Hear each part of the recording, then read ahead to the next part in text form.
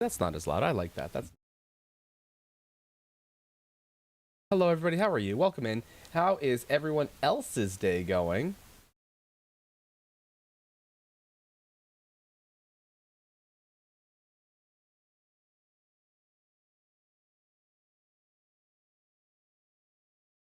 Why did I break the server? Because I hate everything.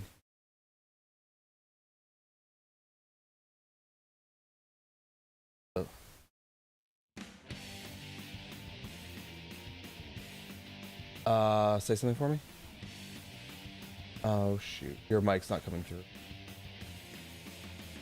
Miss has been having a day with the stuff and the things. Hotel relaxing. That sounds nice. Yes. While I was busy breaking the servers, I also decided to break the Miss's mic. How about now? Oh, there you are. Now we can hear you. So, yeah, that's the thing.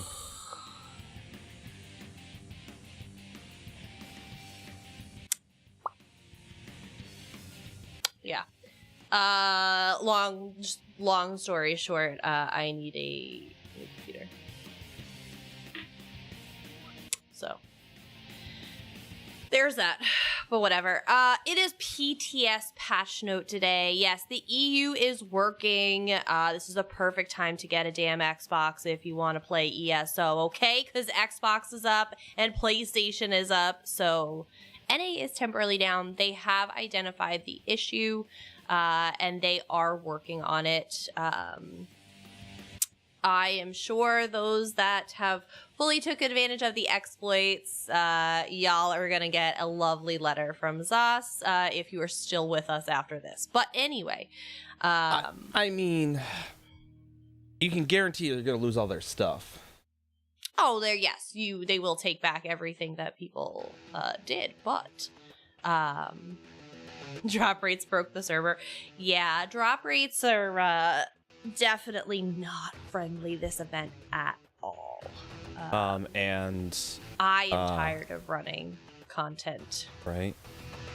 And Bad Captain Ron, yes, I was misreading and misunderstanding what I was reading. I thought that PTS went up as appropriate, and NA kind of got cycled into that like the Isle of Somerset. But in fact, I was mistaken, and everything except EU went down. Eli. And Mustard Cat, yeah, it was definitely not your fault. No stress, my friend. This is a very weird bug that happened to happen. This is, I think, the first time in the 10 years I've played I've seen this one. So you should be good. Don't stress. Eli, how was your stream?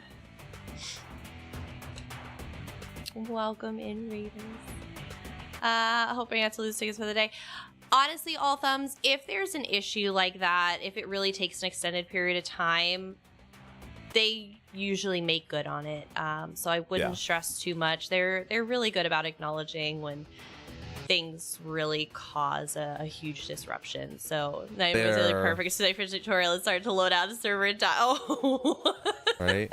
So you can say, you just start spreading all the rumors that you single-handedly were just far too powerful for this game, and you just brought down the entire NA PC mega server. That's the rumor we're going to start now. Welcome to ESO, my friend. Mustard is OP. Right. Please nerf. And I will say this, that ESO is one of the better games, if not one of the top tier games, that actually if it owns up to their shortcomings and tries to make amends as best they can. A lot of games and people, I know, well, let me backtrack. A lot of people are like, oh my god, ZOS is so terrible, all they do is screw us all the time. Well, no, that's not true. They may inconvenience you due to one thing or another technology. If your phone doesn't inconvenience you, Guys, you must not have a phone. But they're very, very good about making it up to you afterwards. Yeah. So I said, if it becomes a massive disruption, they absolutely will we'll figure something out and get people. Mustard. I know if you in get the past they've extended the event for a couple of days. They've definitely done that before. So shifty. No, Mustard, honestly, I think that out of just to kind of go with our whole scheme here, you need to make a brand new character after this, and just name it Server Crasher, and just see and just like let people figure it out. H-Dog. Yes. So yes, PCNA and the PTS are currently down, but that's not going to stop us from talking PTS patch notes. And the EU Nine still is up and going to running. mull around Nine's going to mull around the EU server because he's got to get his EU stuff for the day anyway. Honestly, guys, don't stress. Don't stress. Pop onto EU, get your EU stuff done. If you don't have an EU account, now is the perfect time to start one. In the immortal words of the farmer. See if I could manage the OP diving again. There you go. And if you're on Xbox, please continue to farm your terrible drop rates. In the immortal words of the farmer, we'll see. If you know, you know. Oh my god, if anybody hasn't watched the new half-hour Bluey episode, go do. It is like life-changing. I felt that in my soul. Penguins love bananas. Do they though? Do penguins love bananas? Like, I don't know. I'm asking. I'm not. But welcome in. Straight lights are on. I need to pickpocket. Yes. Yes. Go claim the Thieves Guild over on the EU. Still gotta catch up with Bluey. No spoilers. No spoilers, all right. But let me tell you, so here I am, a grown-ass adult, and not afraid to admit the fact that one of the episodes dropped while we were in Amsterdam on this, like, the Sunday before or whatever it was. I don't know. One episode dropped in Amsterdam. You can bet at 3 a.m. 2 fully grown adults were laying in bed watching the 9-minute Bluey episode. And then Sunday, yesterday, the sign dropped. The final episode of the season, which they did a 30-minute special, which I would love to see. And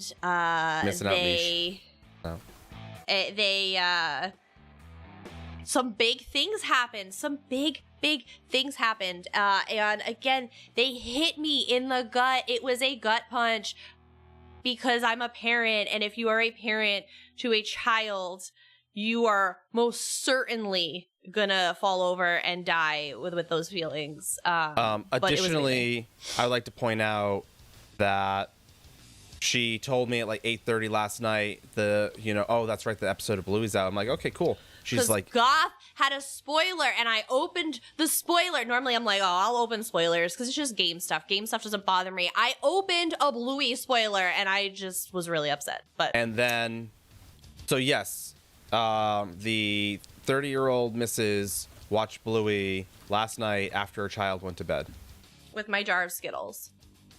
So, it's not just for kids. But yes, it is an Australian-based family-friendly cartoon, but it's on Disney Plus. But honestly, what I love about it as an adult is they tackle some of the most difficult topics in such a good way that as an adult, you're like in tears and your kid's just sitting there like living their best life watching this cartoon. But they tackle, like death and afterlife and growing up, loss of jobs. It's just such real topics you come across as parents, and they have such adult themes and have those undertones to it. The looks, like, the parents in there, they just give each other looks and you feel it as a parent. It gives me goosebumps right now. Like, oh my God, it is literally the best freaking cartoon ever. They're 9-minute episodes usually. There's 3 seasons out right now.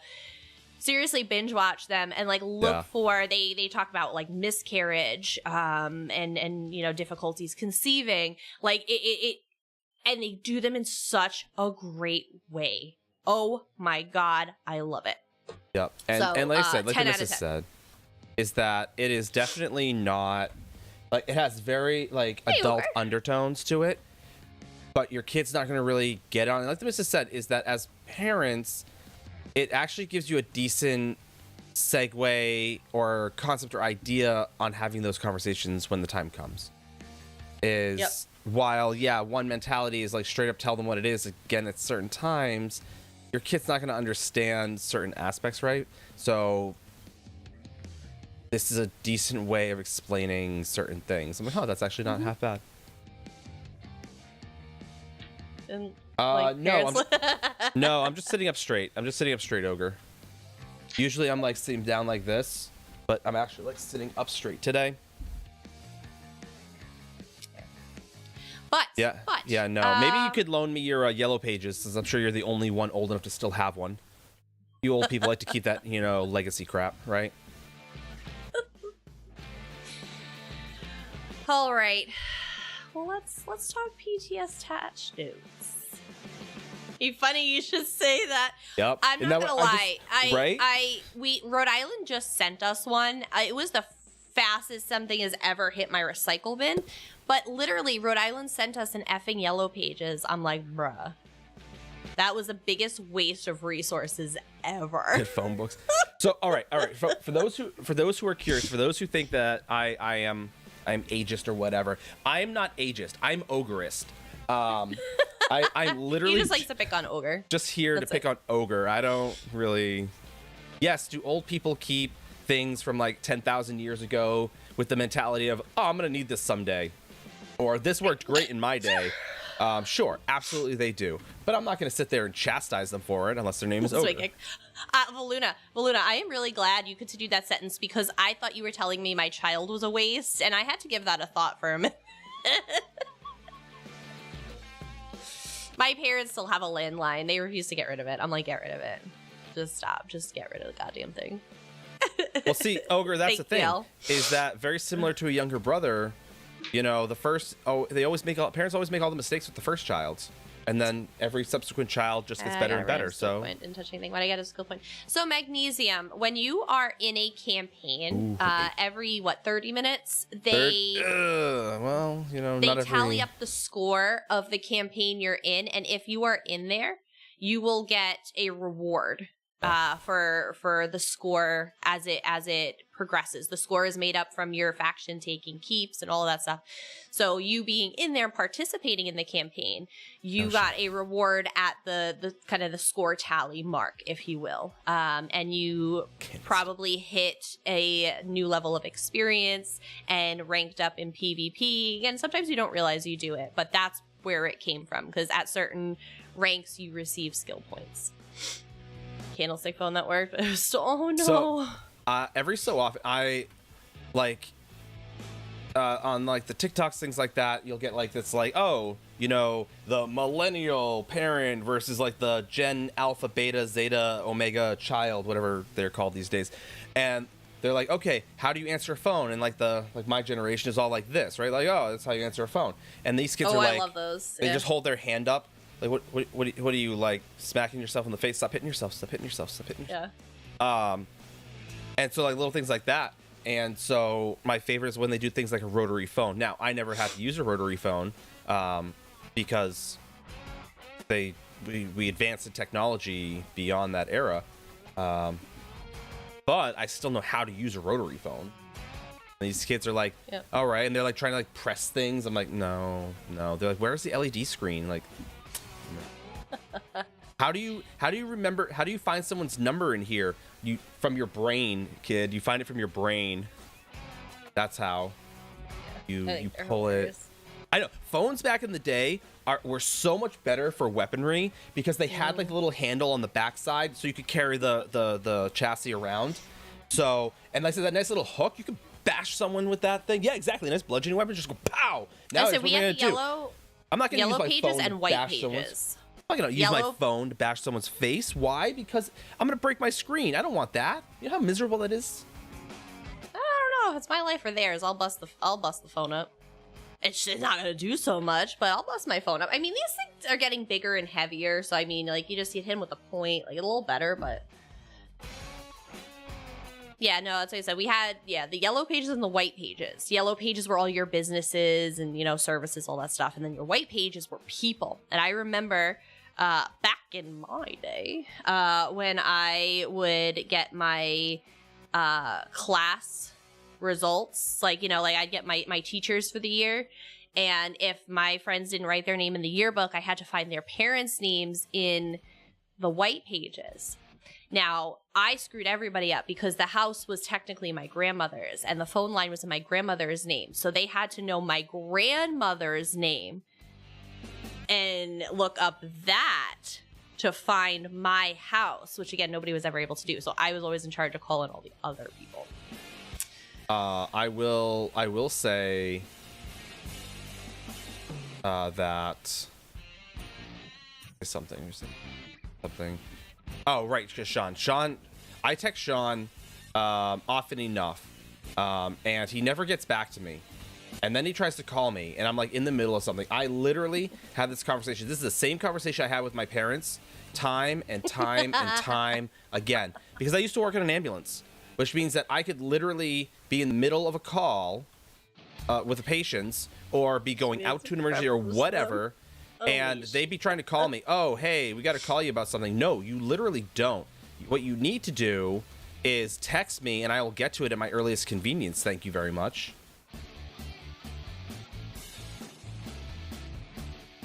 Everyone wants to call. No, and that's the worst part, is that if you call, is people are like, oh, I'll just leave a voicemail. Please don't do that. That's just as bad. For whatever reason, my voicemail only holds like 10 voicemails at best. You don't have to text and drive. That's what voice commands are for. Yeah, I have my phone and I just talk to it and I tell it whatever I want it to do. I will tell it to navigate somewhere for me. I will tell it to call someone. I will tell it to text someone. I started to smell melting plastic. It's time to hang up. Nobody texts when driving. They tell Google or Siri or whatever. You liar. I've literally not watched you do it. I cannot condone behaviors, sir. But anyway, there are 100 programs that you can use that will do it for you. I know how the talking thingy works. Well, I suggest you crack open a good old-fashioned book from your library, and they will help you. Actually, my library back home, they actually have a like senior citizens help desk that they help with like phones and texting and all of that stuff. It's hilarious. Right. So Sean, we're gonna send you to the senior citizens desk. Deposit 10K in my checking account. I wish. Happy Monday, Mrs. T. It does forever. Like Blade Runner Street Dog. I can do whatever I want, Ogre. If I want to be a hypocrite in my stream, I will, sir. Sorry. Crack open a beer. Does that count?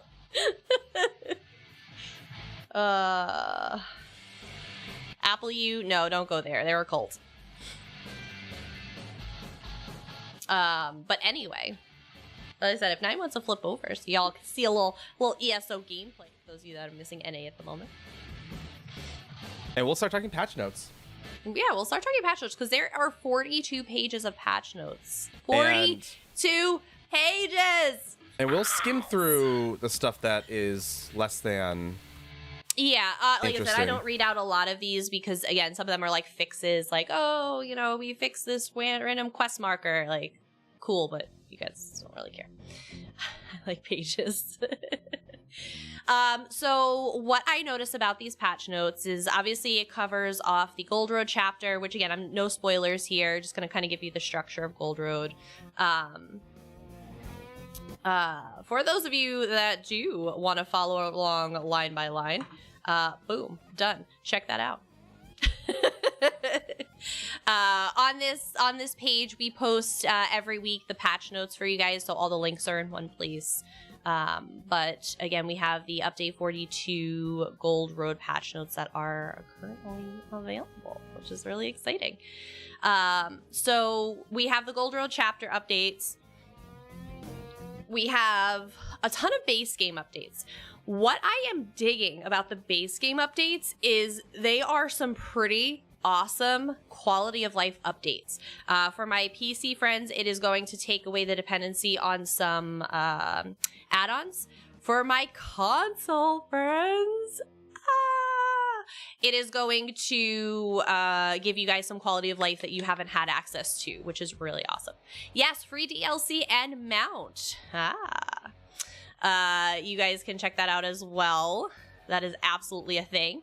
Thieves Guild DLC starting today until the 29th is free. All you need to do is pickpocket one person if you haven't already. And you can also get a free mount. PC friends can't play right now is false. This is literally on PC right now. PC EU friends absolutely can. PCNA, good thing you guys have until the 29th and y'all can go get your stuff. Don't worry, I promise it'll be there for you when you can get back on. As we mentioned before, anybody who wasn't here, they are tracking on what the issue is. So they are just working through the fix right now. So, all good, Stout. Just poking a little fun. Yeah, no, don't worry, Stout. I made the same mistake earlier. Nine was telling everybody PTS was up. I had to correct him on that. It is indeed not. But yeah, so like I said, we're tracking, obviously, in the Stream Team Discord. They've been super responsive and kind of giving us some updates here. They're also doing the updates on the forums. So yeah, it was definitely immediate shutdown worthy. Hang tight. It's a little funkiness going on, but we'll get back up and running shortly. I don't know what happened 100%. I don't know what the actual issue is. All I know is that some people were able to create template characters at level 3600 with everything, max currency, all of that stuff. So very much how you do that on PTS. Wires probably just got a hair bit crossed. Yeah, PTS stuff kind of bled into NA. So they shut them both down immediately. So again, they have identified it. Took it all down, and they'll get them back up as soon as possible. So again, we'll give you as real-time information as we can as we hear this stuff come in. But no stress, because again, EU is up. It is the perfect time. Again, go get your free DLC and free mount over on the EU. Maybe console gets a little love today if you've been neglecting console. I'm sure you have some style pages to farm over there too. Yeah, I got a few things to do on console myself. It'll be good. It'll be good. But like I said, we'll talk PTS patch notes. This is the first of usually about 6 weeks worth of patches. So I want to caveat by saying that this is week one. What goes live here what's live here isn't always what goes live on the actual server. So if you guys have feedback, things you like, things you don't like, be sure to use the appropriate channels to have those discussions. Definitely provide your opinion. They do listen to that. They do read through all the feedback. So like I said, anything that you're like, meh, I don't love, like I said, give that feedback. But we're gonna go through what's coming. No spoilers, no story spoilers, I should say. We don't do any of that. Again, there's really not a lot here, but Mastercraft just sent me a message. Yeah, as I said, I think JC is trying to get their Mastercrafter up to Mastercrafter level. So I know JC may or may not need some stuff every so often. But Yuki has to play EU. Yuki's just gonna take the night off. But yeah, so we have Gold Road Chapter is one big half of this update. It's brand new chapter. This is the big expansion for the year. We had a whole new zone, all of that. And then there's the update 42, which is for base game. And again, we're getting a lot of quality of life introductions here, again, which is great for my console friends who have never had this support before, but it's also great for my PC friends because that's one less add-on, one less setting, one less thing to cause havoc in the game that hopefully will be better. Honestly, so hippie, I never adapted to the time zone, so I was fine coming back. I never had an issue coming home. And then they talk about combat and gameplay, kind of the big changes coming there. The if you'll spoiler, is the big changes aren't massive like we've seen in the past, keeping to what they talked about, which is great. So, so one less egg to fry. Exactly. Whoa. Within the next 6 hours, I feel like that's pretty feasible. I feel like that's potentially feasible. I don't know what is involved with the fix. I think that potentially, if I had to guess, again, this is all speculation. I do not have any factual knowledge on this, but I feel like worst case scenario, they will just kind of roll people back. Because they obviously, kind of do a big save, if you will, before they go and make any changes or make things live. So they might just roll back a little bit. But I don't see them keeping it down for 6 hours. But again, I could definitely be wrong. I don't know the extent of the change that's needed. Whoa. QuakeCon dates and soon. Well, I don't know. I'll have to go look back in my history to see when they're normally, how far in advance they announce. But I'm still holding out hope for an EU24 event. Maybe I'm a dummy for doing that. But NA. You mean NA? Sorry, an NA. Yeah, I really want a 24 NA event. In July. Yeah, it's usually August, I believe, but they announced by now. Yeah, I mean, it could be coming any day. They probably focusing a lot of love as Bethesda as a whole on ESO's big year, plus the Fallout series has kind of popped off, so a lot of people are coming back to Fallout, so they're giving a lot of love and attention to Fallout. So something tells me once that probably settles down just a drop, they may announce it then. Yeah. The series is good. I heard it's good. I might have to watch it. I might have to see it. I've heard some good things. Do tunes get messed with in weird ways when the servers are down? It shouldn't. It shouldn't be the case. The only time servers are going to mess with your character in this regard are for people who created tunes they weren't supposed to. Yeah, for anybody who took advantage of the exploit. Lost Vision, thank you for the follow. So yeah, there shouldn't be any. They shouldn't mess with you at all. Again, unless they need to do with some sort of little rollback, then and that'll be anything from the last save forward. But so apparently there was an Elder Scrolls movie that was toyed with, but then they kind of either shelved it or killed it. I haven't heard anything about it. They were supposedly going to do a live action, but it would be so good if they did. I'd be so excited. Especially with today's technology. Right? I think it would be really cool. Perhaps after Elder Scrolls 6 was released. Oh, I see what you're saying. Sometimes there's a little bug where it'll reset your CP or something silly. There's been instances where, depending on, like when CP 2.0 came out, they purposely reset everyone's CP because it was a whole different system. On occasion, on the rare occasion, it ends up being a bug, but... Oh, I didn't know that, Ogre. I didn't know that was done up in New York. That's cool.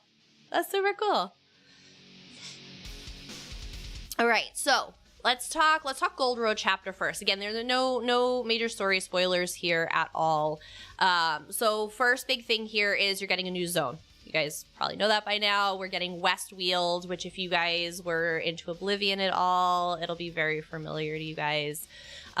So vineyards, lumber camps. It's gonna be the annex. Yeah, there's going to be a big, beautiful zone with lots of different terrain and kind of drawing a blank on the term. Very different autumnal areas aesthetically to explore there. So you'll get access to the new zone. It is going to pick up where Necrom left off. So my big recommendation is to make sure you do Necrom before you do this new storyline. Do we have anybody in here who does not own Necrom? Who cannot do it? Let me take a poll there. You know what's stuck in my head, because I keep seeing TikToks on it, is the Greatest Showman. Where he recognized parts of the train wrecks. Guess he was right. 11 crates over on EU. Yeah, they built up after a while. Every so often I come into EU just to open up crates. Max Gold for everyone. As much as I'm sure people would love that apathy, can you imagine how breaking that would be to the economy. That would be such a bad day. Not even the economy, just like what else would there be to do? Balthazar, what platform do you play on? For crates over months and open. Yeah, that's basically what I do. Even on NA, I don't like get a crate and then immediately open it. I have like a billion of them. PC Steam. All right. Are you able to send me this name right here, a whisper? That, I don't know why. I'm trying to go to Steam charts like a nugget. If you can send that Mrs. Ninetails a DM, just so I know the DMs are open to me so that I can message you back.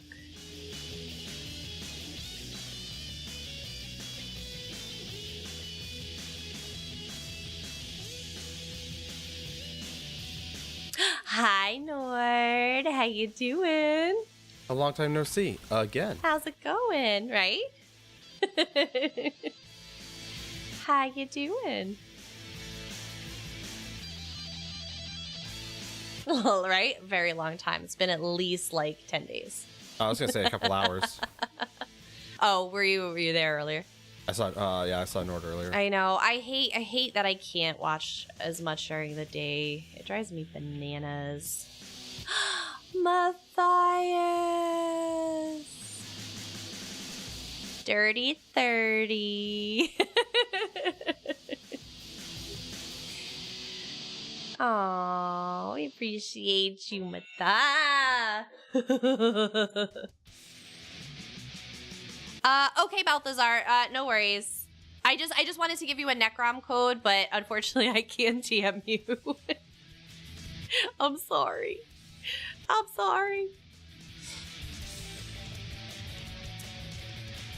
Did you see who's playing Shadow in the new Sonic movie? I didn't know they were doing another Sonic movie. Yeah, it's called Knuckles. It's revolves around Knuckles. More on the game that I probably would have known the sales they currently have, yes. But now I have a game to grind for the next long while, as long as I don't have to redo the tutorial. Yeah, you shouldn't. It saves exactly where you are. If the servers crash, whatever that last thing you did was, it's already done. Keanu. I don't know. The Sonics are just not. That's like right. Your birthday's coming up. Yeah, that's right. They're just like not my thing. I never really loved any of it. Okay, yeah, no worries, Balthazar. We just wanted to help where we could. There's an individual in my group. They were like a CP774. Their name was Fafu. I appreciate very much because the tank dropped at the very beginning. They were like a CP 1200 or whatever. But Fafu was our other DPS. And then we had a healer at the same level. As soon as the dungeon ended, healer popped smoke.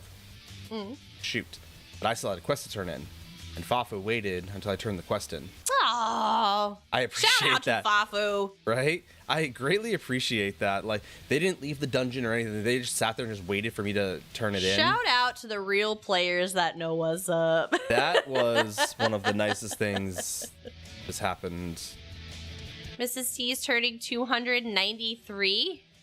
No, Nordenheim's turning 293. Oh. Faye lived like, far. Faye lived far like, longer Mrs. than the rest of T, us. you are timeless. Fair, Faye do live a long time. They do, and centaurs are Faye. How do I get y'all out of my damn house? That's what I'd like to know. All right, so Westfield. Back to my PTS as I keep getting distracted. So Westfield, you guys are gonna get a brand new zone.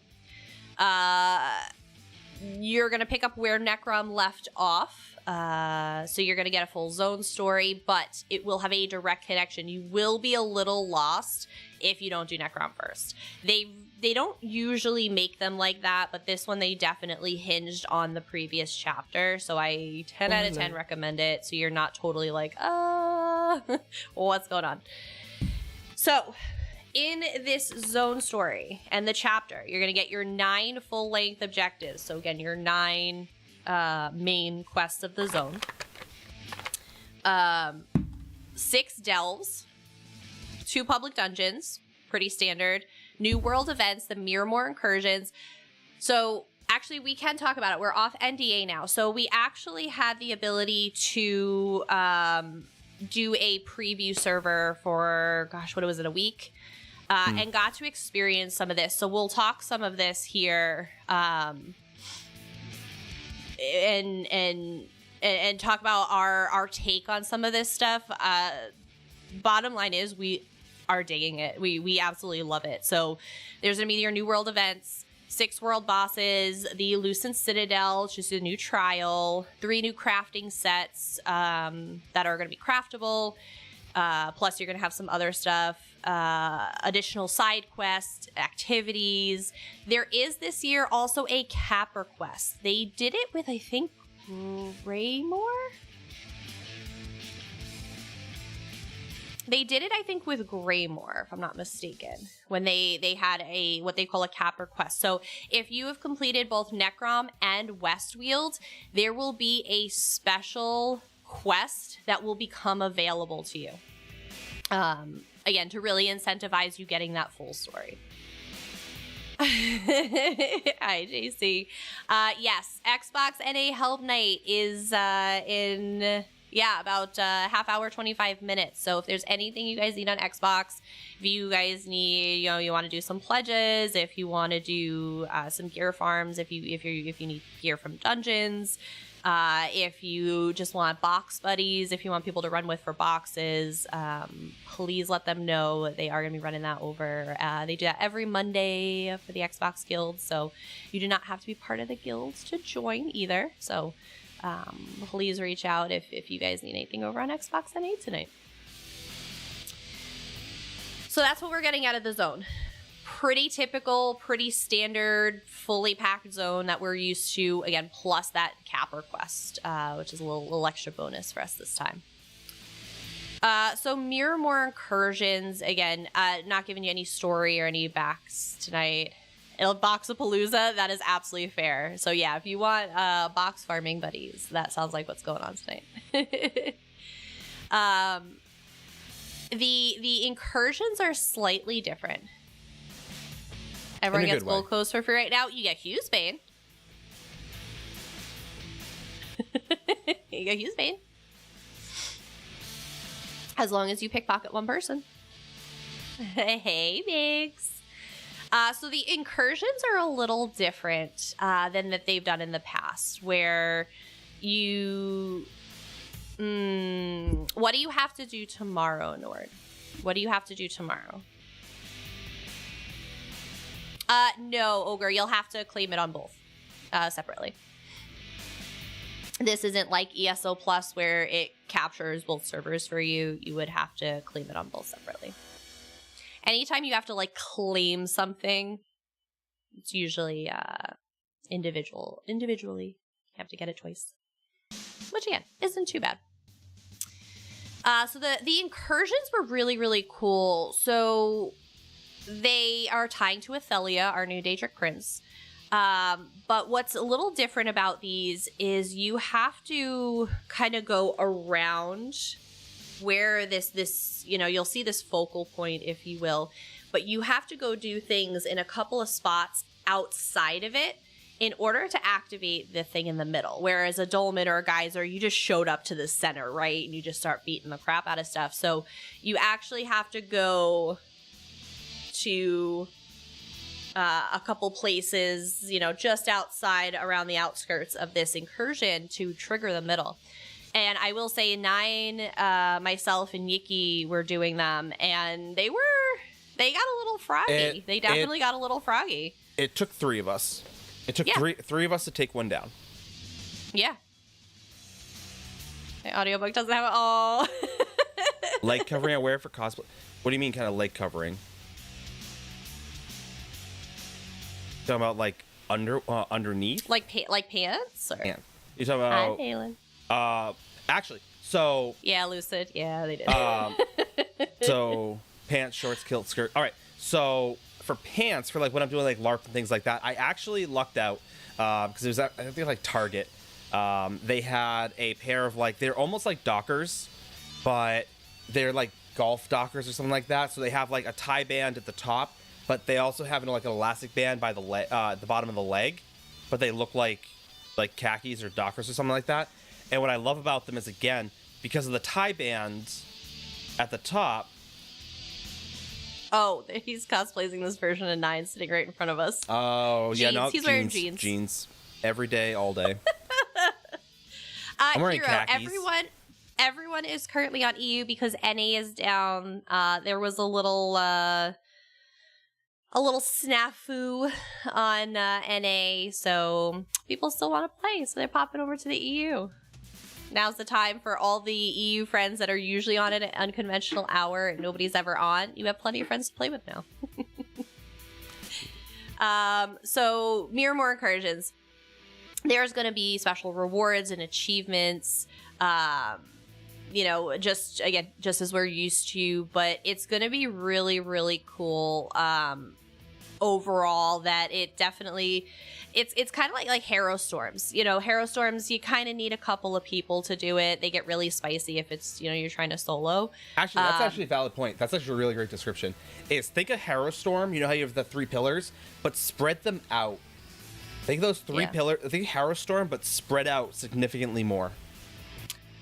It is not EU exclusive. I think that was a pre-order mount for one of the... Yes. For one of the previous chapters.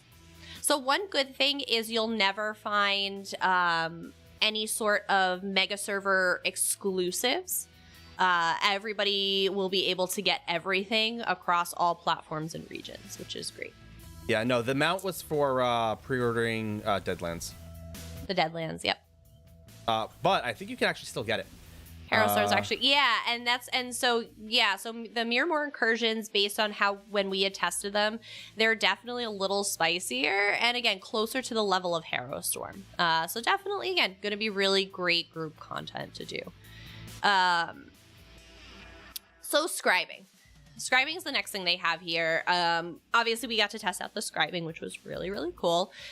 I want to say this. Most of you guys here know that we've been playing this game since it came out. 9 was part of beta. We've seen a lot. We've done a lot in this game. We've done a little bit of everything.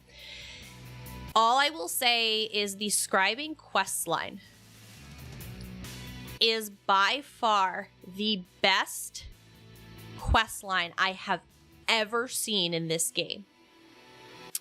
It is a little lengthy. It is, but worth it. But it is so damn worth it. And I'm not going to let Nine spoil what he wants to spoil because it's quest involved and I'm not going to let him do it. But when you guys get to do it, you'll see why Nine's so excited. But it truly, truly was the best quest line I have ever done. Because that's what Nine and I really focused on, was like doing the scribing and stuff. And we wanted to run through the quest. I had the opportunity to meet part of the team that put this together. One of the guys that were in charge of basically, writing the quests and the stories. And Balthazar, thank you for the follow. Welcome in. Appreciate ya. And I had to stop and thank him for this quest because it truly is one of the best quest lines I have ever done in the 10 years of this game. It is so real with such relevant things. I will say, and I try to do it without spoiling anything. It is just so relevant, and the messages in these quests are things that I think everybody should hear. So again, it is a little lengthy, but it is absolutely fantastic. Thank you for the lyric, Elray. So I am really excited for you guys to get the ability to do these soon. And again, this comes out June 3rd / June 11th. So we still got a little bit of time. So funny you should ask that. So I asked that question. You will need to do part of it. Kind of like, with Antiquities, where you have to do kind of that beginner little like orientation session. Yes, that will be a thing. That will be a thing.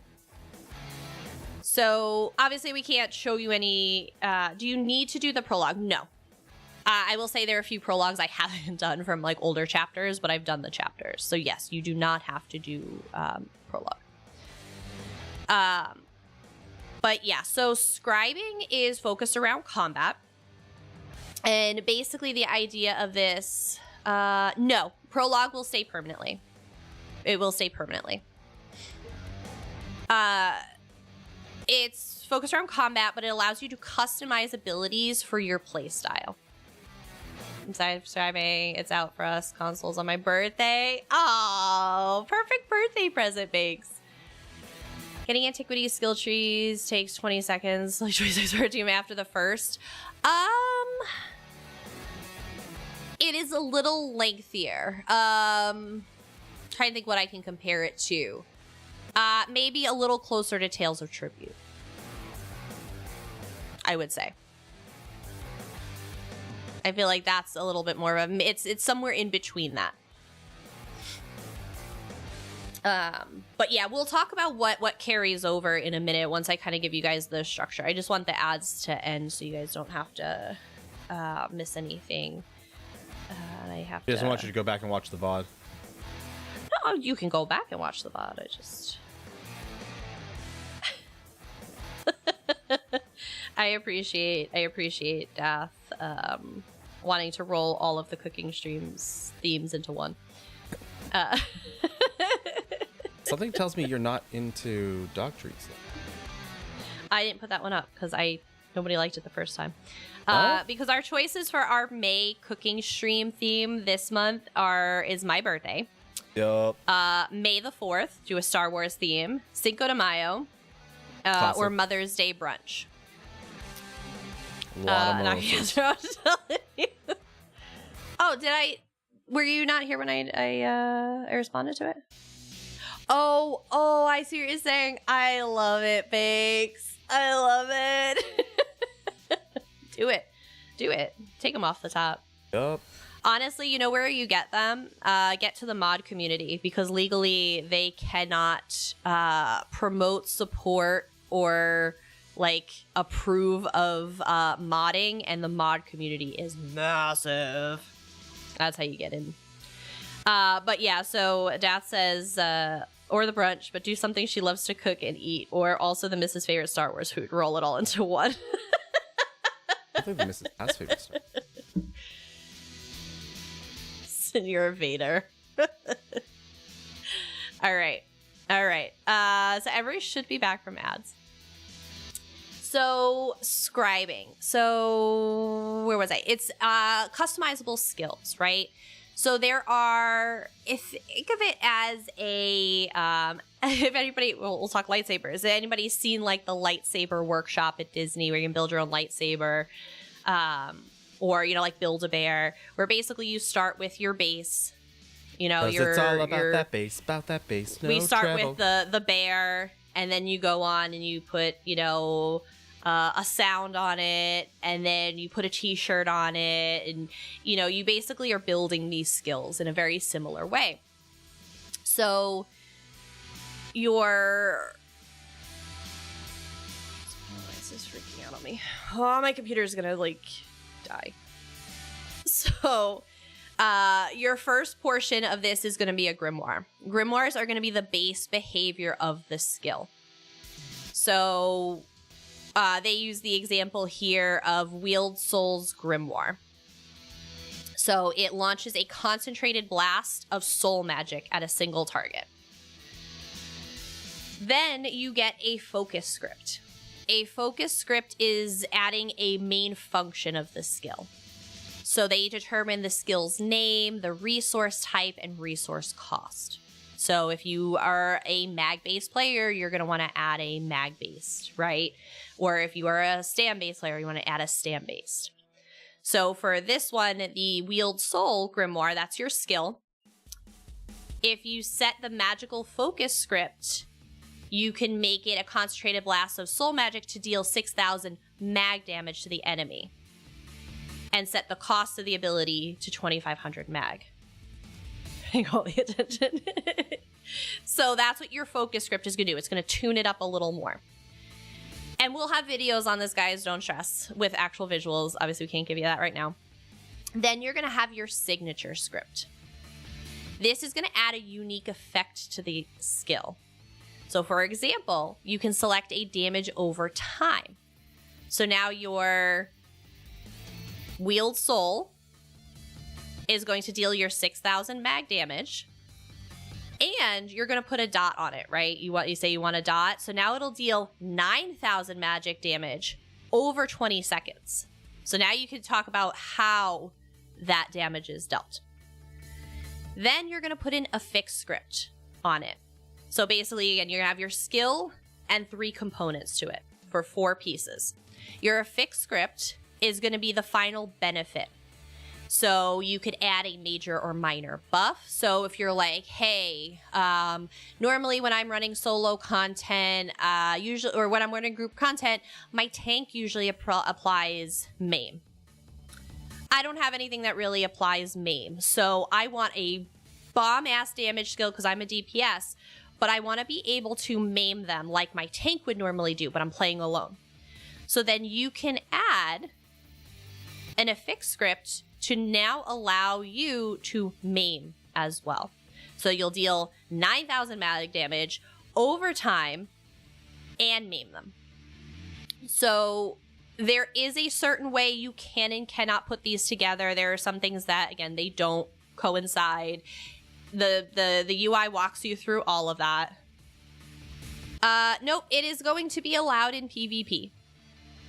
It is going to be allowed in PvP, JC. And that's what they're working on. And that's a big part of, again, PTS and what they're looking at is to make sure it's balanced. So this, yes, this will be available to be used in all aspects of the game.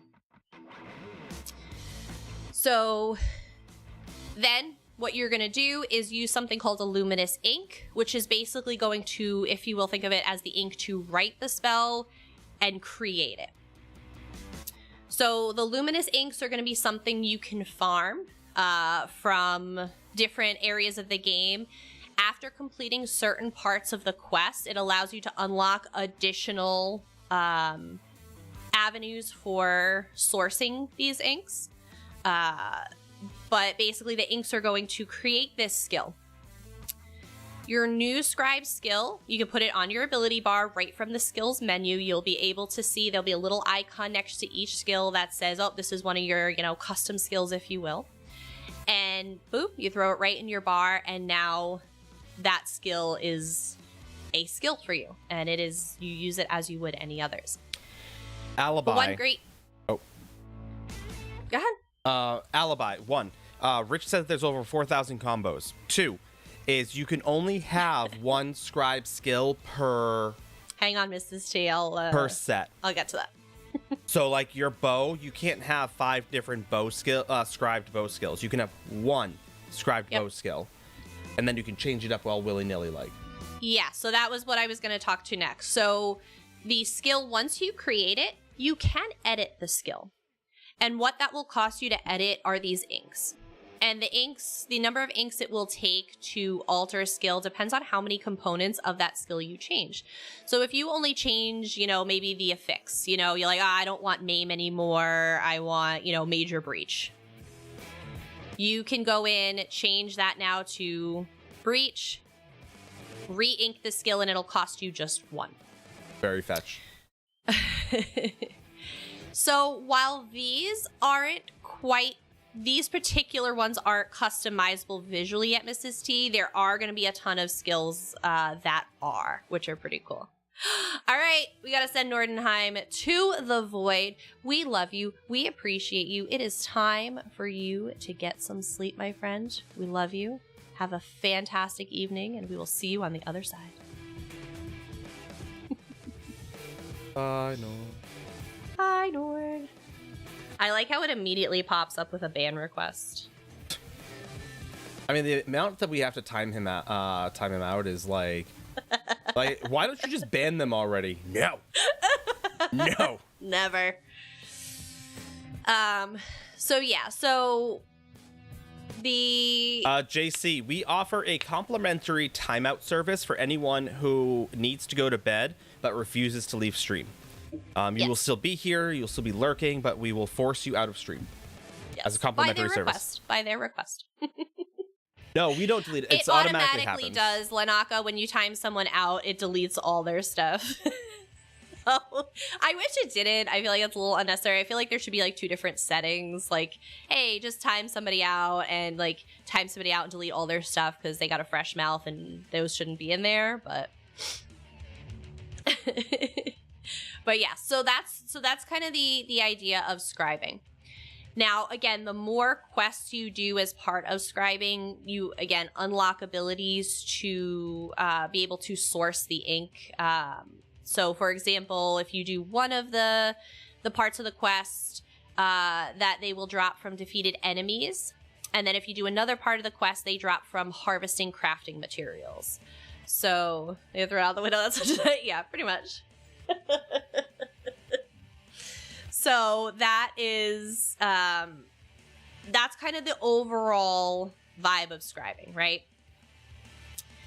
There is going to be a scribing altar in which you do this. You'll find out all about it in the quest line. It's fantastic. They did say it is not currently available, but in the future they will have a scribing table for guild halls. So before anybody asks me about that, don't you worry, I already asked. So it will eventually be available for guild halls. Until then, you will just have to go to this location. Scribing is only going to be available to those that do have Gold Road.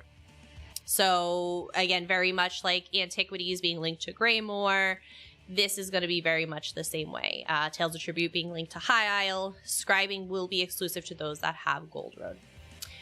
For any of my friends that are stressing and may not have the cash to get Gold Road, we will eventually have Gold Road codes to give out on stream, so don't stress over that. There'll be plenty of opportunities to get it for free from any of the stream team members too. So, so there are achievement furnishings associated with it. That will be available. There's a training area to test your scribe skills in this area. So after you complete the scribing quest line, when you are using alt characters, you will have to complete, again, that little introductory quest to take full advantage of the scribing system on your alts. All quest rewards are account bound. Grimoires and scripts. So grimoires and scripts are going to be available for purchase. They are things you can purchase. And they will be significantly discounted after they've been acquired from a vendor on another character. So if you're running this on your main, once you have already purchased, which honestly the prices, if they stick, were only like 50,000 gold for like the first time, which wasn't too bad. The grimoire furnishings, yes. I will say, and again, once we have access to be able to show you guys, the grimoire furnishings, the achievement furnishings associated with them are really, really nice. I'm a big fan. But yeah, so they'll have the achievement furnishings, and then you will be able to purchase grimoires and scripts. So it's not account wide in the sense of, you know, if you unlock a grimoire on one character, you'll get it on the others. Oh, yes, Mrs. T. There are furnishings associated with the scribing. They're not the grimoire specifically, but they are associated with scribing. JC, let me get back to you on that.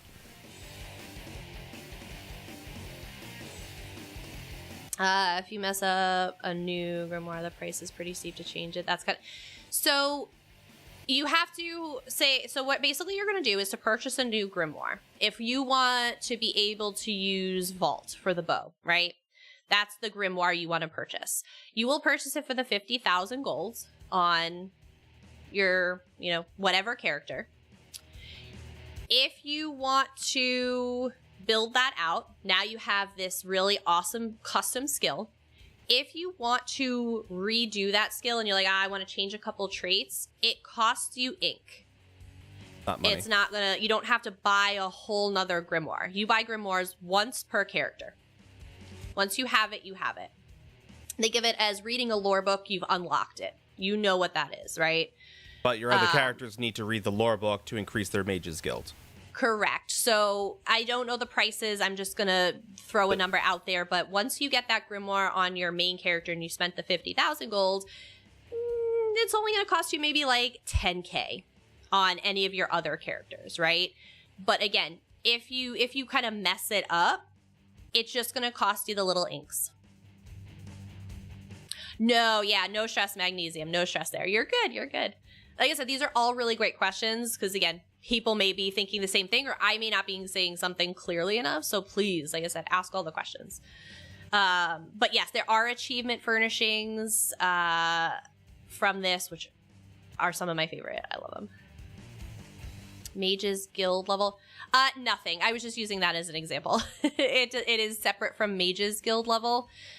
Outside of the fact that there are Mage's Guild skills you'll be able to use. Loki, thank you very much. Thank you for the sub.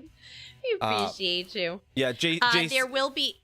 Hold on. There will be a Mage's Guild skill that you will be able to purchase a grimoire for and use in order to do the Mages, Fighters Guild, and Assault skills.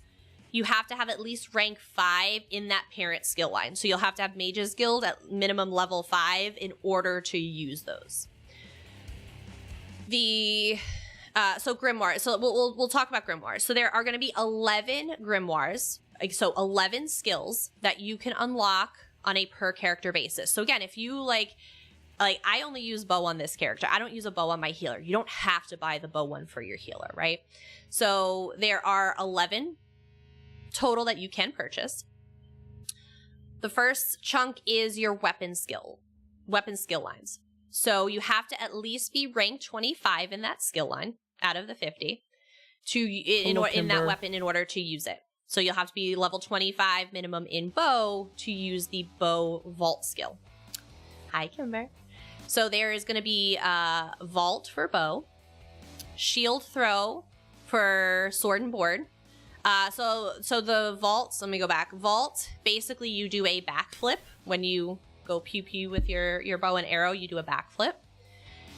Shield throw, if you guys are familiar with Hellraw Citadel at all, you basically Captain America your shield. You chuck it and it comes back to you, which is really cool. Two-hand is smash. I don't know if 9 did. Did you do smash?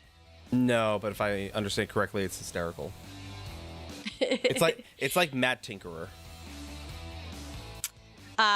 Destruction staff is elemental explosion. Which there has been some feedback on elemental explosion. It has a very long channel time, which is something we've talked about. Restoration staff is Mender's Bond, and dual wield is Traveling Knife, which is basically like it's like boomerang daggers. Yeah, it's very similar to the flying dagger skill from the dual wield skill line. Yeah, which was pretty cool. So again, they have a fun, unique animation for all of them. Again, some of them I didn't personally test out, but again, super cool. So plus, there's passives. Well, not passives, but there's more passive-like skills. Yeah. And then you have your soul magic skill line, which again, you have to have at least rank 25. There's going to be one called Wield Soul, which you will earn during the scribing tutorial, and Soul Burst, which is earned by completing the scribing questline. On a one streak, Friday didn't count. Wait, what? Rude Twitch. Rude. Very rude Twitch. Oh, no. I find that sometimes Twitch doesn't count it for me if I don't say something. That's me. No, but Dath did. I'm not saying they didn't. I'm just saying. Feels revolutionary for builds as mythics became. It's going to be really fun. It's going to be really fun. And then your final skill or your final grimoires are going to be for Mage's Guild, Fighters Guild, and Assault skill lines. You have to be at least rank 5. Mage's Guild is Ulfsild's Contingency. Fighters Guild is Torchbearer, which I didn't try those. But the Assault skill line is Trample.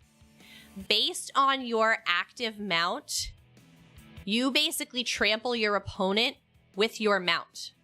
If you are running an elk, you will trample your opponent with your elk. If you have a guar, it'll trample it with a guar. If anybody's familiar with Sharp as Knight's ultimate skill, where you see kind of like a little Kagudi trample, you can trample them, but it is with your mount. It is with your active mount. Yep. So I will say this. Think of these. Oh. It's kind of fun. Oh, what? Think of the scribing skills as kind of like your like companion skills. Like, you know how the companion skills are kind of like fun, but kind of like one-offs, no morphs, things like that. These are going to be very similar in that regard. Yeah, so you can build really fun, outlandish, crazy skills. I thought the trample was a lot of fun. So after you complete part of the quest, again, I'm going to be very generic, you can start acquiring the grimoires, and then they are customized by adding the script types, and then you pay the cost in the inks. So every grimoire has 3 script slots, one for your focus, your signature, and your affix. So again, like we talked about, those 3 components. Scripts are how you customize them and turn them into scribe skills, and are unlocked on a per character basis. So as I mentioned, per character. If you want extras, you're gonna have to go out and get them. Focus scripts are the main function of the scribe skill. They determine the name and resource type. We already talked about that. Focus scripts also determine if the ability is enemy targeted or ally and self targeted, and if any of the buffs will apply to you or also you and your allies. So again, there's a lot of calculation that goes on here. Signature scripts, they are unique effects that lean into mechanics and passives from the parent skill line. So the example is the passive master signature script. When it's used on Vault, it gives you the Hawkeye passive from the bow weapon skill line, which is kind of cool. Yes, Demon Cat. Yep. All allies versus self. Not necessarily. Not necessarily magnesium. It completely depends. As I said, there are over 4,000 combinations. That's because we're talking to Rich about it. There are over 4,000 combinations. And it doesn't necessarily, lean one way or the other. In some cases, some things may be stronger than others or go one way versus the other. But again, they're depending on how you build them, that may not necessarily be the case. And then we talked about it. Fixed scripts are going to give you the buff debuffs, your major minor system. Hi, Circus King. So as I mentioned earlier, not every combination of scripts can be scribed to every grimoire. And again, the UI is really great at kind of telling you what will and will not work. Scripts that share the same name may do slightly different things depending on the grimoire they're applied to, but the same theme applies. So again, it's a lot of mixing and matching. I am telling you guys this now. When it comes to, I know a lot of people rely on like the build sites and stuff. Our thoughts on this are it's going to be a very unique and individual thing. While some may be posed as like, oh, this one's really good or this one's really good, you have to understand, again, there are over 4,000 combinations. And that for build creators, unless there is a definitive pattern, which they're trying their best not to kind of, have a like, oh, this exactly trace back, this is all OP. Again, it is going to be very difficult for you to follow these. To a T from build people. This is, I think, meant to be a little more fun, and just kind of customize your play. The other side of it, we were talking with Duma about it, and these feel like they're a little bit more solo play, than group play, because your healer is going to do X, Y, and Z. Your skills, now if you build these skills, it's going to be X, Y, Z, right? So now you're like, oh, well, I already do that. Well, in order to do that, you do sacrifice, damage or your main function. So our thoughts on this are these are definitely going to be more solo play friendly, right? Because, when you get in a group, there's 4 people or 12 people together. and everybody's kind of got their part in this. If everybody overall is, you know, if you will, well-rounded and they have a full bar of these customized skills that do everything, you're going to have a little bit of everything and not be overly effective, right? That's kind of our feel for it very early on. So we're thinking if it kind of continues to go in this direction. No, not at all, Snow Hippie. I think on, you know, high level, like, you know, really tuned, trial teams, maybe it adds a little bit of something here and there. But I think, again, you have 12 people for a reason that's kind of specialized in their thing. I think there's definitely the possibility of this actually hurting group play. For those that are looking to be a little more buttoned up, if you will. I think there's definitely a potential for that. I don't see this necessarily helping trials at all. I think where this really shines is for solo play. You know, it allows you, as we talked about earlier, it's just like, oh, well, normally I'd have a tank in this dungeon to maim something so I can, you know, really do some awesome damage. Cool, you're playing solo. Now you have a skill that's going to do a ton of damage, and it's also going to throw the maim on there. Where, you know, it starts getting tough is because you can't apply... You can only have one maim on a major and a minor. You can only have one of each on a boss, right? So if you have 6 people in a trial that have a skill that maims the boss, well, only one of those counts. So now 5 people, that's a wasted part of their skill. They could have something else in there that is doing something, because 5 people are, if you will, useless in that one little area. So it can get tough with the group play if you're looking to be highly effective, right? If you're just doing fun runs, and you'll be fine.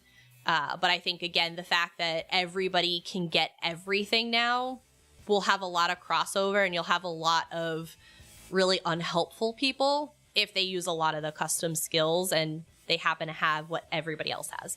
Me as a healer, I put, was it Major Courage?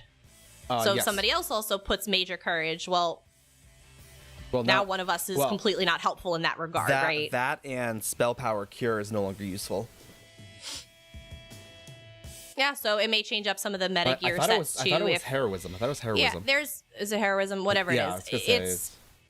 It definitely can impact. No, well, but JC, if somebody in your group builds a skill that does what SPC does, well then, again, you can't have 2 of the same. Yeah, SPC is there for Major Courage. Oh, Twisted Slinky. So that's what I'm saying is, again, in group play, if people are now kind of stepping on each other's toes, you get a little less effective groups overall, right? We're not saying it's making anything useless right now, but as an example, right? If 9 builds a skill and puts on the buffs and debuffs onto a skill that I provide as a healer, okay, well then now one of us is completely useless there, right? Like we're losing out on something. So again, there's a lot of implications, and this is where a lot of, you know, the balancing comes in and how they're doing it. And this is why we have PTS, right? This is why we have PTS, to see where the, you know, the bumps are, where it, you know, ruins other aspects of, you know, the gameplay that they really are trying to keep intact, or, you know, where we're helping, where we're hindering. So hi, Christy. Oh, we like news as long as it's good news. And you can ask all the questions you want. So, like I said, there's definitely a lot of implications this will have for, you know, gameplay and group play and all of that. So, like I said, I think PvP will have it'll have a huge impact on PvP and solo play. That's kind of our feel on this. So you can acquire scripts. So again, all those different types of scripts, but by having them drop in the world after completing certain parts of the quest. So again, that main quest, you're going to have your main introductory part, and then you're going to have 1, 2, 3, 4. I think there's like 5 other parts to the quest.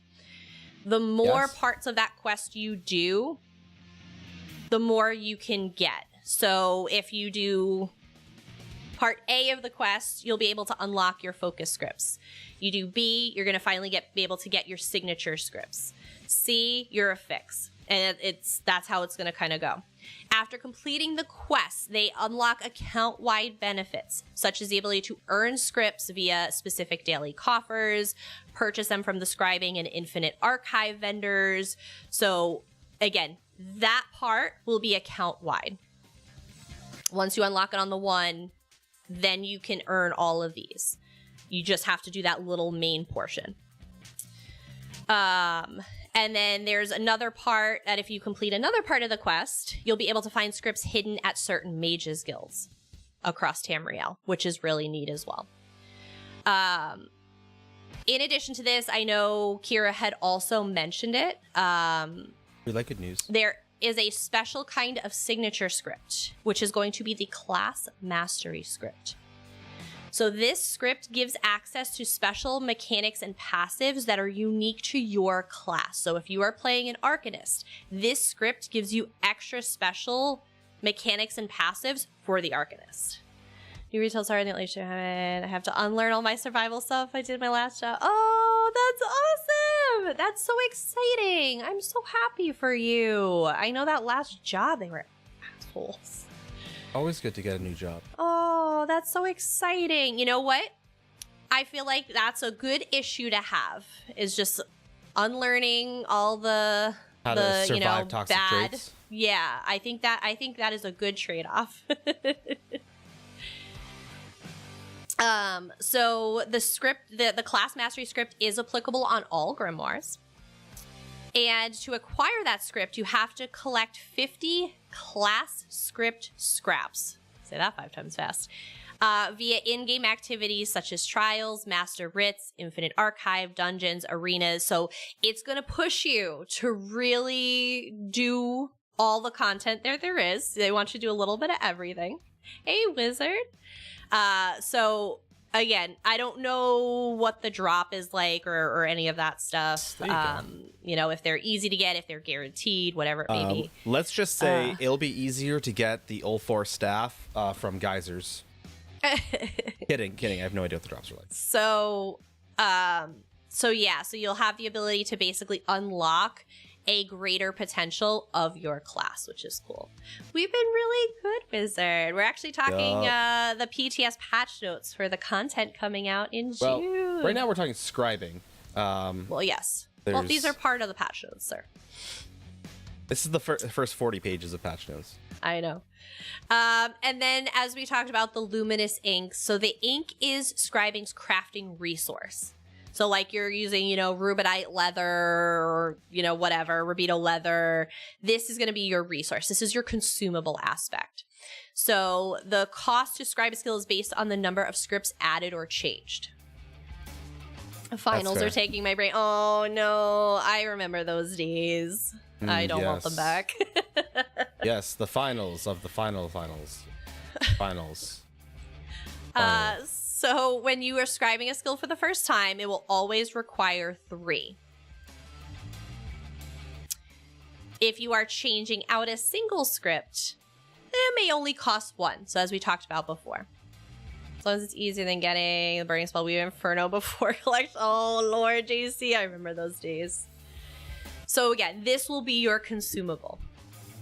The ink drops from enemies in the world at a low rate after you've completed one part of the quest.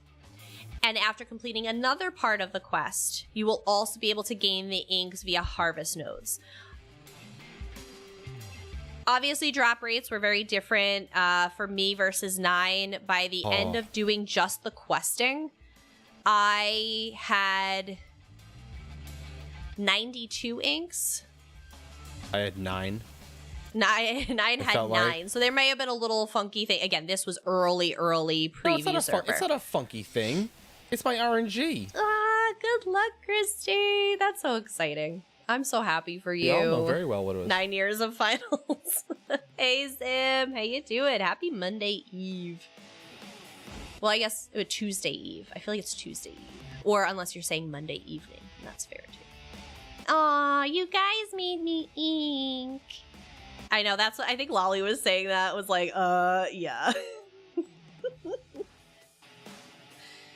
Oh boy. Before I ask, I need to tell y'all some. I'm ready. On the forums, they're saying they're looking into several hours. Oof. Hold on, let me see what we got going on here. Yeah, they haven't given us any updates. Oh no. That's a bummer. Like I said, if it's several hours like that, there's a good chance, again, they may extend the event per day or give us some tickets or something. So definitely, I have full faith they'll give us some compensation of some sort for it. Good. Perfect time to jump on EU. Thank you for the follow, Mustard Cat. We appreciate you. I'm gonna work on your console tunes, right? As I said, PC EU is still up. So for those that may not have consoles, this will do a little PC EU action. Join 9. 9's available. I am. Considering all I'm doing right now is getting those achievements for the Thieves Guild stuff. I mean, I figure I might as well do it now. Oh, thank you for the sub, Mustard Cat. Thank you so much. My printer just scared the daylights out of me.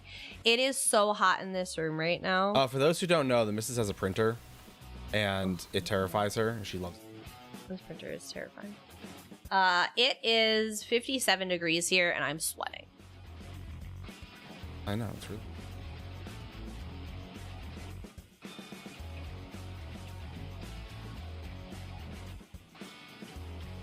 Open the door, see if I can get a little circulation.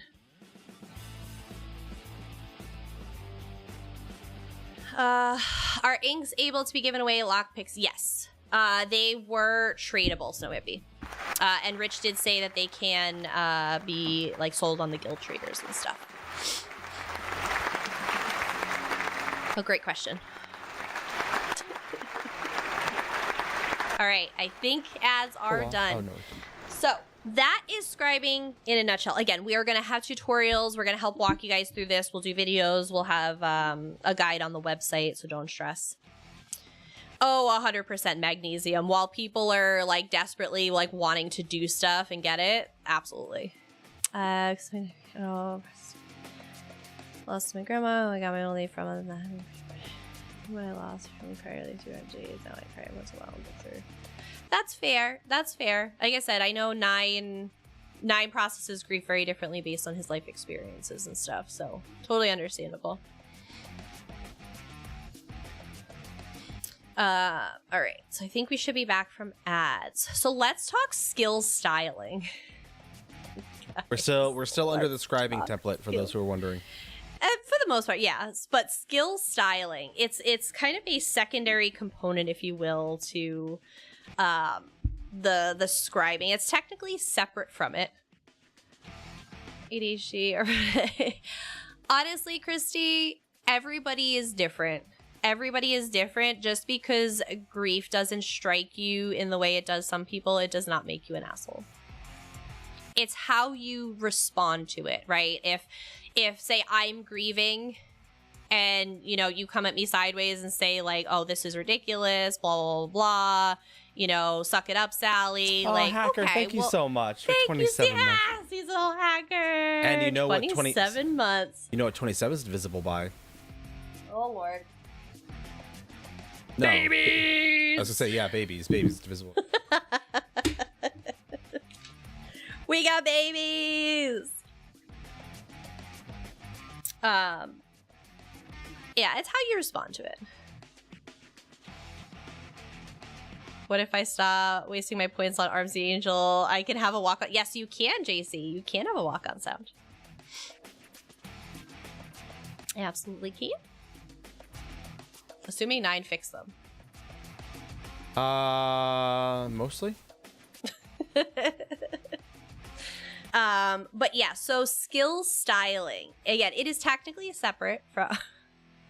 JC's like, nah, not worth it. The skill styling is separate. I told her, this is the same thing over and over on Facebook. Most of people stop telling her to get over it or that she should be done grieving by now. It's fair. As far as I can tell, no one else has either. It could be things that people have messaged privately or talked to her privately about too. Sometimes I get a lot of DMs, and that will trigger Twitter posts for me, like saying things more openly, because while nobody has said it outward, like publicly, I've gotten the same DM like 6 times. So I'm just gonna be like, well, F it. I'm just going to put this out in the universe and be like, hopefully you see this tweet, because I'm tired of being asked, or I'm tired of being told. Feel like she's just keeps posting it over and over and over. Honestly, Christy, I sometimes will mute people. I will mute people.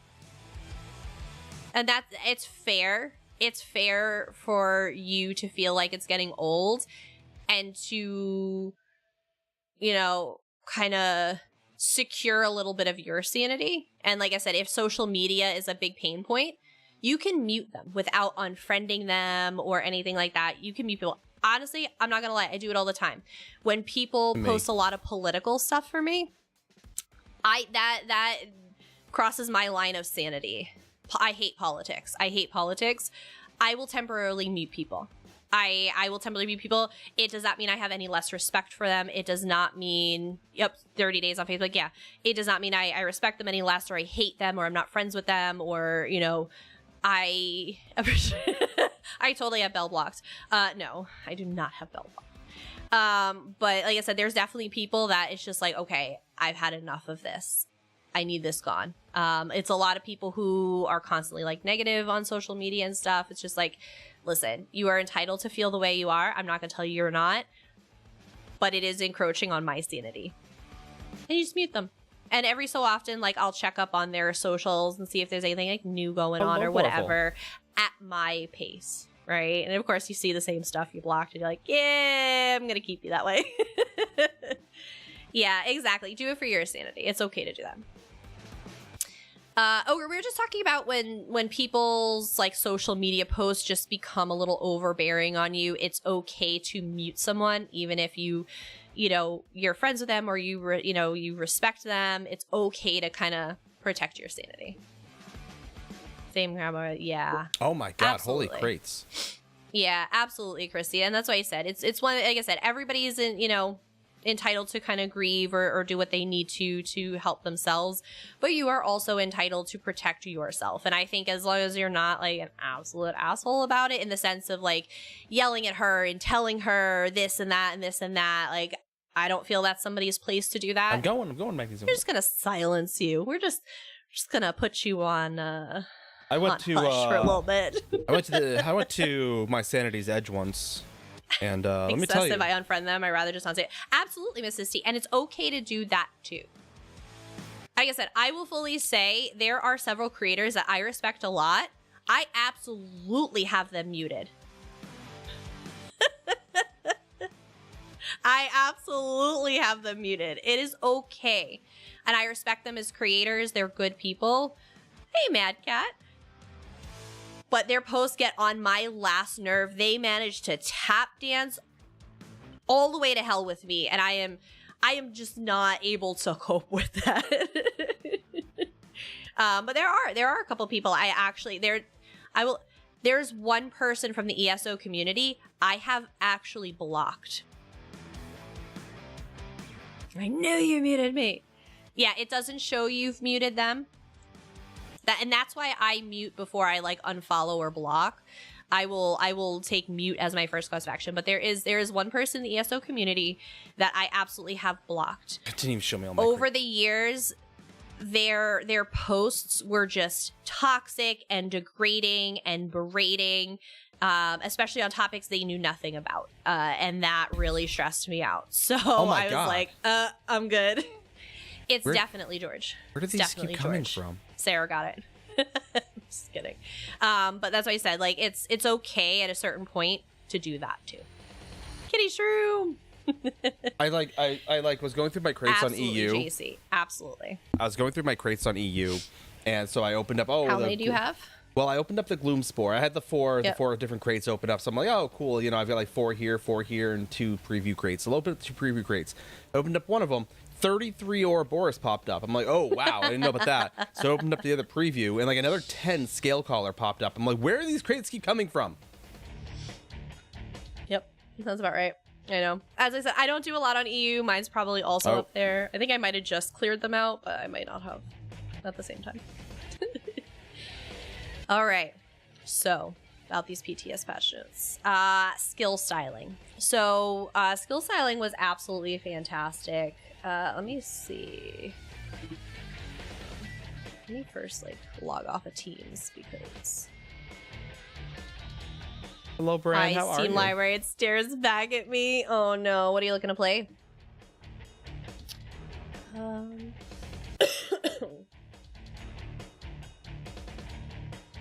I have my notes around here somewhere. But ESO has a ton of customizable things now. Time for coffee talk. Tempted, but hoping to get on NA today. They apparently on the forums got somebody said there was an update that is going to be several hours.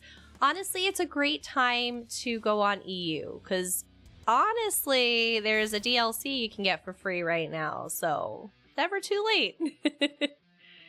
Yes, we do Stream Raiders here. We do. Which the battle is ready. It is. I'm going to run it, yeah. And even if you don't like think you have an account on EU, I guarantee you have an account on EU if you have an account on PC, NA. So you can go there. You'll probably have like a million crates. You have to have started it first. Honestly, my thing, you go on EU, start the account, and just have it. Even if you do absolutely nothing on it, you create your character. Just do that.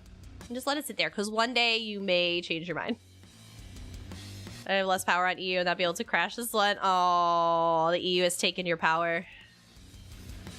Yeah, you know what? Like I said, it's a great opportunity. Honestly, I am not even CP 160 over there. I'm not gonna lie. I go on so little. I don't even have one character on at CP 160. So, for shame. It just allows me to, again, have a little more access for my EU guildies and things like that. But so skill styling. Do a lot better relationship wise. I had the chance to work good. Christy, things are looking so good for you, and I'm so happy. I am so happy. Go do that voodoo on EU that you do so well. Is CP 1400? Yeah, I do not play nearly as much as I'd like to on EU. That's on me. Skill styling. I'm gonna get this out. It's gonna do a thing. So you have the ability to customize collectible. Excuse me, I'm reading this terribly wrong. You have the ability to have this new type of customization collectible called skill styles. Skill tiles. Blah, blah, blah, blah, blah, blah, blah. Hi, Hellhammer. These are going to be new. So to start, I want to be very clear. To start, there are going to be new color variations on popular existing skills from the weapon, guild, and world skill lines. Very similar to the skills they're bringing in with the scribing. So they're starting with weapon, guild, and world. There are 22 earnable, in-game earnable skill styles that you can unlock via scribing quests, completing dailies, sky shards, Miramore incursions, and more. These are all unlockable in-game. All 22. There is no cash shop transactions. You do not have to buy these. Purple Wall of Elements is epic. Blue Barrier is amazing. I am a huge fan of I didn't see any pink yet. I saw blues, purples, mostly blues and purples. But they are not done. They are not done. It is 22 to start. there there is going to be more. They are also going to introduce at later times. It was really cool to again hear from Rich and stuff on this, that they are going to unlock the ability to change the look of things as well. So, you know, changing a fireball that you would throw to a skull instead. So this is starting out with color variations on the Weapon Guild and World Skill line. So yeah, like Wall of Elements was one, Barrier was one. Those were the couple as I was running my healer. Radiating Region. Like I said, there were some really, really awesome ones. All earnable in game. Circle of Healing. Yep. The what is it, babe? My circle. Illustrious Healing. Yes, thank you. Illustrious Healing. I think that was blue, but it's really, really awesome. Mess up eyes at whole people. Well, here's the thing, honestly, right? Paul, here's the thing. They are violating colors that I change to anyway, so I liked them. I thought it was awesome. I'll say this. So I'm a huge fan of the Ice Comet Ultimate Morph for the Mages Guild because you can change it orange. It just looks more like a rocketing meteor coming to Earth. It actually looks really badass. But with that is, for those of you on PC using a little add-on called RGB AoE, just be aware that your colors are all screwed up now. Yeah, so like I said, the skill styling is really fun. Again, they're introducing 22 styles. They are starting out with color variations, but they are planning to do a lot more and really change the visuals beyond just colors. So it's really awesome. And again, these will be through different types of content in the world. It's literally called Pickpocketer. Pocket Picker, I think. I think it's Pocket Picker. So that's your skill styling. That will also be here with update 42, or I should say Goldroad. Makes it real pretty. Honestly, the aesthetics of Westfield are freaking stunning. Yeah, again, very reminiscent of more of like Blackwood, like Leyawind Blackwood and High Isle. Beautiful. I'm loving it. It's not like a violating, like Apocrypha was beautiful in its own right, but it was also like not. Like this is very classic, like, you know, again, autumnal jungle, lush green, you know, rich colors. Like, it was so nice. It's beautiful. There is going to be a new trial. Y'all know we're going to end up running it. You guys are going to vote for it. I know it. Also, speaking of which, vote for the trial for this Friday. I had one person vote. Vote for the trial. If you don't, I pick it. So, Lucent Citadel is on the outskirts of Fargrave, actually, in location. It's a 12-player trial. Again, pretty standard. Normal, vet hard mode. There's new item sets, which we'll talk about those in a hot minute. There's perfected versions for vet. There's achievements, so there's body and face markings, a mount, titles, housing items, all kinds of fun stuff. Wait, a mount? Oh, God, I'm going to have to buy a mount now from the Crown Store? Oh, stop it. So, again, pretty standard. What we know about this trial so far is that... I'm not here to spoil anything. It's just the objective is a little different than normal trials, and it introduces some really fun shakeups. So that's all I really know right now. There are new item sets. So there's 10 new item sets in this update in total. Overland. So these are going to be your 3 sets that you can acquire through doing the delves, the world bosses, the incursions, all that. Finding chests. You have Symmetry of the Wheels, which is going to be your light set, Overland. You are going to get weapon and spell damage, weapon and spell damage, weapon and spell damage. And with 5 pieces, it's going to add 200% status effect chance while your health is above 50%. And then it adds 10% healing done while your health is below 50%. Yay, Mad Cat! Hey, gotta do something a little new sometimes. It's definitely a little sad when you go make an EU and you don't have like your banker and your assistants, but there's something really fun kind of about leveling a fresh character when you don't have that immediate like snap to 160 and like champion points. It's kind of a weird fun thing. I don't know, maybe it's just me.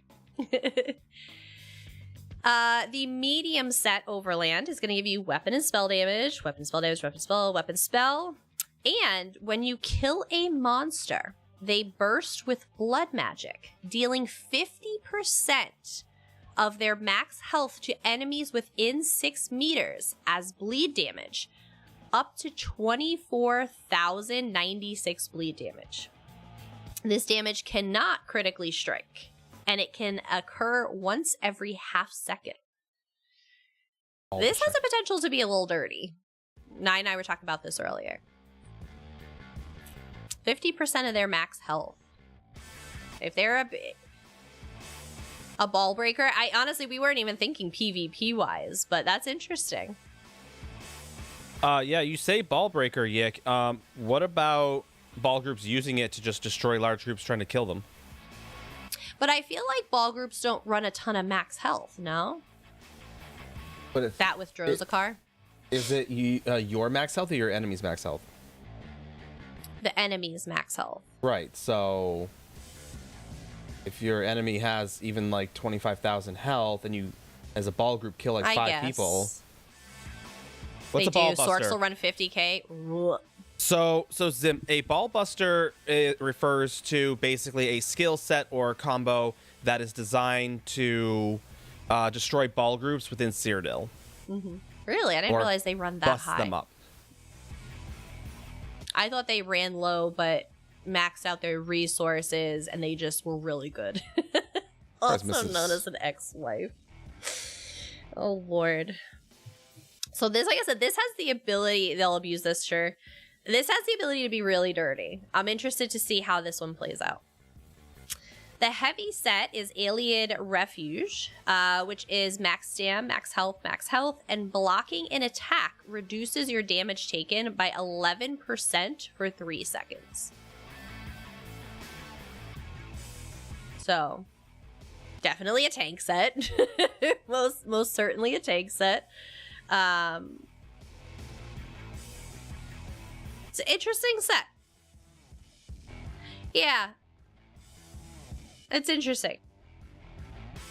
It doesn't have like a ton of potential, and I think Yuki decent starter set. I don't think it has a major place in endgame per se, but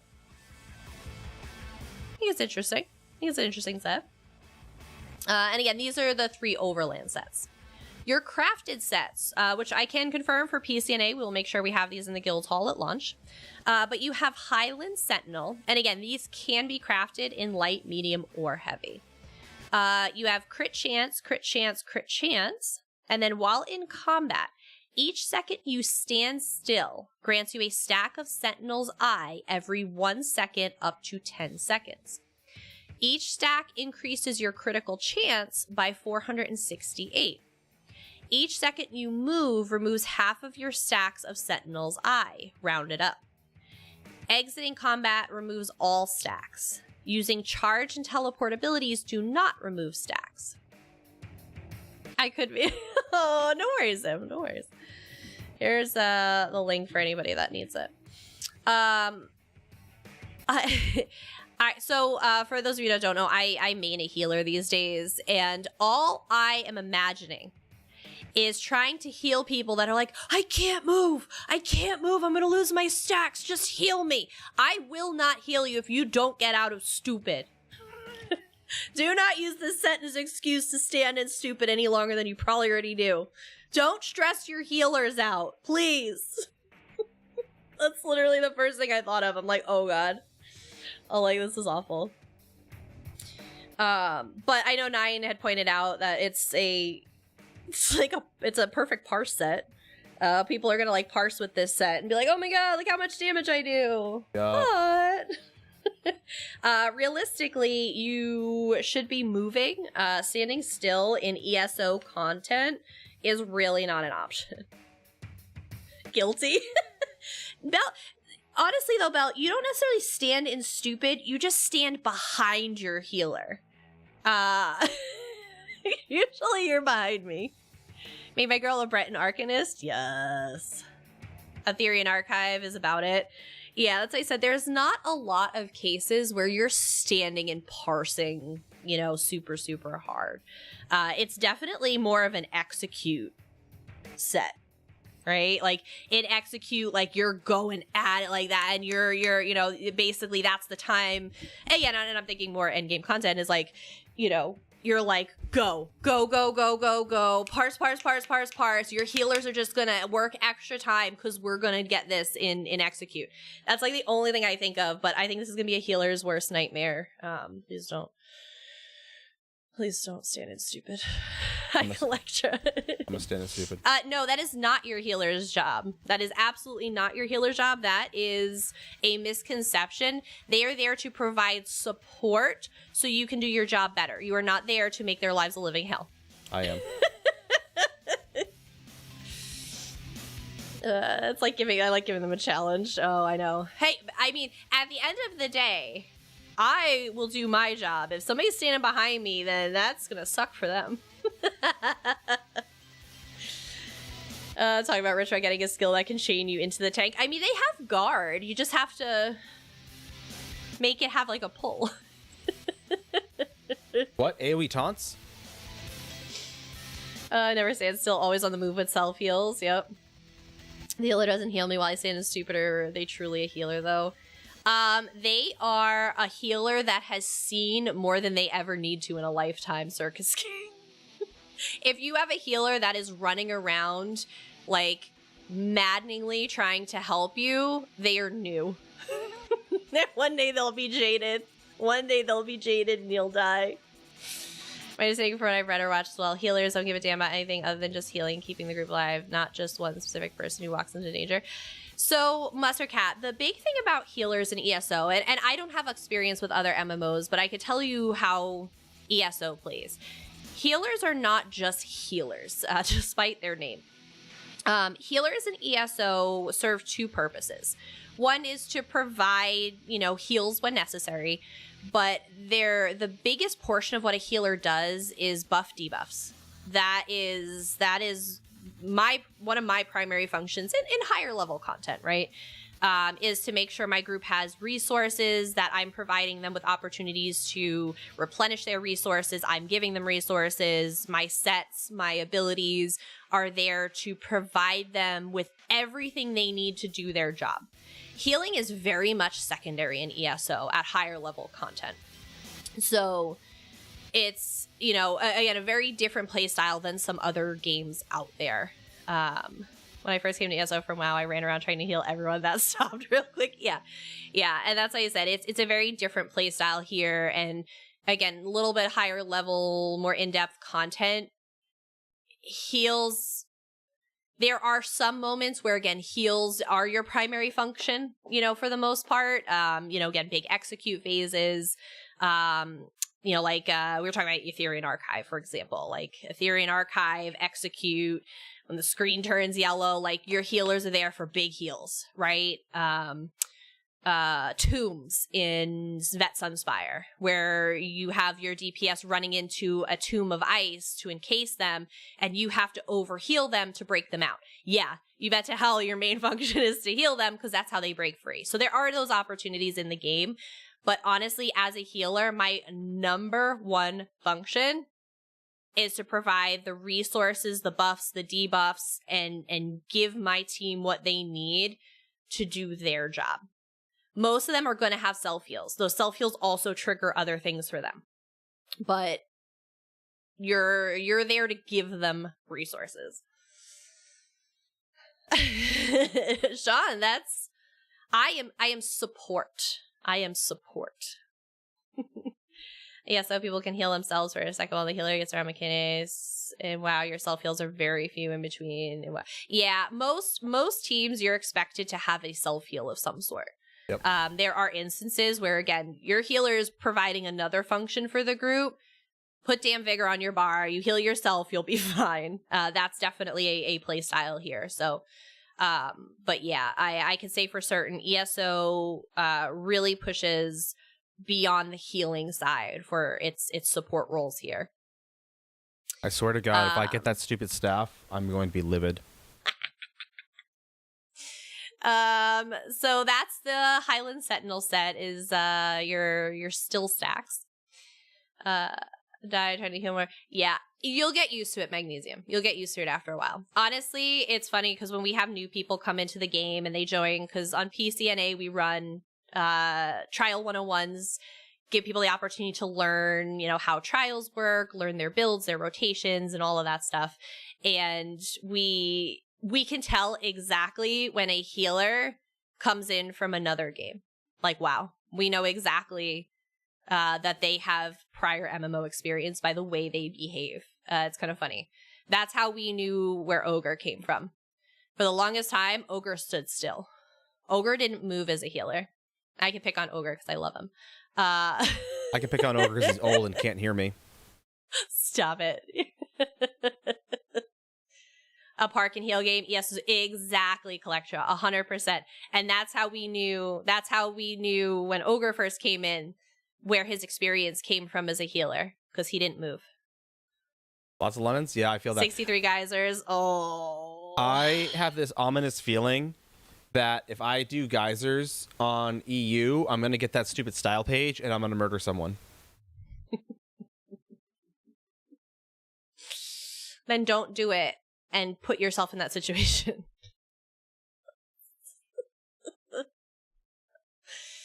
Oh, Paul. I'm going to wait for these ads to be over, and then we're going to talk more sets here. More sets. There's definitely going to be some good healer sets to get out of the new content, though. The trial, yeah. Murder them with style. Right? Exactly, Magnesium. He just shouldn't. He should just stop. Either I had to retrain my heal brain. Yeah.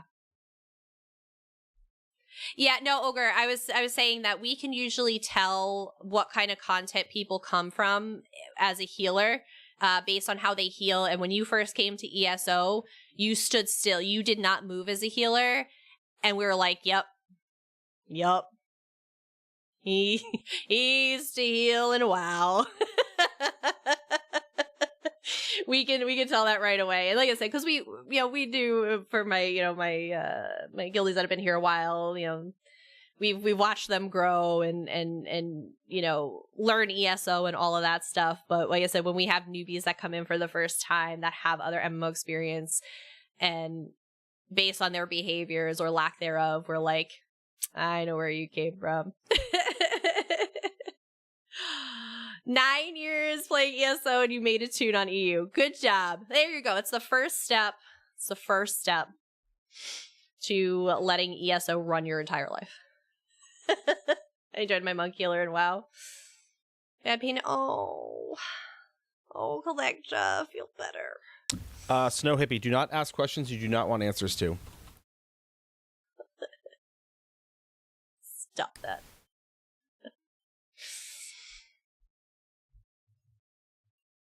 That one lifeline heal was so nice to have. Snow Hippie, you would do really well if you listened. If you want to know, you would do well if you would listen. This idea is so real easy. You're gonna direct a heal an individual. So like IRL. Fair, Snow Hippie, fair. We've had some difficult people over the years. You like to contest for first place often. All right. So the second crafted set is Farrier's Strike. Weapon and spell damage, weapon and spell damage, weapon and spell damage, and then dealing damage with a fully charged heavy attack grants you major berserk for 4 seconds, increasing your damage done by 10%. I know Nye and I were talking about this. It's basically gonna just keep heavy attack builds alive and top. well. Yeah. Threads of War, max stam, Hello, Heart weapon Ray. and spell damage. Hey, Heart. Conductor, hello, hello. Hi, Conductor. Full-on healing isn't bad. Like I said, it's when you first start out with the healing side of it, you kind of really want to pay attention more to like the healing and the synergies. And then from there, like I said, you're planning your sets around kind of like what the group needs, right? Very much support. Yeah, I in will every sense say of the the big difference on DPS, you're constantly changing what sets you're using, period. Yep. With healers, you have to carry, very much like tanks, a major arsenal of a whole bunch of different sets. And you have to know what to use when your group changes or what your group needs. Like I always have my one build that, is what I run normal. But if I see, okay, my group's struggling with this, or there's this particular mechanic, I'm going to put on these gear sets. And that's kind of what's a little different from DPS to heals is, with DPS, it's more of a selfish thing. It's you have to wear what puts out the most for you, that supports your playstyle the most. Healing and tanking is your sets are dictated by the content and the group you run with. And again, this is for being effective at it. Obviously, you can do whatever you want and be mediocre. There's nothing that you can do that too. But we're talking for, better, higher performing, roles. Yeah, when we refer to you get some and you get some synergy, pretty much. Yeah, when we refer to mediocre, we're not saying again, like, oh, your choice of play style is wrong and ours is right. What we're saying is that if you're looking to do, as we always say, play the way you want, just understand your limits. If you're going to have that mentality, understand that Godslayer may or may not be in your future anytime soon. Yeah. Sometimes you have to bend. Bend the knee. Healers and tanks definitely require a little more flexibility overall to compete at the highest level. They do. Most definitely. Someone's running Eben. There's no point for a second tank. Absolutely magnesium. That's going to be the case in anything. Definitely. Most certainly. Because you can only have one major minor, buff debuff going on at the same time. So if one person's already got it, you have a second tank running that, sure, you're going to get, all of the extra health associated with it, right? Is it armor or health? What's on Eben? Health. Health, yeah. So you're going to have all that extra health, which is great. You're going to get that benefit, but the group's not going to get that group benefit. That's why you want to wear, something else that is going to give you a little bit of extra. Right, okay? So yeah, that's what I said. And that's where we were talking about earlier with the scribing and how that can really muddy the waters for group play. Because if you're like, oh, well, 3 people are providing, major MAME. Okay, well, 2 of those people are irrelevant and you're losing something else you could add. So like I said, it can be tough. It's a tough shuffle for all of that. But that's why, again, your healers, you'll always coordinate. When you go into like a trial, again, at a higher level trial, you're going to coordinate. And the first thing a healer asks is, hey, what are you wearing? And if your response isn't khakis, you're wrong. But, I wear, SPC Stonetalker with Symphony. Well, my counterpart is not going to wear that. They're going to maybe run, RO Jorv and, Bogdan Nightflame, whatever. So Bran, the misses. I suck at healing. Bran, no, seriously. She doesn't suck at healing. What she has over you is experience. She knows what to do when. That is being as good as anyone else is. I'm super lazy. Yeah, it's knowing don't model what after to me. do when. That's it. That's what it is. And then your final crafted set is going to be Threads of War, max stam, weapon and spell damage, max mag, and your light and fully charged heavy attacks gain 100% status effect chance. The status effect is based on the damage type of your weapon. It is heart rate. It is still down at the moment. I haven't had any updates pop through yet. Yeah, I don't. Let me see.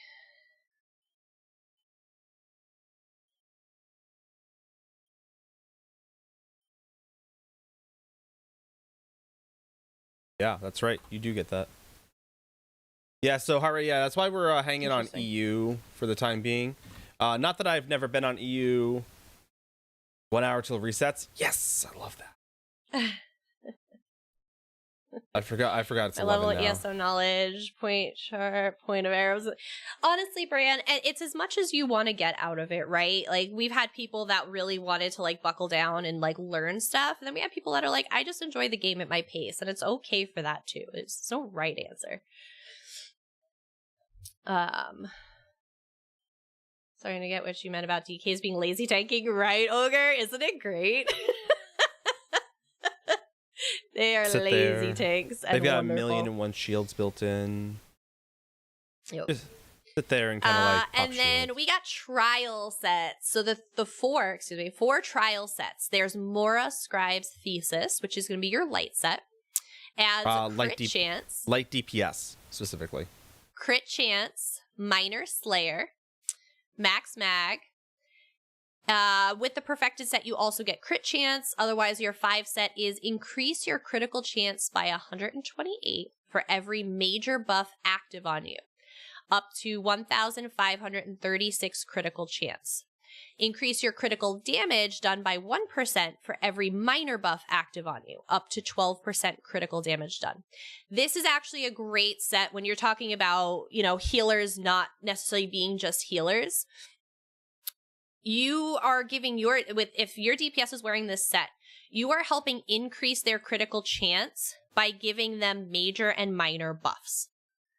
So they're going to focus on beating the crap out of stuff, right? They're going to apply some major and minor buffs. So that's a little bit part of their job too.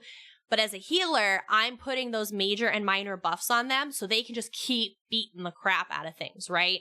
And they're going to get an increase in their crit chance in being able to crit. This is where healers, again, you do such a big job providing those buffs, debuffs, majors, minors, so that your DPS is wearing something that's going to take advantage of that and put out more. We have the Slivers of the Null Arca. This is the medium set. You get crit chance, Minor Slayer, crit chance. Perfected will give you weapon and spell damage. Otherwise, dealing critical damage gives you a stack of Sliver for 10 seconds. You can only gain 1 stack every half second. When you gain your 3rd stack, the stacks are consumed and the crystals launch at the last enemy you damaged, dealing 3,063 physical damage. The damage scales off your weapon or spell damage. Once you launch the crystals, you cannot gain Sliver for 5 seconds. Interesting. Dealing crit damage. So again, if you have a high crit chance and you're constantly putting out critical damage, the set will be more effective for you.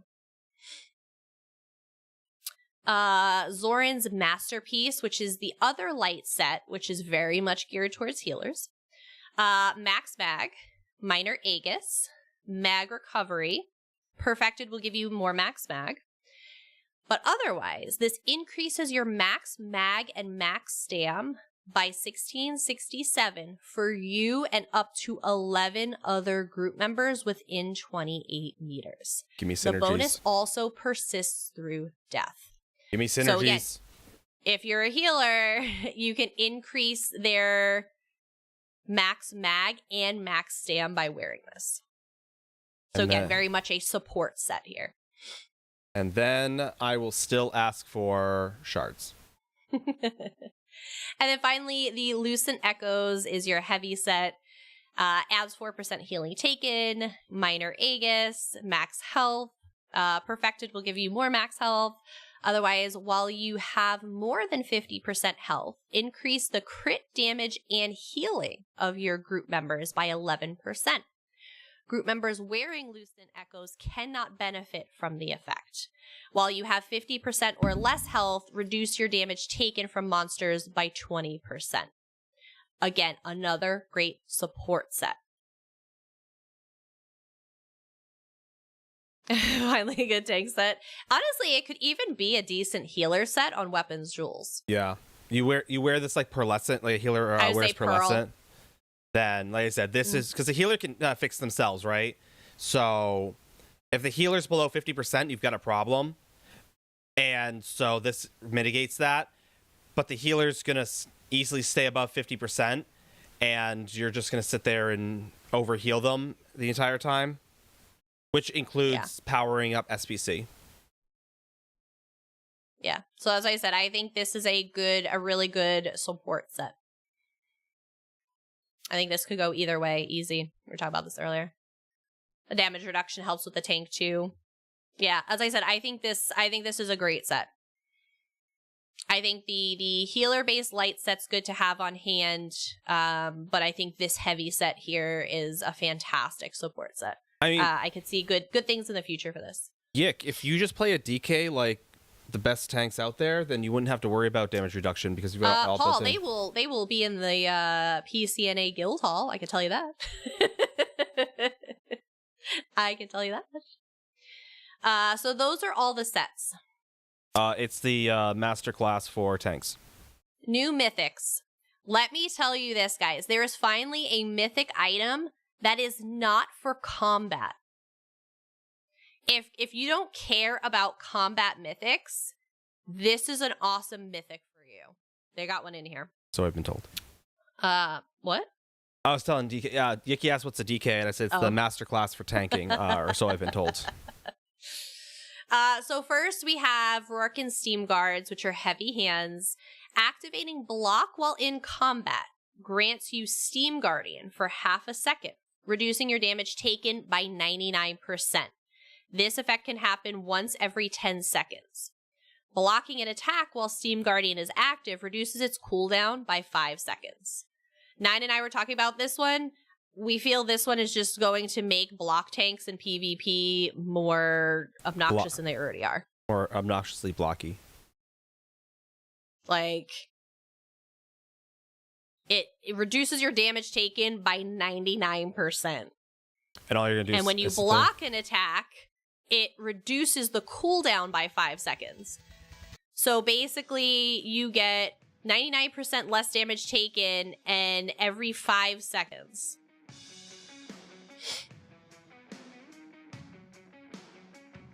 The chest piece that lets you become in will run through enemies wasn't for combat. It's for avoiding combat, so you go grab it.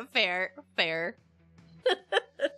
But here it is. The Shadow Queen's Cowl. It's a light head. When crouched, you can see witnesses and guards through walls. Successfully pickpocketing a witness or guard applies distracted to them for 10 seconds, stunning your target, and it also decreases your detection radius in stealth by 30 meters against distracted targets. This one is super fun if you just want to steal crap all the time. Yup. It's awesome. It's just such a fun one. And again, it's really not necessarily a combat piece, right? Yeah, Paul, it's just, I was happy to see that, right? We're always so focused on combat and combat sets and what's going to put out the most damage and the most heals and the most tanking, balls. Like, I don't, it's not always about that, right? What? So I was just happy to see something that, clearly for Khajiits, I was happy to see something that's really focused on other kind of content in the game that wasn't just combat. There's also the Saint and the Seducer neck. While in combat, you gain 1 of 5 random major buffs, which changes every 10 seconds. Enemies within 12 meters of you gain 1 of 5 random minor debuffs, depending on which buff you have. Oh, yeah, she's hiding under his bed tonight. She refused to come out. I can fish her out. No, I'll fish her out. Hold on. Yeah, I'm sorry, Micah. Yeah, normally she's there, but she's being ungrateful. She did not want Tritos tonight, apparently.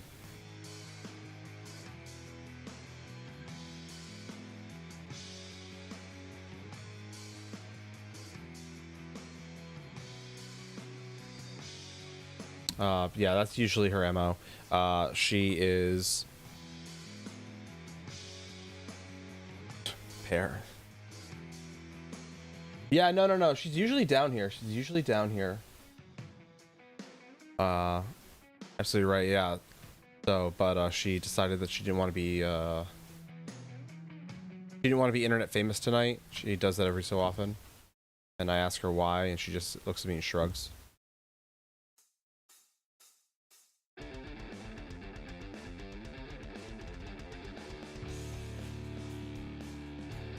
Gonna try and grab her. In the meantime, you're gonna watch me level up the same thing I've leveled up every single time. Sometimes I level up characters just for the Imperial pieces. I know, right, Paul? I know. I don't even have any. Like, this character has nothing open. It's just a baby.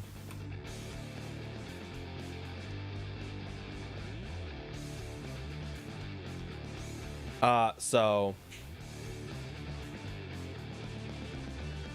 Nice. Come here. Come lay down. Good girl. Come be internet famous. Go ahead, lay down. I know. The kiddo has like a little sandbox. The sand turtles, plastic sand turtles, right? Plastic turtle that holds sand. For those of you who have had kids or grew up with one of those. And so he likes to leave the top off, and it gets rain inside, rainwater in it. So him and I had some errands to run today. So I left her outside because it was actually a really nice day out. So I left her outside and all that. Mrs. was home working and all that. And she had asked, the missus called, and she's like, where did you go? I'm like, oh, we had XYZ. She's like, oh, did you leave Mara outside? I'm like, yeah, I figured you were home. And she's enjoying the day. It's like, why is she covered in mud? I'm like, oh, that's not mud, that's sand. So she got an extra bath today, and now she has a doggy groomer appointment on the 20th.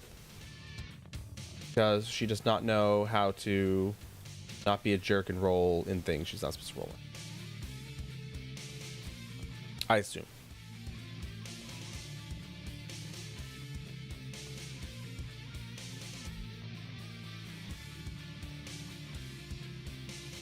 All right, I'm here.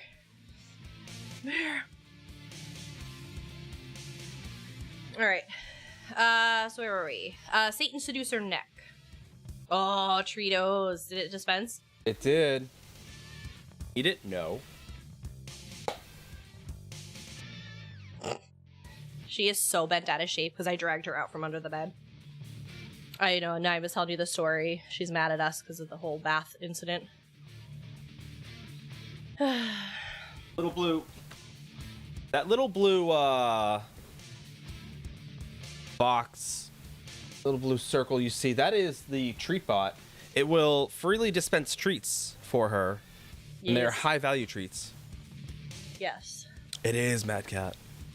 So Satan Seducer Neck.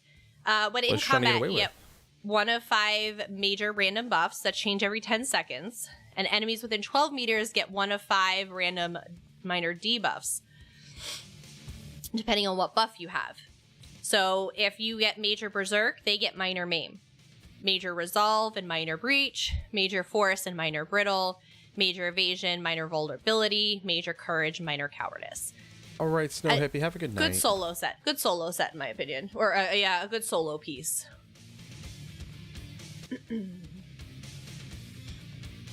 Why is my volume is getting all funky? It's either 9 got like all up in his mic for no reason.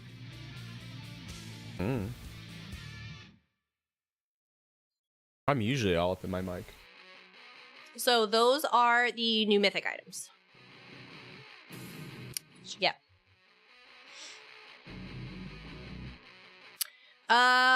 New antiquities. There's the 3 new mythic items. A Mirrormore music box. We are going to get an alien blacksmithing station. That's fun. New collectibles with this chapter. There's going to be 2 mounts.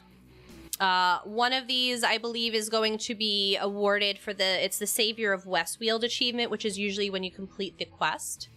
Aliad. Aliad is... Aliads. There's going to be a new pet, the Prism Wasp. There's going to be 3 new outfits. 2 of them are event-based outfits. So there's going to be 1 outfit from Zeal of Zenithar and 1 from White Strikes Mayhem. So you guys can expect White Strikes Mayhem is coming up soon, as well as Zeal of Zenithar. A new emote that you'll get from doing one of the scribing quest lines. 2 new mementos, a new skin, face and body markings, and 3 new dyes. Autumnal Orange, Scalarium Cerulean, and Lucent Shard Azure. It's basically Blippi's favorite colors. You know. Alien, whatever. Honestly, Magnesium, you may be able to find it on a trader. Because if they got it from a box, they can trade it. Is it the Black Drake clan wrap? Something tells me it's Black Drake clan wrap. There'll be a new Tales of Tribute deck, Saint Alessia. If you PvP, you're probably familiar with Alessia. There's going to be new homes. Furnitures, rejoice. The Rose Wine Retreat is going to be the 3,000 golds like apartment for the new area. The Merry Vine Retreat, which I really, really enjoy. It's basically they call it a sun-kissed estate. It has the grapevines. It's really pretty. This one will be available to purchase for 1.3 million gold when you complete the Gold Road Grand Adventure achievement. So it's a lot of work, but this will be a purchasable home in game. It's really, really nice. I honestly, when we were on the preview server, I used it as my my little home base for my Mundus Stones when I was playing around with some stuff. It's really, really nice. So that one will be purchasable for in-game gold. Oh, no. When Daddy delivers money, I can own it. Wait, what? Yiki owes him money. Beat him over the head. Get him. And then there will be a Zonkaj Crest, which is a Khajiit style, which will be a crown store purchase. A relatively simple way to accumulate gold as a new player, selling things. Oh, that's super helpful. So there are, depending on what platform region you play on, we can definitely help you find a good guild. But ultimately, so when I say selling things, yeah, obviously the economy is very rich, and at low levels, you may not think that, oh my, I don't, there's no way for me to, get anything worth selling. Well, lucky for you that style pages, if you don't mind grinding, not all style pages come from super endgame content, right? So and those are going to sell. Materials, you can farm materials. You can get those high-end, high-level materials at low levels, right? So there's a number of ways that you can actually go about it and sell them on the trader. Is your level 3 potion of healing going to be desirable? No, not likely. Is your under CP 160 weapon going to be desirable? Not likely. But that style page that you got because you're farming levels and experience from whatever zone, that may be one that people are after. There's also a lot of money in crafting. Yep, and crafting materials. Mm-hmm. Yep. So if you farm dragons, there's Dragon Room, which is a alchemy ingredient that drops. It is super, super, super pricey right now. So if you're willing to farm dragons and get the Dragon Room, you can then turn around and sell that on one of the guild traders, which, like I said, we have some trading recommendations if you need a trade guild. But you sell those and you can acquire money very quickly in that regard. Yep. Big Ass Monkey, we are on EU. NA server is currently down. They are expecting it to be down for a little bit. there was a little snafu when PTS went live, so they had to bring down PTS and NA for a bit. Yeah, and there's also a lot of, when you get to the champion points, there's definitely some passives to make more money that way. So, Yep. Most certainly, yeah, but I would say selling crafting materials, because you don't have to level anything up to do that. So crafting materials right out of the gate, you can definitely sell for some good coin, and style pages, as Nine said. Yeah, like I said, as you do the event, you're going to open up those Jubilee boxes, right? And they're inside those Jubilee boxes are going to be recipes, like food provisioning recipes, some purple ones, and those sell for several thousand themselves, because they're a little harder to get. You're also, again, I don't have any on me on this character, of course. You're also going to find, again, those style pages that, again, you may luck out and get like a Dromothra chest, right? Which is a very, Dromothra comes out of Mav Lorcage trial, which again is not super easy to get. So this event, because all style pages are dropping, this is a great time to make some money. Yep. And not sell those style pages right away. Yeah, don't sell them right away because the market's going to be flooded. Yeah, it is.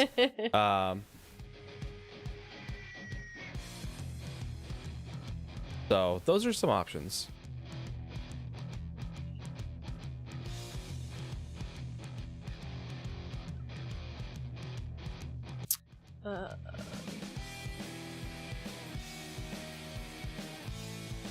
What do you mean, where are you? I thought I was somewhere that I'm not. Like, I ran into this delve. I'm like, oh, this is the Forgotten Waste. So I'm like, no, it's not. Indeed, a delve and not a PD. So I was like, I'll turn it around. Made a lot of money. If I don't sell them, I've got no space queue. I know, JC. I made 9 do inventory management with me in between killing world bosses last night, because I was like, this isn't the way. This isn't it. Also, with the new chapter, we have new furnishings. There are going to be 101 new furnishing plans, which can be obtained from monsters, containers, and more across Westfield.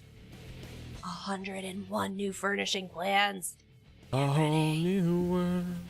Yeah, it's lower pricing. That honestly, that's the way to do it. Tag team. We have 7 new furnishing plans exclusive to the World event. 10 new furnishing achievements, which can be purchased in Westfield once you've completed the associated achievements. I know, right, Conductor? That's basically how 9 feels. 13 new antiquity furnishings, including a music box and a new blacksmithing station. 10 new paintings, which can be rarely found in treasure chests. 20 new stealable furnishings, which include a variety of tools and foods. 21 new home good furnishings that can be purchased in Westfield, including an array of fall foliage. Just in time for me to make my fall guild hall. 4 new tapestries featuring the art from 2 different Tales of Tribute cards, which can be earned as rare rewards from Tales of Tribute matches. And 12 new skill scribing furnishings, which can be acquired by completing quests and purchasing from the Scalarium. So many new furnishings you can get, plus a house you can buy. Is a big deal. There are going to be 140 new achievements and 8 new titles. Hero of Gold Road, Pathfinder, Luminous, Crystal Sharp, the Unshattered, the Unstoppable. Sharp? Crystal Sharp? That sounds painful. That sounds like a kidney stone on steroids. The Unstoppable, Arcane Stabilizer, and Inheritor.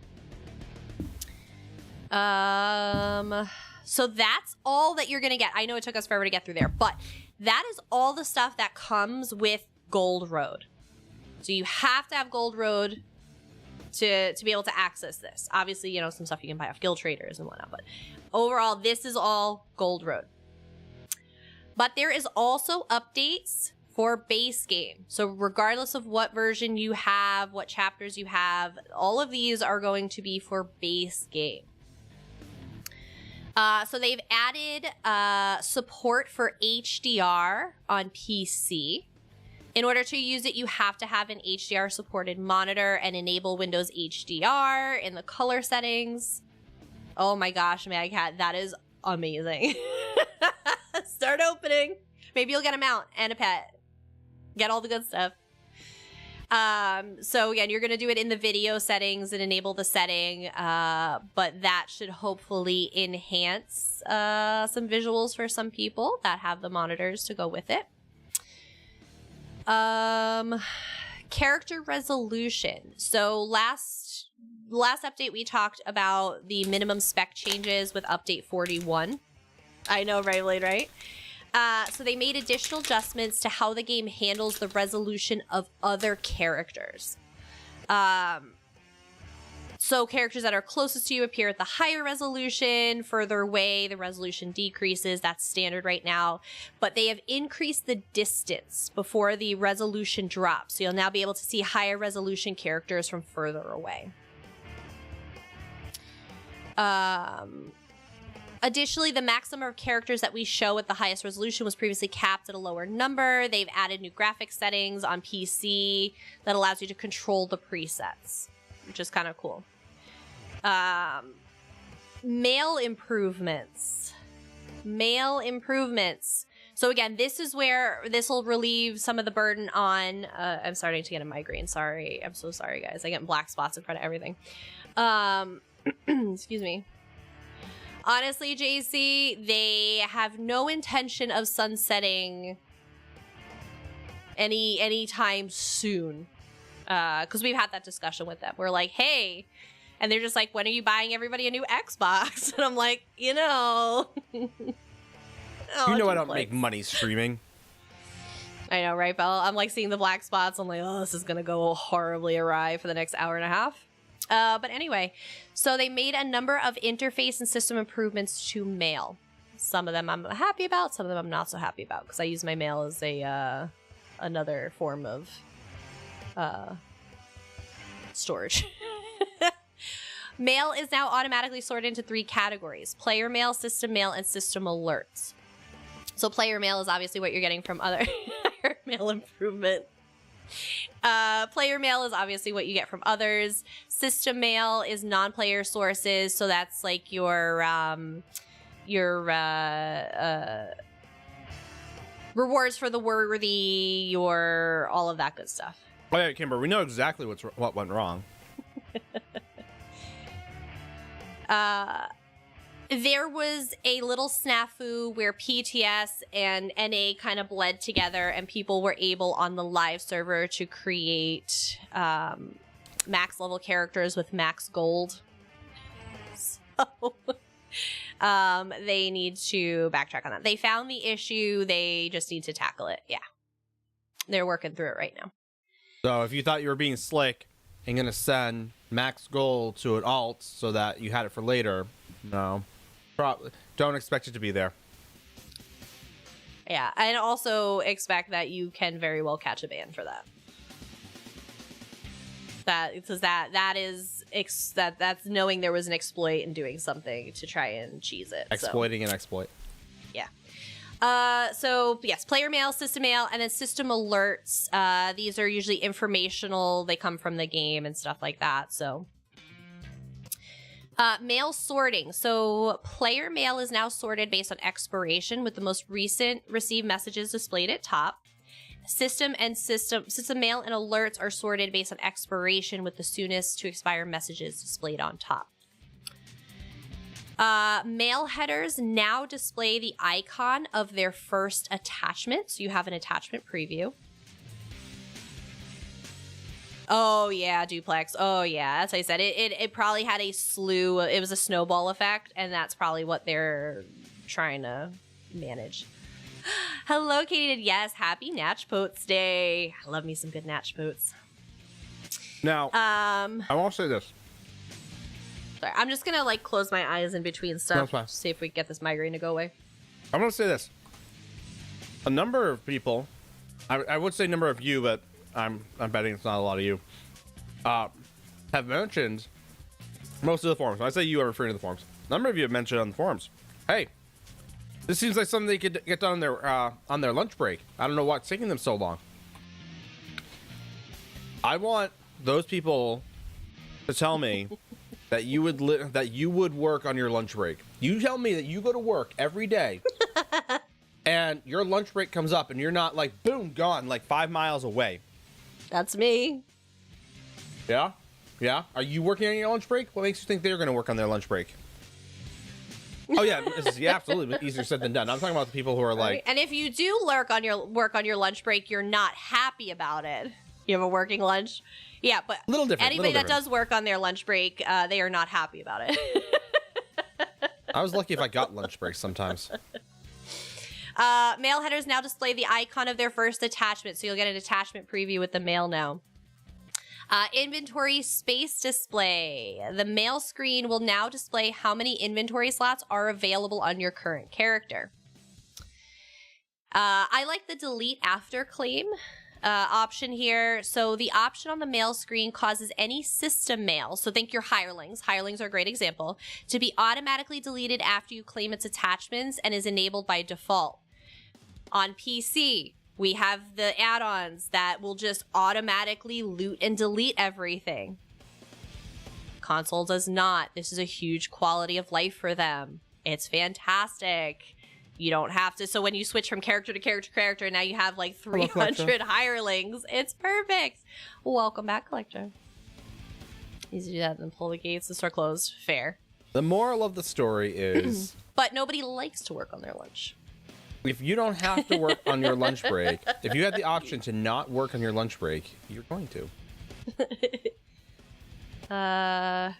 Especially if you're not getting paid. They can keep their mouths closed. I don't know. Sometimes one calls a meeting at lunch. Sometimes they do it. If my boss does it, she at least buys me lunch. But then she tells me, like, if I want to go take my lunch break at another point in time, like, she's hello, Robbie. How's it going? Hey, how's it going? What is the break? I know. Oh, no. You can bet to hell on my lunch break. I'm gone. I am gone. You will not see me. I will not come back. But anyway, yes, delete after claim option. So you'll be able to automatically delete after you claim attachments. Note this option does not affect player mail. So it'll just be the system mail like the hirelings. I don't need to be bothered. Sold. Oh, you cleaned your tank and you're gonna stream? Yes, do it, Rennie. There is a take all function. This button claims all attachments from all mails currently visible in the active category. So if you're like in the player mail or you're in the system mail category. Mail is processed based on the currently sorted order and starts with the mail soonest to expire. So basically you have all your system mail, you have like 300 hirelings in there. You could hit take all and then have them automatically delete after they've been claimed. Boom. How Done. long? Console friends, your life is gonna get better with mail. How long was PTS up for before they took it down? A couple hours? Okay. Not even? I was just curious. Robbie said they saw a PTS video. I was just curious. It's like I didn't think it was up that long for people to have videos prepped. Oh, I'm sure some people probably without violating certain orders. So some people probably violated their NDA. It's fine. It was about 30 minutes. Yeah. She must say for the 10. They got to say, oh no, that's fair. That's totally fair. Well, we hope you get back on your feet soon. Right. An address book of who sent you. I would like, trust me, there's a lot of things I've been like, hey, can I have this? Like guild mail? I want guild mail. I mean, there's an autofill feature. Oh, no, but it's a log of who sent you mail. Oh, yeah. Oh, you're saying an address book of who you sent mail to. That I would like to know what you've sent. Because sometimes I forget, like, what I'm sending. I feel that. Especially if you have to send multiple things. Yeah, we do that a lot. Tritos from Mara when you get a minute. So there's a take all function and a delete after claim option now. Mail notifications. Upon logging in, you'll receive a notification if you received a mail that includes an attachment, you have mails with attachments about to expire, or you receive a hireling correspondence mail. Deleting mails with attachments. You can now delete a mail that still has an unclaimed attachment. You'll get a confirmation. fine. It's an hour old. Oh, so maybe they did some stuff in the 30 minutes and put up a video.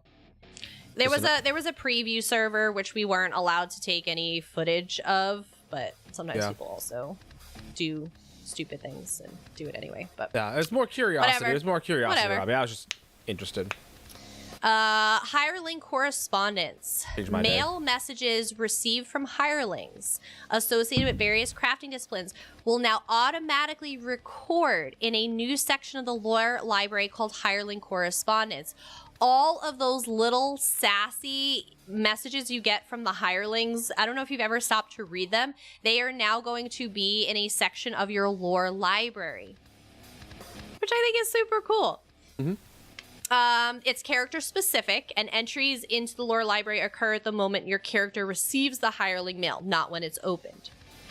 Any hireling mails a character received prior to this update have been retroactively added to that character's hireling correspondence. They are. So anybody, if you've had them already, they're going to be put in retroactively, which is awesome. Like Red Rum. Yeah, as I said, some of them are hilarious. So they are going to be in your lore library now, and you'll get them retroactively. Honestly, Brightblade, when they go into the lore library, browse through. Some of them are funny. Some of them are cute and funny and cheeky. All right, so here's the thing. I understand why we're doing it. It hurts me a little bit because I use my mail as storage because inventory management issues, you know. Mail expiration changes. These changes only affect mail you receive going forward.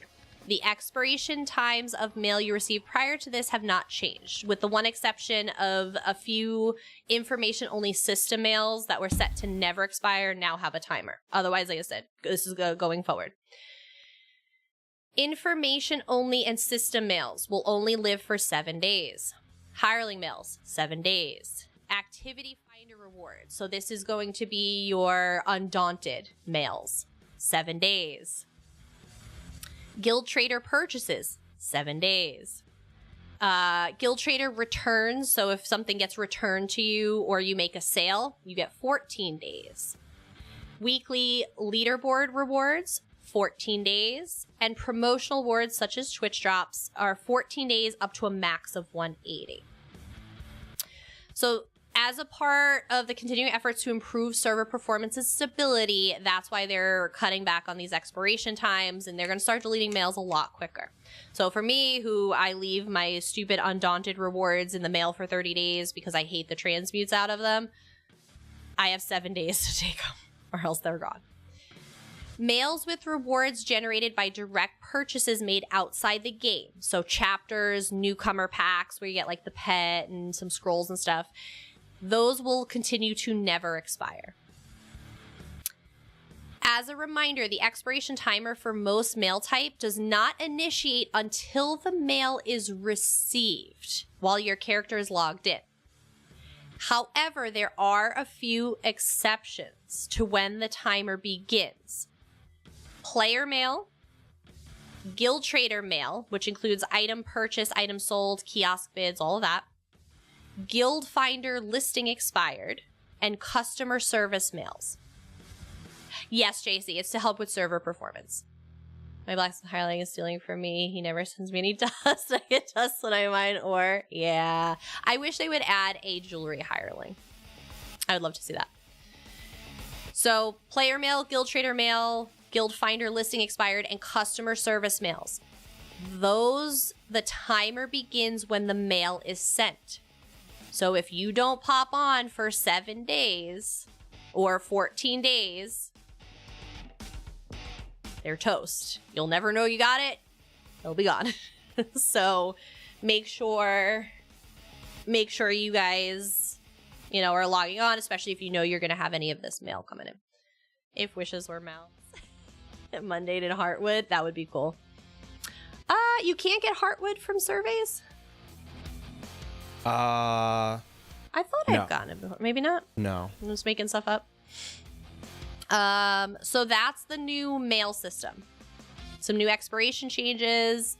and some new features that you can. It's not down forever, Uncle Obi-Jan. It is not down forever, I promise. It's just a bigger issue. So if you sell something before a vacation, you just lose the gold you made. That I don't think falls into that category. That falls into... Oh, you're right. Items sold.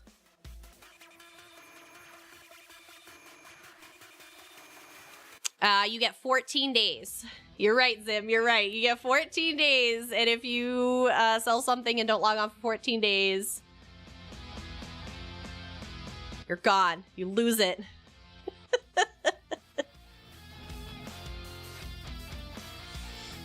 You play Fallout 76 while server's down. It's free on Prime right now. We actually own it. I think we own it. We do. Yeah, you own it, right? We both do. I know I own it. Hi, Lise. How are you doing? You can never leave the game. There's a perk going on. If you stream it and someone gives their subs to your channel, they get new in-game back. Oh, that's cool. That's neat. I know Ogre streams Fallout 76. Thank you for the shout out, Lise. But that's super cool. That's super, super cool. I love those. I love those type of little like drop perks. It helps the streamers out a lot. It does. The new show advertisements. Yeah, I really want to. I really want to check it out. Right? Don't take any vacations longer than 14 days. That's it. No rest for you. Honestly, I'm not gonna lie, Matthias. We are those people that take our computers with us everywhere we go. We do not miss a day. Tired, well, been busy month in the house. It's almost over and life goes back good. Oh. Well, it is good to see you, my friend. It's a sub to the stream, not to like the game stuff. Yeah. Yeah, that's what I said. Obviously, gift subs are always very much appreciated. So especially when, you know, everybody gets something, it's really nice. So there's also going to be, actually, we were talking to Rich about this at the event. There are new environmental sustainability features. May has a bunch of vacations and our wedding anniversary. So many parties. A bunch of vacation. Are you going anywhere? Is it like a staycation? Lost in cahoots with your boss, trying to make sure you never take long vacations, right? Well, that's what I said. That was like the most like upsetting thing, was just like, we're like, oh my God, we're in Amsterdam for the ESO 10th anniversary and they're trying to make us miss tickets. Like, oh God. So of course we logged in every day. I even told the missus like, you got the Scarlet Cup? Yes. Because we were speculating everything. But like, you know, oh, Jesters is going on, yada, yada, yada. It's like, I'm like, no, they won't start Jubilee until at least Monday, Tuesday to keep with Cadence, because everyone's going to be in Amsterdam. Everyone's going to be livid if they miss out on that. What do? Started it right before we left. I'm like, son of a bitch. Yeah, the day we started all of the stuff, the 4th, it started. Give me tickets. Oklahoma for Mother's Day. Kaji head to Disneyland. I've not been to Disneyland yet. It's on my list. I want to go, but we're going. We saved our asses off to take the little one for Christmas this year to Disney World. So he has gone once. He's gone once so far. We went in September and did like the Halloween stuff, but my family growing up, we used to do Christmas to New Year's. So this will be his first Christmas to New Year's experience, which there's so many people, it's obnoxious, but the aesthetics and just the vibes are incredible. And it's my favorite time of year. So we try to avoid Florida in the summer. So I really haven't done too many summer trips, but I don't know how the weather is for Disneyland in May, but I hope it's wonderful.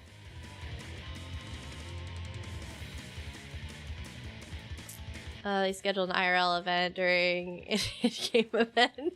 I know. That's okay. It's all right. Like 4 days after it started. Yeah, as I said, we took a little extended vacation, so that's why we're a little later to get back. You haven't been to Disney World in years? Oh, it's not hot here in the summer, but not as hot as it can get up there. Honestly, Kimber, summers down in Florida are fucking miserable. I do not do well. September was awful for me. I thought I was gonna die. You did. Like I said, I prefer the Christmas to New Year's. Like December is chill. I'm cool with that. It's cool lately, but it's still like spring. Like that's to be expected. But like summer, I won't do summer. Except hottest month of the year, September. Yeah, I was in there in September. It was awful. Someone wants to go in August of 2045. Listen, it's gonna have a total eclipse. I missed this one. But you want to go to Florida 94. in August. Yeah, we're a big Disney World people. It's just like I said, there's 4 parks. It's huge. It's massive. Obviously, there's no major space constraints like Disneyland has had. But honestly, I want to go to Disneyland because I want to take Ninetales to stay at the Pixar hotel. That'd be super fun. Because I think he loves Pixar. I do. Loose shirts on stage. Oh, did I lose the misses? No, I'm here. What? Oh, I thought your cam froze. Sorry, at my migraine, I'm trying to No, read. I'm tracking. I like see the black spots, so I'm like trying to like read through my black spots. Listen, Paul, time isn't kind to anyone. Trust me. Look at my belly. Time isn't always kind to everyone. Plus, you don't know what medical things they got going on, and there's always sometimes reasons for it. So, the size of a person does not impact their work.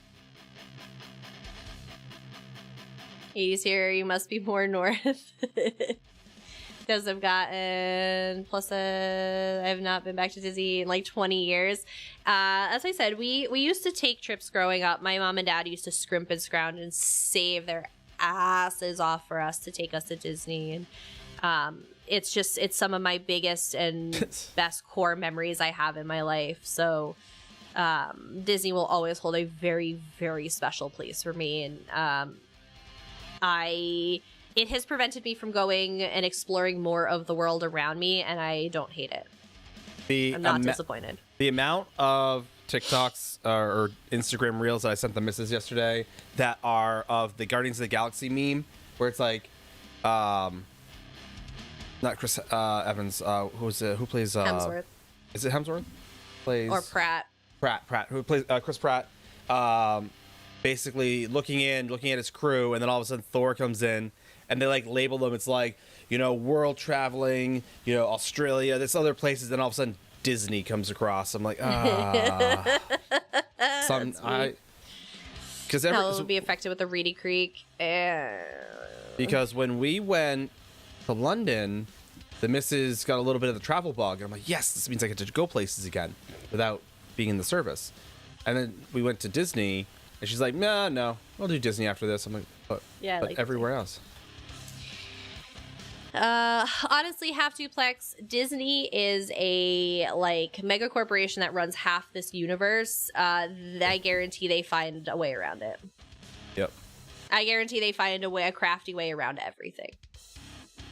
It'll slow things down. They'll figure it out. I have no doubts in them. Okay. New environmental sustainability features. ESO is joining the Xbox initiative, making steps toward a more sustainable gaming future. As part of our mission as part of Team Xbox is to bring the joy and community of gaming to everyone, but it's critical we do so while taking care of our planet. They're working to reduce the environmental impact and create opportunities for gamers to reduce their environmental impact while gaming. So one of the features is reduced GPU use during player inactivity. So this is across all platforms. No reason that your device should be working so hard when you're not doing anything. The game already checks that after 20 minutes of being inactive, our servers will kick players out to the main menu where power consumption is minimal. Until that happens, though, it can be wasteful. The game client will now drop the resolution in half if it has not detected any input for 5 minutes. It will also impose a 30 frames per second cap while inactive. This results in our power consumption going from 65% down to 24% when in performance mode when you're AFK. Again, this is AFK. If you're sitting for more than 5 minutes, that's where this starts to kick in.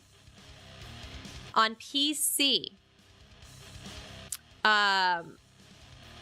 consoles have an OS level setting to do this, but PC hasn't. So ESO now includes one built for PC. Screen dimming when inactive. At the same time your resolution drops at 5 minutes, they will also dim the screen on a PC client. We felt it worthwhile since the data we found shows that screens that are not as bright will consume less power, especially on LED, OLED screens. So that's really awesome too. So again, it's going to cut your GPU usage, chill everything out, 30 frames per second, and it's going to dim your screen a little bit. Because I had it happen when I was at the event. And I was like, what the hell just happened? And Rich was like, oh, no, it's supposed to do that. And we were talking a little bit about it, which was awesome. For Xbox Series XS and PlayStation 5, reduce GPU use in contextual menus. When viewing most menus, like managing inventory, achievements, quest journals, frame rate is now capped to 30 frames per second. Some menus are exempt on a case-by-case basis, such as conversations and various minigames. Testing in performance mode while these menus shows a 50% reduction in GPU consumption, resulting in overall power consumption going from 63% of max down to 37% max. So everybody across the board, everyone's going to get the reduced GPU usage during inactivity. PC is going to get the screen dimming. Console already has that. And console is going to get the reduced GPU usage in certain menus. So again, I think these are all really awesome to have. There's no impact on play for us. It's just such a win overall. I think these are fantastic. So I'm glad to see this. I'm going to pause because I actually really like the next one. I want to make sure nobody's behind ads for it. But this migraine, it's making things difficult to read. It's right here. The migraine's sitting right above my eye. Usually where they sit. That is the only thing if the game window is focused. Looking at something in my browser for a few minutes and the screen dims because the client is idling. I'm gonna get grumpy.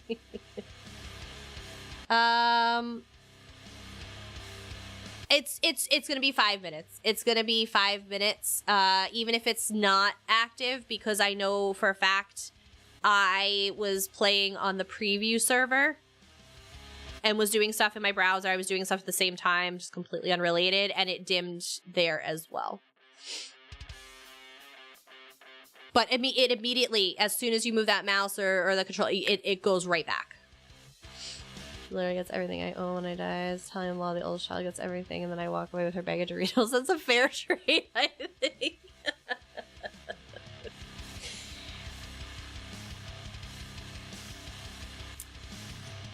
Well, I don't know how Italian law that is, because that's not how Nine's grandparents did it.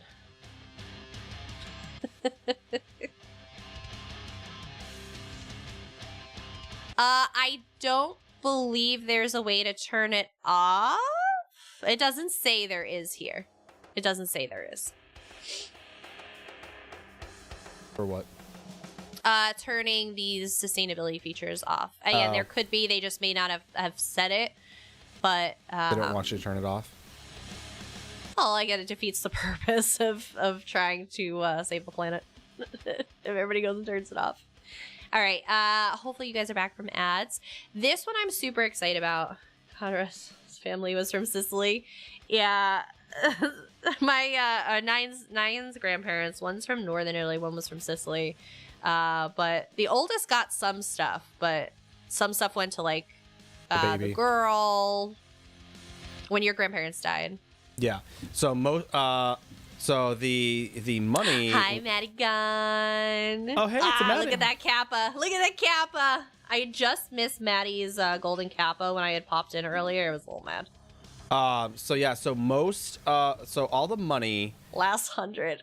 The money went to the oldest son, and he was supposed to divvy it up amongst the family, the children, which he didn't, because he thought the children wanted him to invest it all in a failing food truck business. The oldest girl and the youngest daughter-in-law got all the jewelry, i.e., not my mother. So all the oldest girl and the two in-laws, not my mother, got all the jewelry. And my father got a good old pat in the back for existing. Maddie, what did you make for food today? I missed the Maddie Cafe. Obviously, I popped in just after that. What'd y'all make today? All right, so I'm super pumped. It confused me at first because when we were playing on the server with Yiki, and I was wondering why part of his health bar was pink. JC, I like the pink. But healing immunity on health bars. So they've added a new state to health bars for healing immunity, which will display on a target that is immune to your heals. Oh, that sounds like a good old diner breakfast if I ever heard one. Mm-hmm. I love good diner food. For example, with Ring of Pale Order, other players will see you as healing immune. But since you can heal yourself, your own health bar will display normally. Group frames and nameplate health bars will now also display absorb shields, healing absorbs, and healing immunity. So you'll have other colors on the bar. Usually you can see it on boss bars, right? That's pretty typical on boss bars. But as a standard out-of-the-box feature, you really don't see that on your fellow players, right? So Bandit's UI, there's UIs that will do that for you, but this is going to be a base game feature now, which is really awesome. That's exactly how oh, that's perfect. Oh, Ernest, thank you for the follow. Welcome in. Welcome in, Ernest. I'm gonna have to nix some mushrooms though. That's a killer. My brother got everything. He did not split it up. Ugh. That's why everybody should have an estate plan. It's an estate plan. We're going through that right now. Thankfully, my mom and my aunt aren't assholes, at odds with each other. Because, like, yeah, pretty much. Like, because my those of you that didn't know, while we were in Amsterdam, my grandmother was put on hospice. We're really not sure what time's left, but you know, there was a house that was sort of involved, but not really. There's a car that's sort of involved, but not really. But all of the wishes have been, you know, made. Like, this sister gets the house, this sister gets the vehicle, like, you know, all of that kind of stuff. But sometimes that's not the case. And that's why estate plans are so important to have. And even just going on like LegalZoom, like the free like templates, just get it notarized. Like, it's something, right? You don't have to have a major professional stuff, but it's tough. It's tough with estates when people pass. It gets messy and gross. And I went to my parents. Now I'm the oldest of two. So my sister's 3 years younger than me. She finally moved out of my parents' house after like 30 some odd years. Not that that is a standard of anything, but as a point of reference. What's the story time redeem? Oh, click it and find out. And what? then No, hold on. What is it? Story time redeem? Oh, yeah, which one's that? That's where I tell a story. Oh Lord, why'd you put that in? For funsies. It's such a bad idea. So I went to my parents. I'm like, hey, I've been out of the house for a while. I have all my ducks in a row. I've got a credit score, and all the assets to these different lawyers for different things for different reasons. You have generous life experience and understand the needs that arise when an estate needs to be and the resources to help. So I asked my parents, I'm like, hey, can you just name me the estate, the estate planner or whatever it is there, and I will take care of it all. And they're like, no, you're gonna screw your sister. Basically, what my father told me is, you're gonna screw your sister out of everything. It's like, I don't think you understand. I don't care. I literally have no need or reason to do that. I'm literally going to burn this house down, well, all the land. It just goes to show that they don't even understand what an executor is. An executor is there to help carry out the estate plan and will that is left behind. If they had done their job and their lawyer had done their job appropriately, there is no screwing anybody out of anything. Like I said, so they don't even understand what an executor means. It literally is just someone who facilitates where there are gaps. Yes. If their lawyer did their job properly, there wouldn't be gaps and there wouldn't be a chance to screw anybody over. So I'm not getting anything extra for being an executor. No. I'm not writing the will myself. I'm literally just being like, all right, this is what it says. You know, one Yeah. for you, one for me, two for you, one, two for me. Yeah. That's basically all that is. That's why I said, yeah, it's basically in the case of like, oh, none of the belongings in this house were, accounted for. Then the executor of the estate can say, okay, we'll do X, Y, Z, right?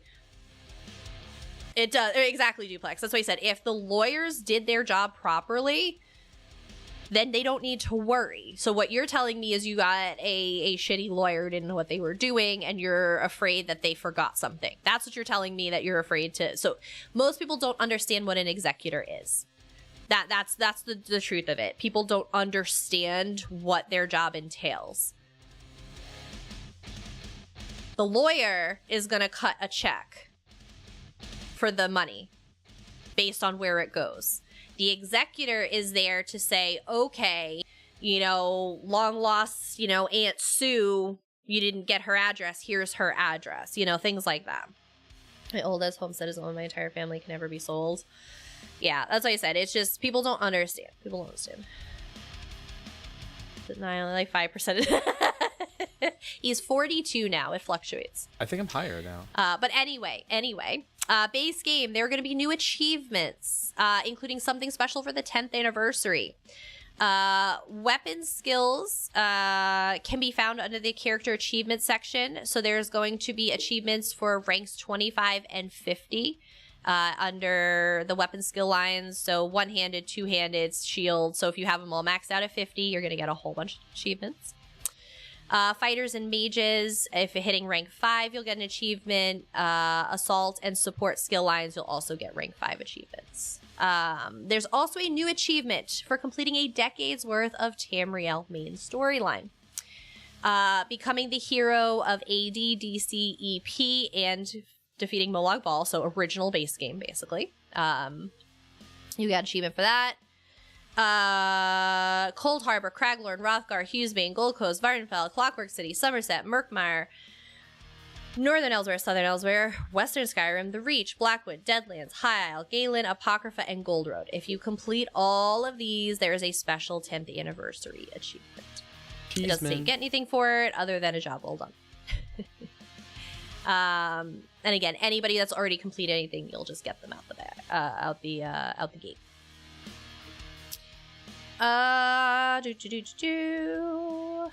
Let's see what else we got here. So let's talk combat and gameplay, because we haven't touched on that part yet. So, here. I'll read off the letter from the combat team that's here. So it says, greetings. The big chapter of the year is upon us, and this one is quite exciting with the addition of scribing. Due to this large feature, as well as following suit of previous years, this update will be on the lighter end in terms of actual combat adjustments to the existing gameplay. Much of the team has been incredibly hard at work making sure scribing hits the ground running and that we have more time to iterate on ability values and bugs during PTS. For the live combat experience, expect to see mainly bug fixes and iterative work with a small handful of targeted balance changes for some outliers. As for some of the more impactful changes coming, we have a very small number of class changes aimed at helping with some issues that we've seen long-term feedback on. Templars may be delighted to hear they now have access to some crowd control in their kit with the addition of an immobilize to Blazing Spear, hopefully assisting with their tanking and jabbing capabilities.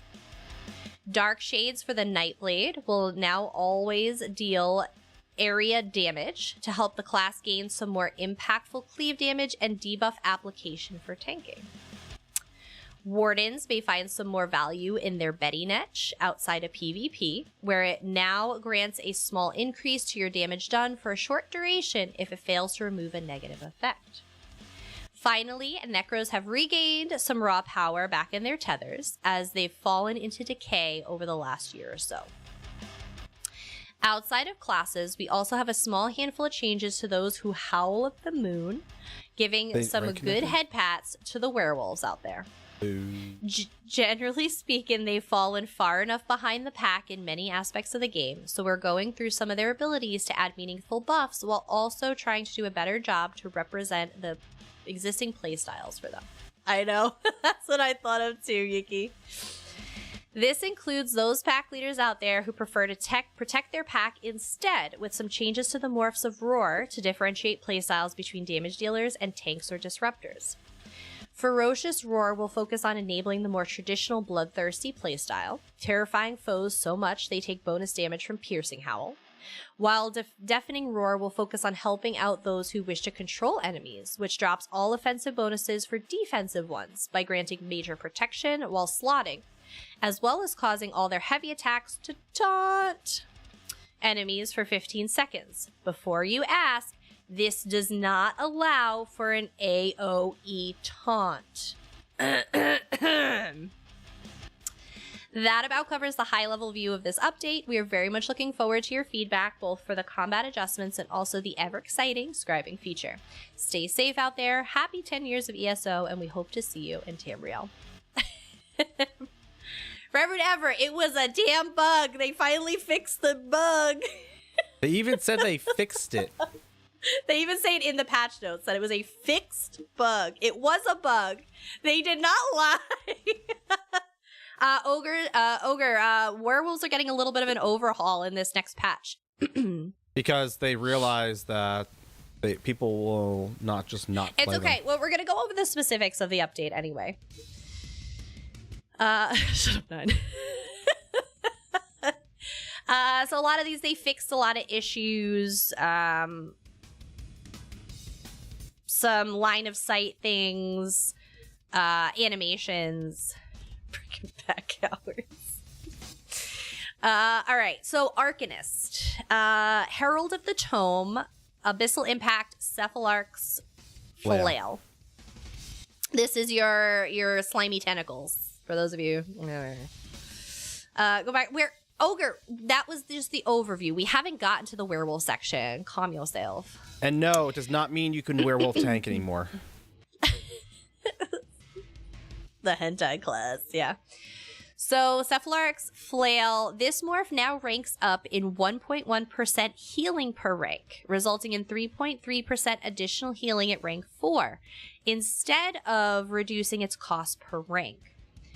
The morph upgrade does not interact with cost at all and was offering too many unique advantages, so they kind of pulled it back a little bit.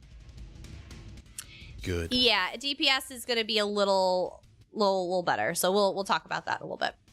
DKs, Fiery Grip, Chains of Devastation. They fixed an issue where this morph could sometimes cause your character to face the wrong direction after using it. Hey, Shanku. So now you won't face the wrong way. You're welcome for their service. Necros, Gravelord, Shocking Siphon. They increase the damage per tick of this ability and its morphs by about 33%, so they are closer to stationary overtime effects, rather than being treated as sticky overtime effects. Living Death, Restoring Tether. They increase the healing per tick of this ability and its morph by about 14%. So they are closer to stationary overtime effects rather than being treated as a halfway between stationary and sticky overtime effects. Got the cup now 3 times. Oh yeah, you'll get a ton of gems from those. That's awesome. Hentai and Necro, what kind of stream is this? Listen, I didn't write the patch notes. Family friendly. Nightblades, for my Nightblade friends. So Shadow, Summon Shade, Dark Shade. Oh, it just started pouring out of nowhere. All the windows upstairs. No. Well, Please hold. I do it, but I'm all the way down here.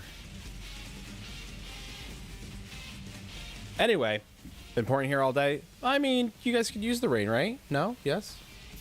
Feel like you could.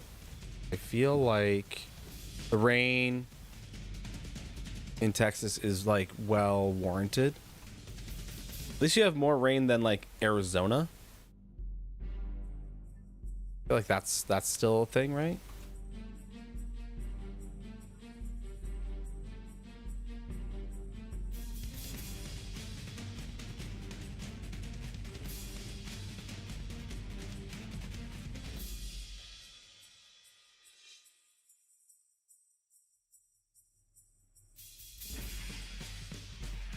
But other than that, Wyoming. Oh, it's just always windy. Yeah. First floor. Hold on. Yeah, I did all the first floor today. Okay. Where you were napping, Cool. so I took care of it.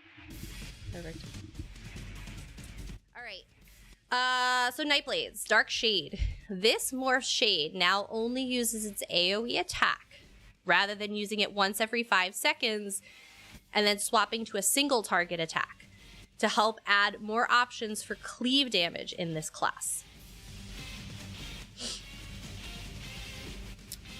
They also adjusted the visual effects to appear as drain power rather than whirlwind to feel more appropriate for Nightblade ability.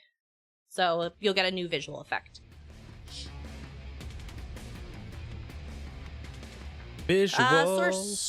Sorcerers. Dark Magic, Blood Magic.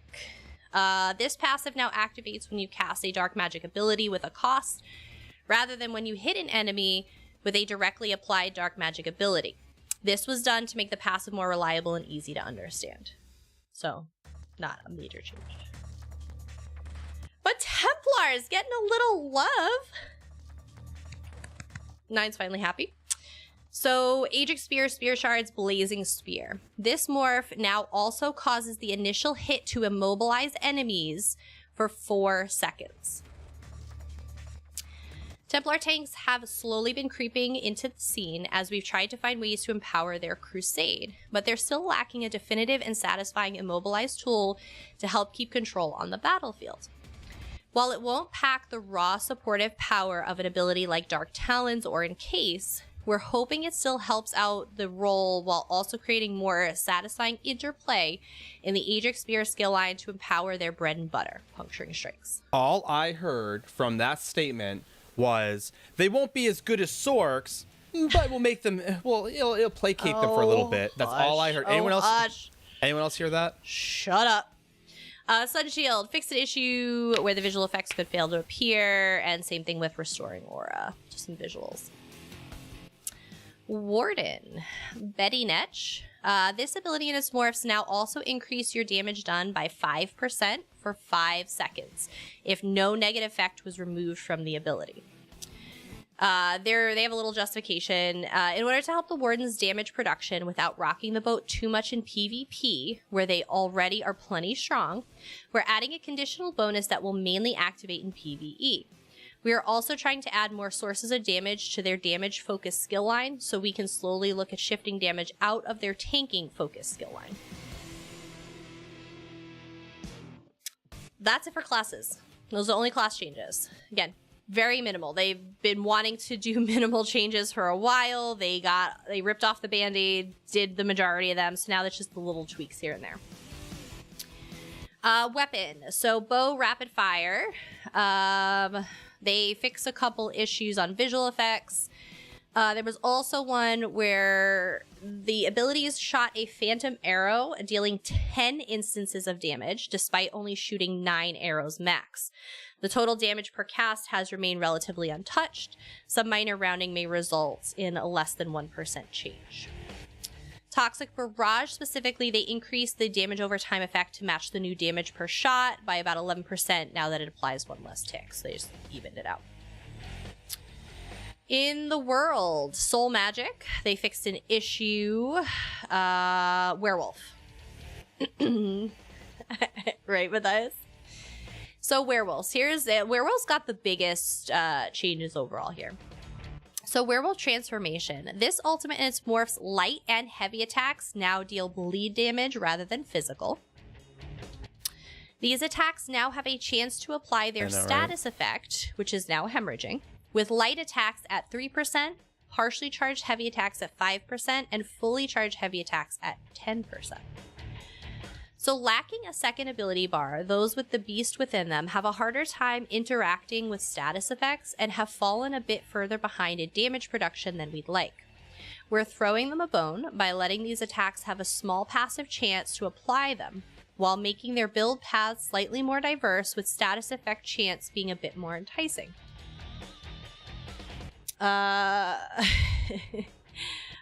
This won't be a silver bullet to solve their damage deficits, but werewolves don't like silver. JC, that is not an appropriate story time. That's not a story. Once upon a time.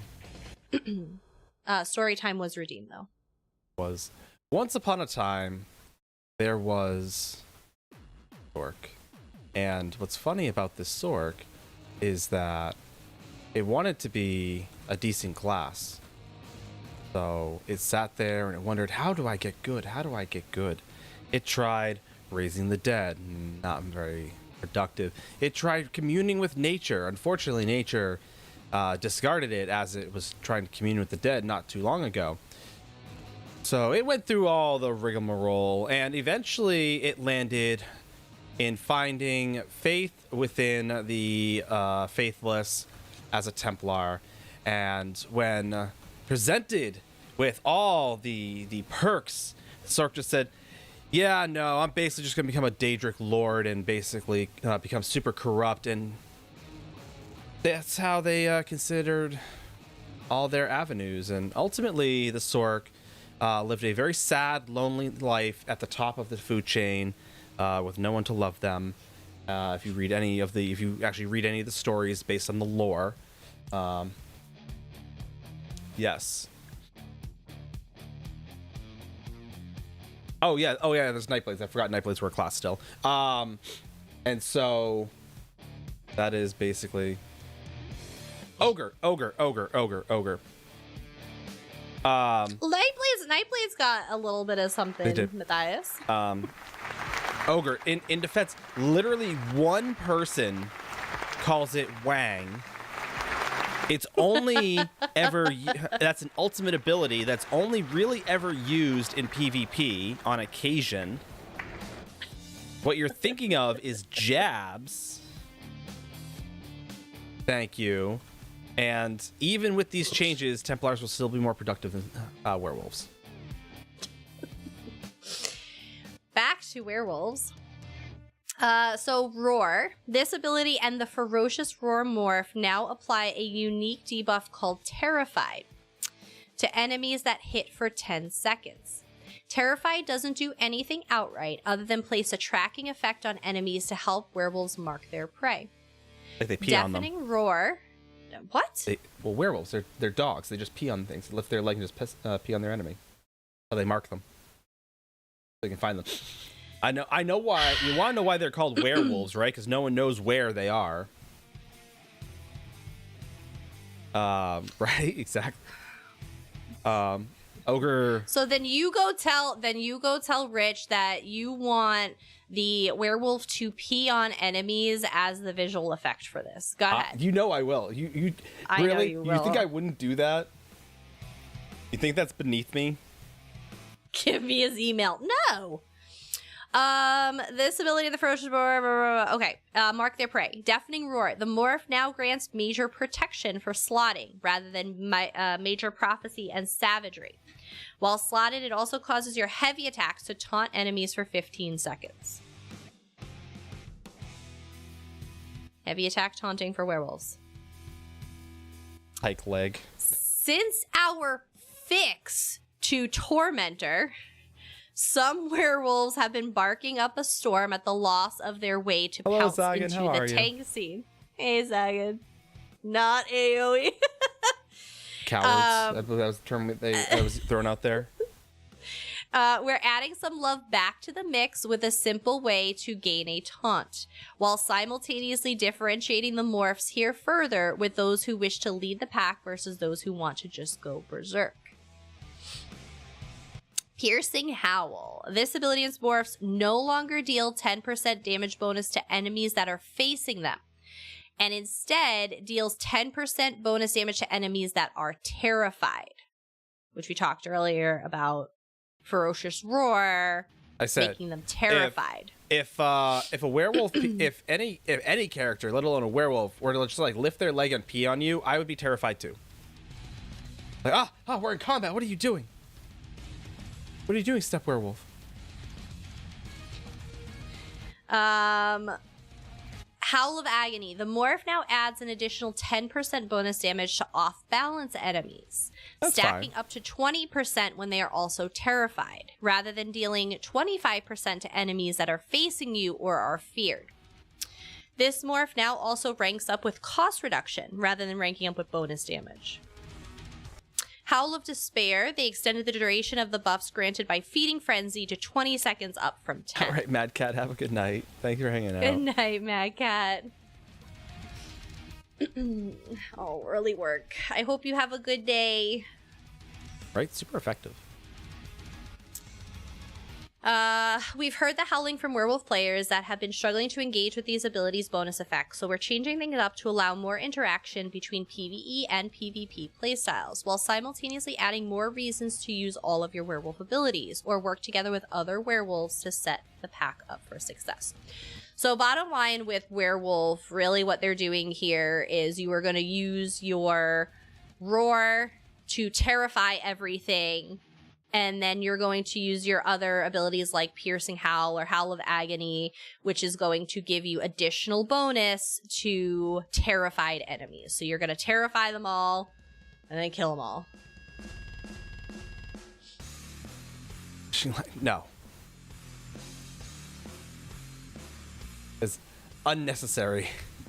Temporary bumps. Temporary bumps. Alliance War Assault Siege Shield Propelling Shield. The ability now only affects abilities with a range of 28 meters or higher, to ensure it behaves closer to the Reach passive and Battle Spirit, as well as ensuring it does not affect abilities it should not. No.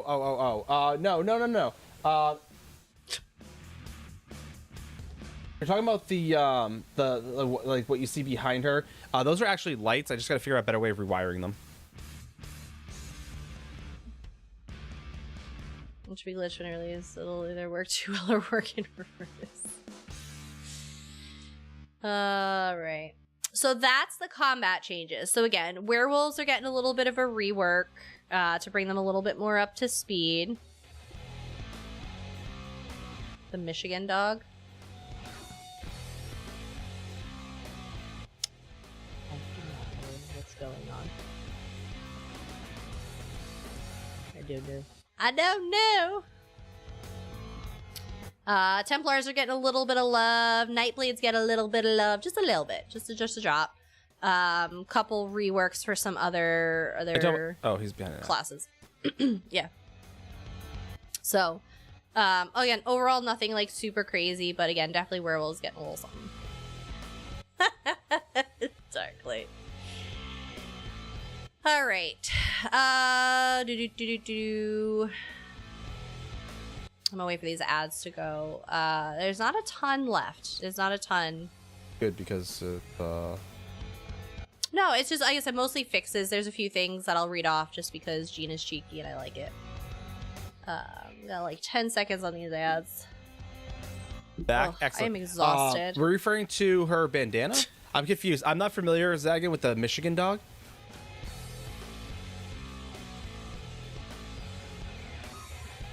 The only thing I could find, unless I'm supposed to be looking on like Urban Dictionary, in which case I will not do that. Nice try, Satan. Not today. As a cryptid?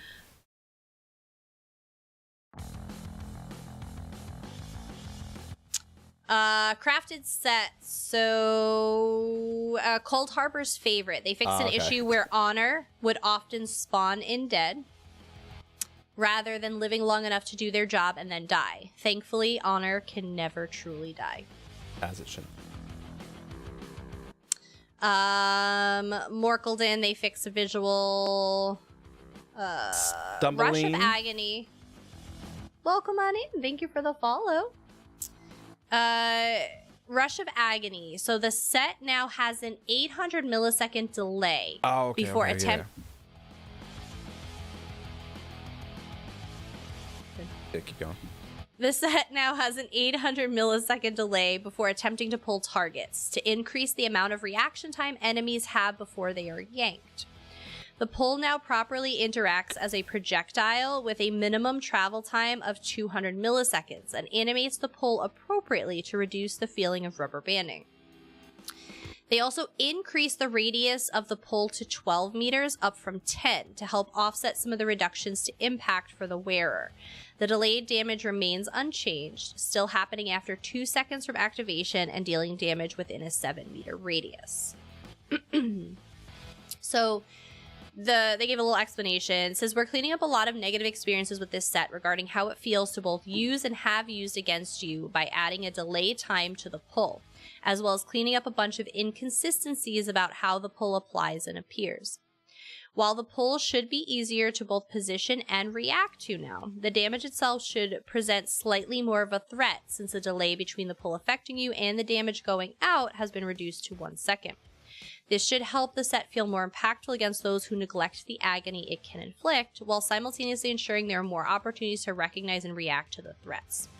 The radius increase should also help the pull become more of a selling point of the set for those who desire such control over their foes. Basically, PvP set, they're balancing it out a little bit more so people aren't completely caught off guard as much, but it'll have a bigger impact. PvP, PvP, PvP.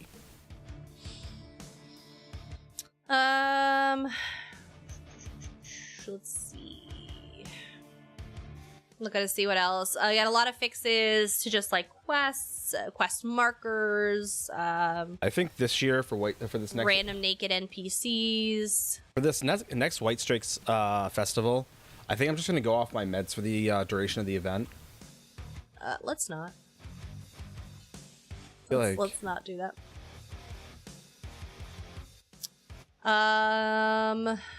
Yeah, a lot of quest fixes again. I won't go over these in detail. A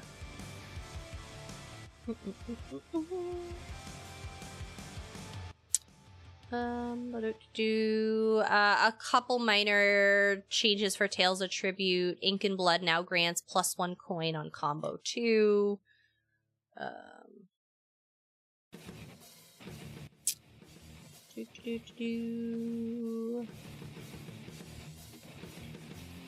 Yeah, a lot of like visual effects, a lot of bug basically fixes. zagging.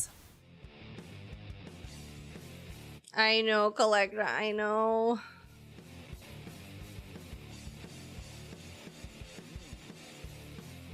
The new ability category in the werewolf line, Kink's ability. Oh, god damn it, Luce.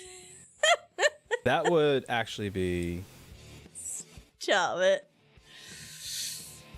I know, Collector, I feel that. Really be down for it. Yeah, I was hoping it wouldn't be. As I said, it probably broke a lot more. Kind of like Duplex was saying earlier, it was that snowball effect of the impact it had elsewhere, probably. I said, honestly, they probably have to go back. There's probably so many accounts that actually did it, exploited it, that they probably have to go back and redact a lot of things. Wouldn't surprise me. And then again, you got to think 24 million players or however many, how many they have to go back on. Right. That's probably what's killing them, is even with the last save, it's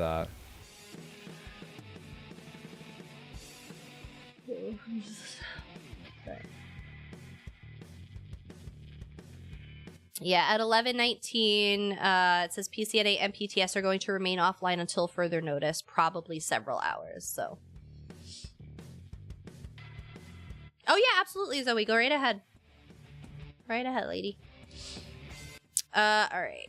More quest fixes. Battlegrounds, there's a lot of Chaos Ball fixes. So if you've been seeing issues with that, yeah, a lot of Chaos Ball. It's called Chaos Ball. Stop. I blame Rich. It was definitely Gina's fault. This is all her fault, 100%. She puts out the patch notes, therefore everything that happens in this game is her fault. Hate to be the bearer of bad news, right? What kind of kink is this? Oh, Lord.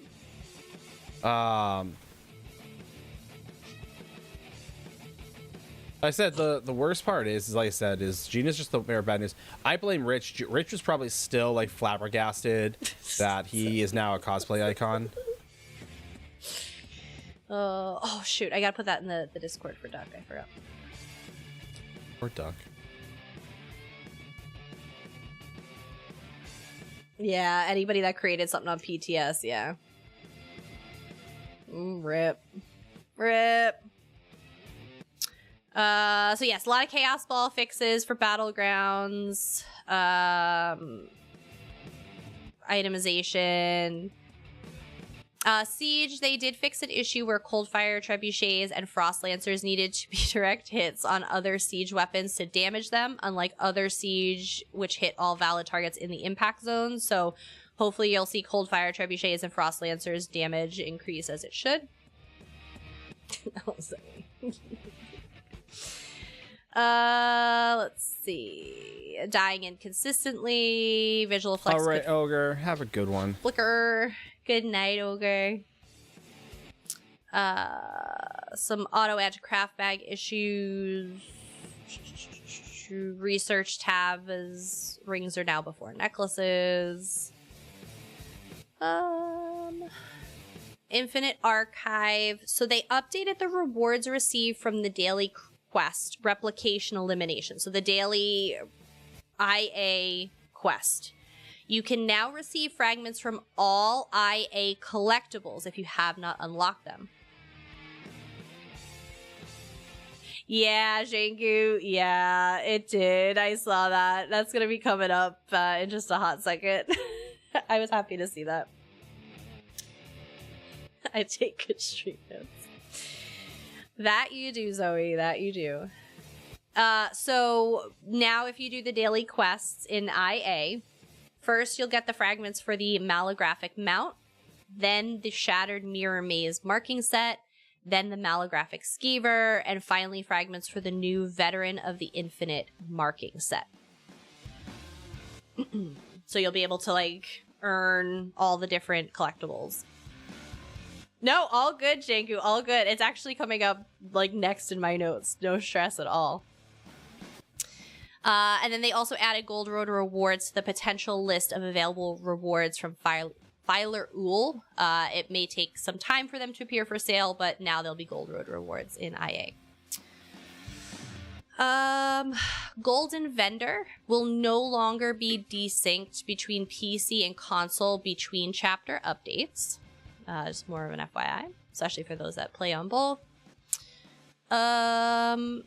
Eidetic Memory. So they fixed an issue where the following books were hidden after turning in the Delve quest. So there was 3 books.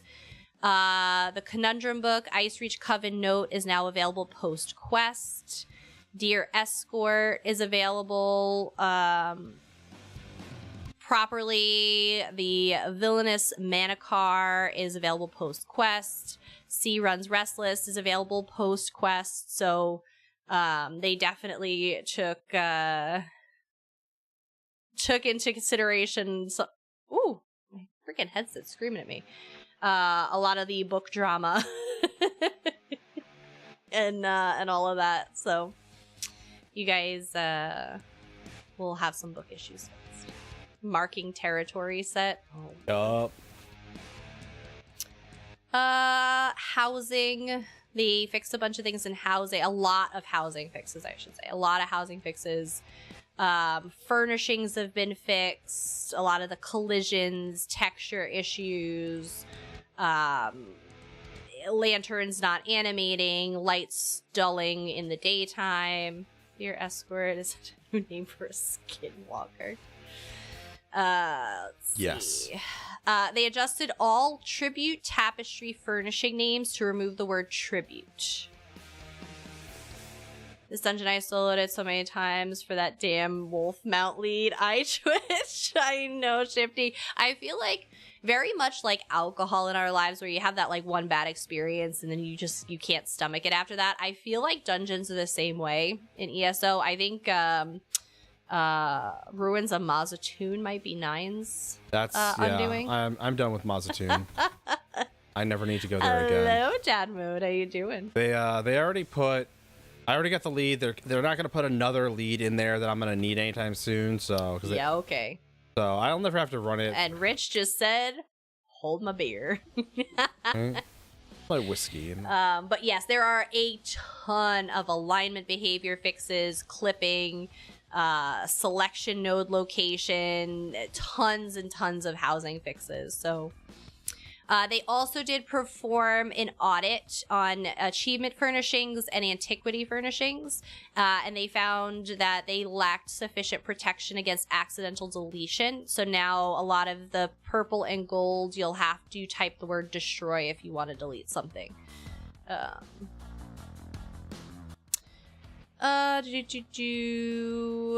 So after a prior optimization. Gotta sleep now. No worries, Christy. Oh, you are most certainly welcome. I am so happy everything's looking up for you, my friend. You have a fantastic sleep. After prior optimization sped up the duration of load screens, some players began to see that their graphics cards would render many empty frames per second during loading, which could cause concern on hardware usage went up. It would cause concern as hardware usage went up. The ESO game client has now decoupled that loading from frame rate, allowing the optimization to stay in place but no longer affecting graphics cards. I got you, Christy. So hopefully that's a little better. You guys can see some performance come back for you. Or at least lack of performance. Lack of stress on your graphics card. Alt tabbing could cause a crash. They fixed that. Cleaned up some NPCs who are walking around without clothes. Fixed a handful of cases where guards or monsters might get the zoomies and rapidly sprint from one waypoint to the next. Fixed more floating or clipping NPCs, books, cats, plants, resource nodes. I know, those are the fun ones. Right. There are some features in this game that I'm just like, you can't fix that. Do not fix that. Like, don't. Just don't. There's no reason.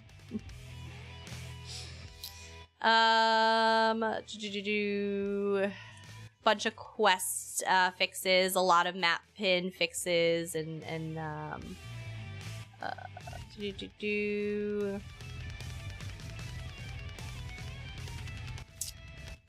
UI, lots of screen narration improvements, character titles and character screens, UI errors, drop downs. The staffs, formerly known as Flame and Frost, have decided that it is time to update their tooltips to finally reflect their truer names, Inferno and Ice. They're officially going to be fixed. The running on top of your mount, I know! It was so fun! I loved when that happened. I would keep it up for as long as I could. Hide Shoulders is available at the Impresario's Assistant, even in between events. You can use event tickets to buy it, but you can buy it outside of event times. It just has to be from the Impresario's Assistant. Phileas Dormier, or whatever his name is. Because he hangs around all the time. You can go to any of the Impresario tents and he'll still be chilling there. Play Starfield having guards walk around in their undies. Like, I think that's hilarious. I don't know. Maybe that's just me.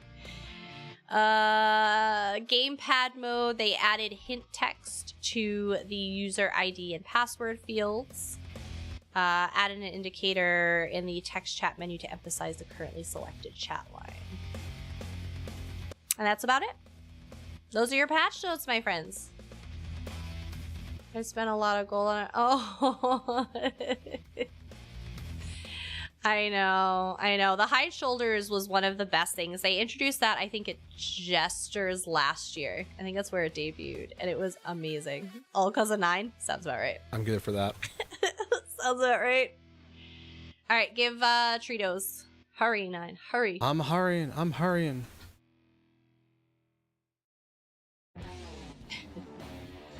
But yeah, so that is Gold Road and Update 42. Been waiting for that Somerset book for forever. Oh, finally it's fixed. I know. Honestly, there are some of those things that it's just like that I've waited for forever, and it's like kept me from like completion and stuff. Those I'm like, thank you. Luckily on 5 tickets. Yes. Yep, 5 tickets. Not too bad. But yeah, no, there's definitely, I think Cyrodiil has a couple books. I'm like, really? Really, it's under the podium. It's under the bench. Why do you hate me? I've cursed for a few years. But mostly because she's married to me. Probably.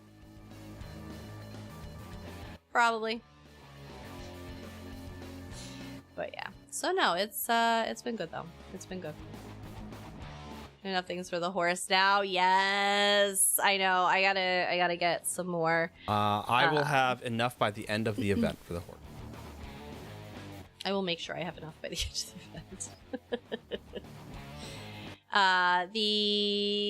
So it looks like Zeal of Zenithar and White Strikes events are coming up shortly. They mentioned them in the PTS patch notes. We don't have any events up for testing, but we'll keep you guys in the loop. Last one I think we tested was Jubilee, right? Yes. Yeah, the last one was Jubilee, so we should be testing a few events this PTS cycle that we'll see next. Again, PTS should hopefully at least be up by tomorrow.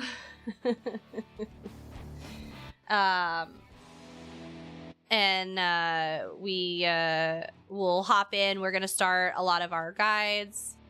Yeah, 10% off everything. Zenithar is a really good event. I was glad when they introduced that they decided to keep that a more regular event in the game. I think it was a really fun one. What I would like to see for Zenithar, though, is an improvement to incorporate more PvP. Because Zenithar, you can get repair kits for Cyrodiil, but you can't earn them there.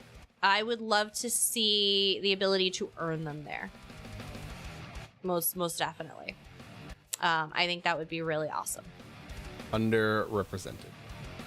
You know, even if it was just like repairing walls and doors and, you know, repairing keeps, you have the chance to earn it. But Zeal of Zenithar is the big crafting one, JC. It's the big crafting event. You get boxes for doing like the Master Writ, or well, now it's only one per day. The Master Writ per day. Let's do it a group repair kits from the last two Zenithar. Yeah, no, but Zeal Zenithar was a good one. Yeah, I end up for events that I'm not super fond of the rewards. I will usually end up buying group repair kits from the Impresario just so I can kind of keep my tickets where I want them. Yeah, this was last year. I have a ton of that links of those on NA, and I would show you if I could. But yeah, that was the last. That was last year's, last year's event. Reduced costs for way shrine travel, gear repair and vendor prices, increased crafting inspiration. This was with doing stuff grouped with your guildies. This was a really good event. I enjoyed this one. I thought it was definitely worthwhile. I was glad to see them keep this for another year. So it sounds like it's going to be a little more regular and annual, which I think is a big deal. Oh goodness. I decided to finally put away all the cosplay stuff that I was never going to finish. So I have like a whole half of my office back. It doesn't have a giant table and sewing machine taking up space. So much room for activities now. It's kind of weird, but I like it. Maddie, he wants to know where to order the pizza and the ramen for the late night tech crew. I know, right? You know who's not going to be streaming tonight? Weezus. Oh, poor thing. Oh, again, if it's his like area though. Well, again, he's gonna how many people are gonna be putting in tickets and things like that and complaining he's gonna have to deal with.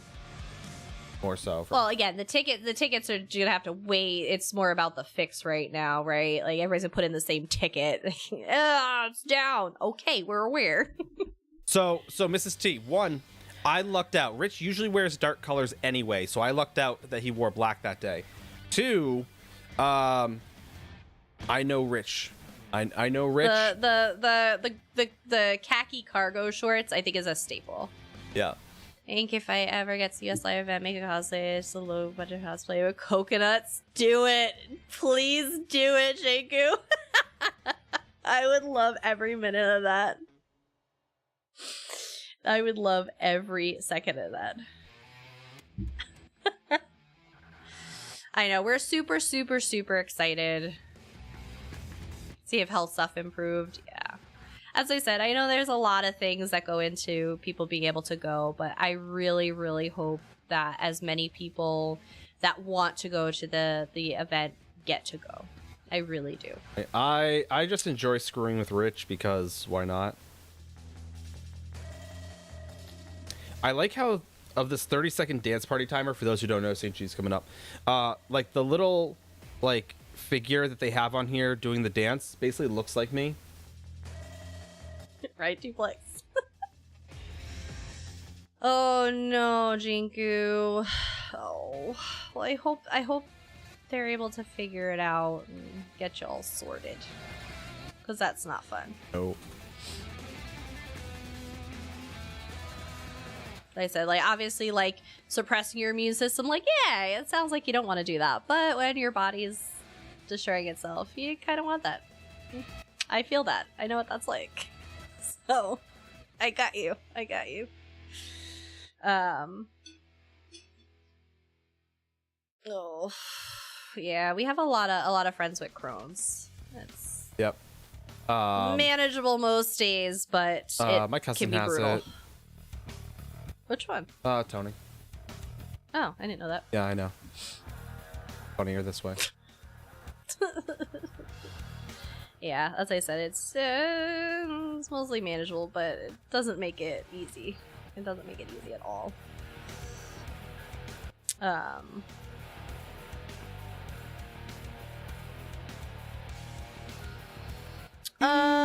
What else? What else we got? St. Let's Jude. see. Yeah, let me just do announcements while I'm here, I guess. Hawkeye's not even here for my announcements. Oh, he's Rude. for He's probably my working. for my Ko-fi subs. You'll be happy to know that I am on top of things today.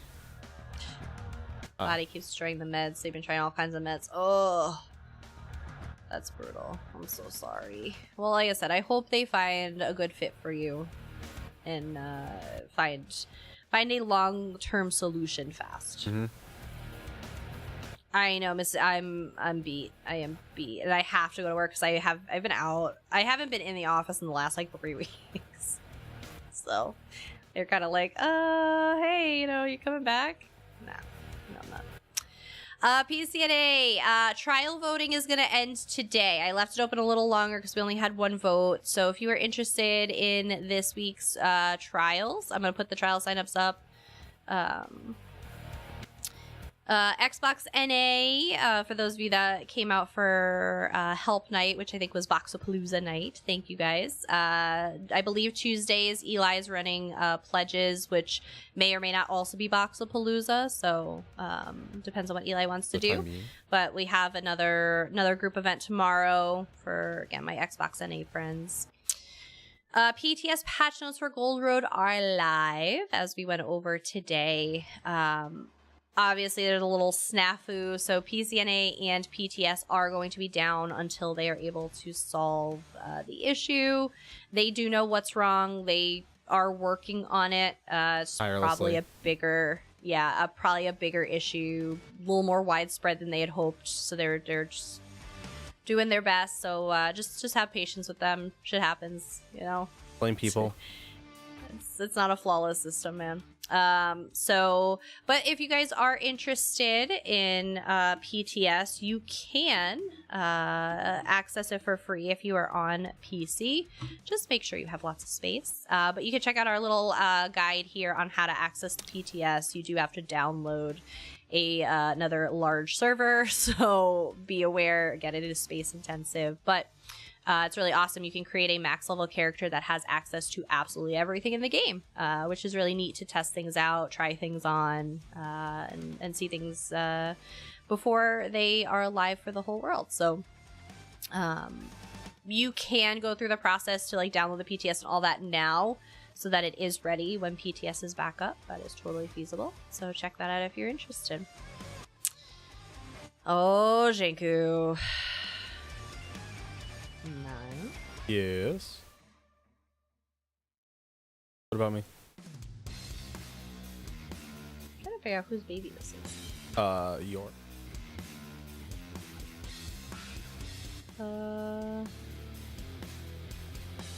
I don't know who this is. I either have a hard time writing on little plastic babies, legibly. But no, Jenku would like a dad joke. Oh, I got you. Yeah, no, I got you. There's one I told the missus the other day, but she didn't. Sounds about right. Weird, because they're all gems. They are not. None of them ever are. Literally, everyone literally is. No, none of them are.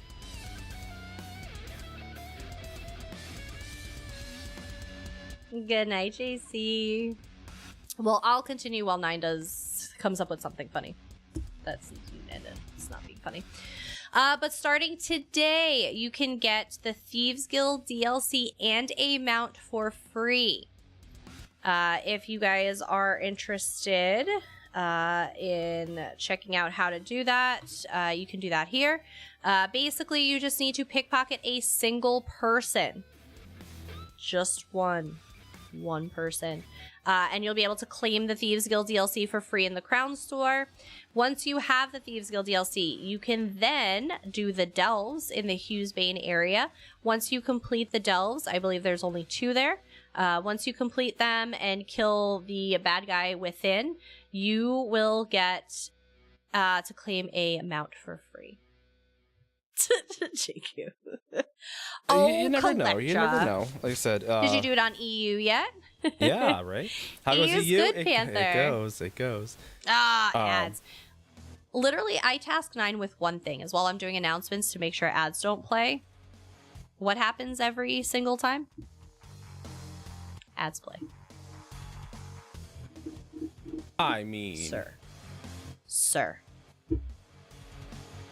I mean, it's not the worst thing in the world, is it? It's pretty terrible. Is it?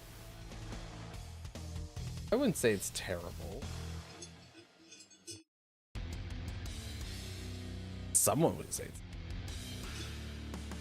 it's... If you want, Jenko, if you want, you can. Great. Now I have to wait 40 seconds. It's all Nine's fault. Yeah, I know, a little bit. We're just gonna stare at each other. We're just gonna stare lovingly at one another.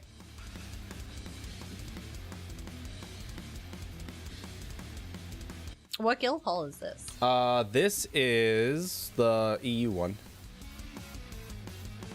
The Wolfpack. I don't have one in EU. I know Southern Dawn started one, but just but good. Oh no!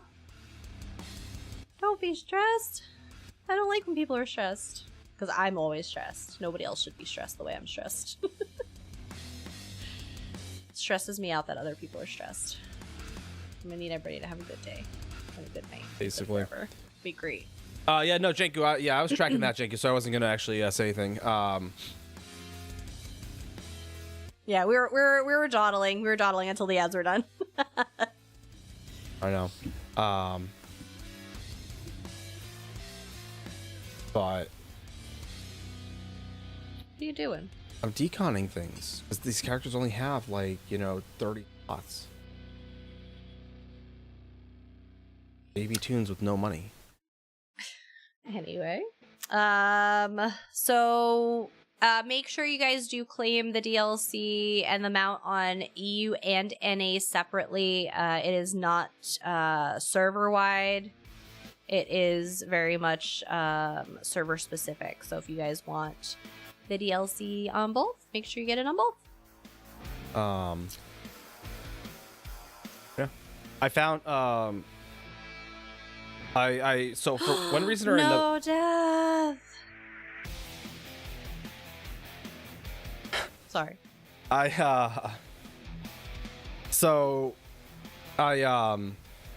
I haven't been able to get on TikTok recently, right? I haven't been able to get on TikTok recently for one reason or another. So I've been doing like Instagram Reels, and what I like about no plus no. I keep Not plus, saying no they have to plus, no keep play, their yeah. ESO plus because they couldn't claim it. That's fair. I mean, there are worse things, right? But so what I really like is that one, I want to point out that my Instagram Reels, my Instagram feed, and my TikTok feed is 90% of it is like Disney jargon and nonsense. You know who you are. Because the missus goes on my accounts to look up Disney. And then the other little bit is actually I have to reset my algorithm because now the last little bit is actually like men's mental health. But every so often I get like, you know, fun little like tidbits of information and knowledge and things like that, which I think is super fun. I don't know how true it is, but I like to think that it's some semblance of true. So, and like I said, growing up, for those who don't know, I grew up with about 11 to 13 cats in my household. It was terrible. Don't ever do it. But for those who don't have 11 to 13 or more cats in their households, got you, Janku. Fun fact, did you... What? Did you know? Did you know that you're not supposed to feed or let cats eat like sour candies and things like that? Because other than giving them a horrible upset stomach, it makes them a real sour puss.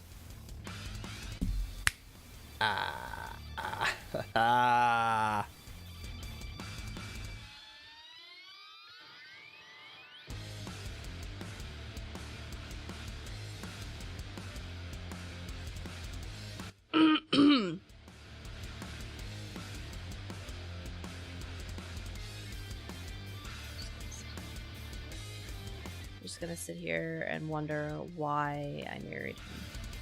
Don't mind me. In lighter news, we are 10 subs away from 1,000 on YouTube. Chat. Just saying. You want to help us out, chat? You want to do us a solid?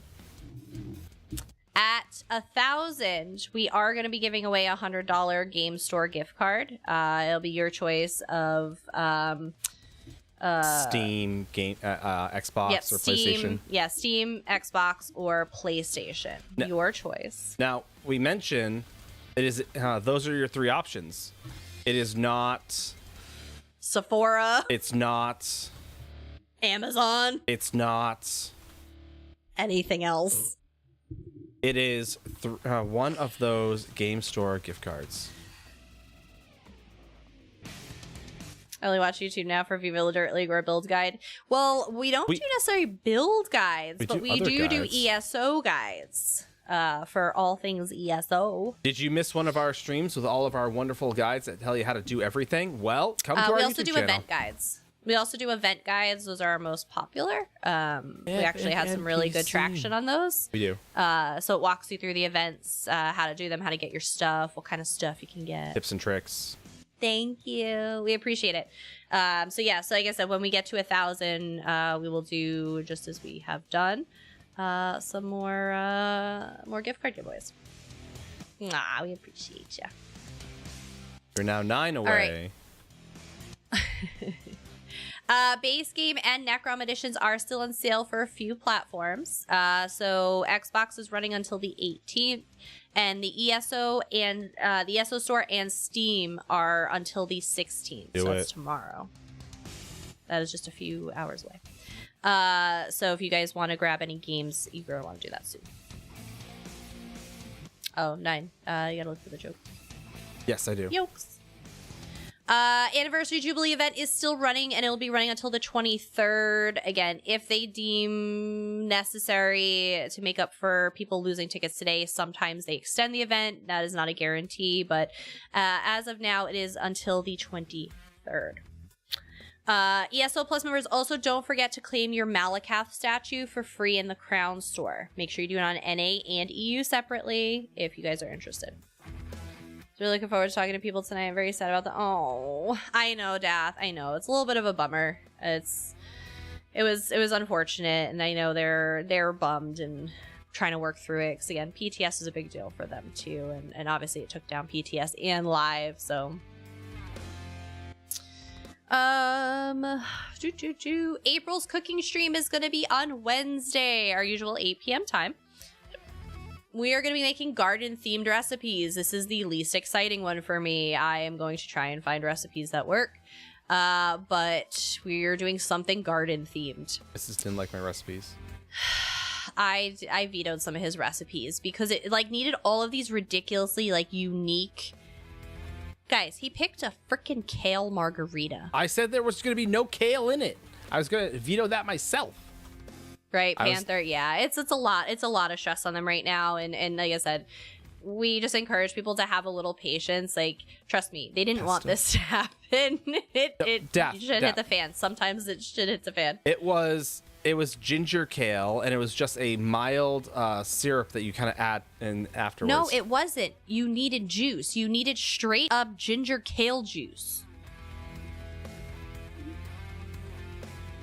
Pesto sauce. We could do a pesto sauce. That would be a good one. But we're doing like the classic like worms and dirt. We're gonna do a little bit of that. We're gonna do some like fun, like, you know, kind of like cheeky ones, and then definitely some like garden fresh stuff. Making them do sad things. But for my Ko-fi supporters, the voting for May's cooking stream is live, so you can go vote for that, even though it seems to be overwhelmingly in favor of a Mrs. Birthday cooking stream. I told you it would be. Exactly, Jakku, like the cups of dirt, like the pudding and stuff. Yeah. I've got some like bees in there. The Bodie McBoat face, not a lesson.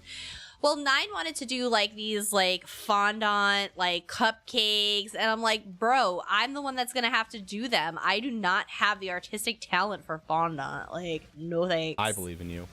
Chap believes in you. I don't. Exactly. You need the gummy worms and everything. Exactly.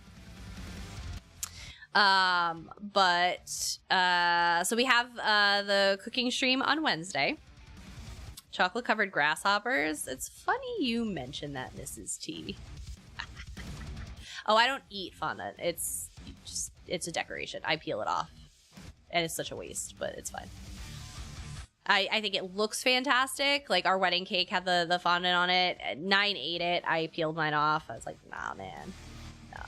Well, all right, chat. Hold on. Time out. Pause. He also eats the tails of shrimp and the greens on the strawberry. He eats the leaves. And you can eat the cores of apples too. Spit the seeds out. It's that simple. Good for you.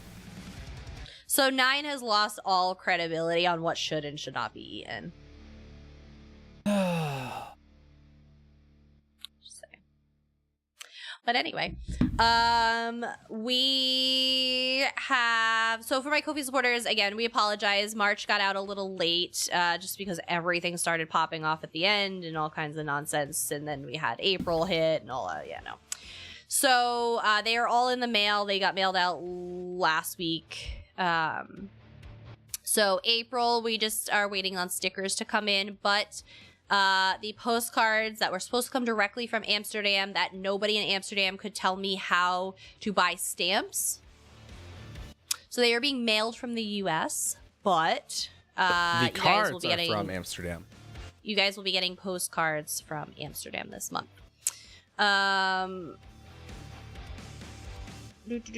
St. Jude fundraiser. Honestly, like, international stamps in the US are like $1. $1 and change, right? It's like not that bad. I don't know what they cost in Amsterdam, but because we couldn't find any. Janku, he probably squirreled again and didn't look. 9.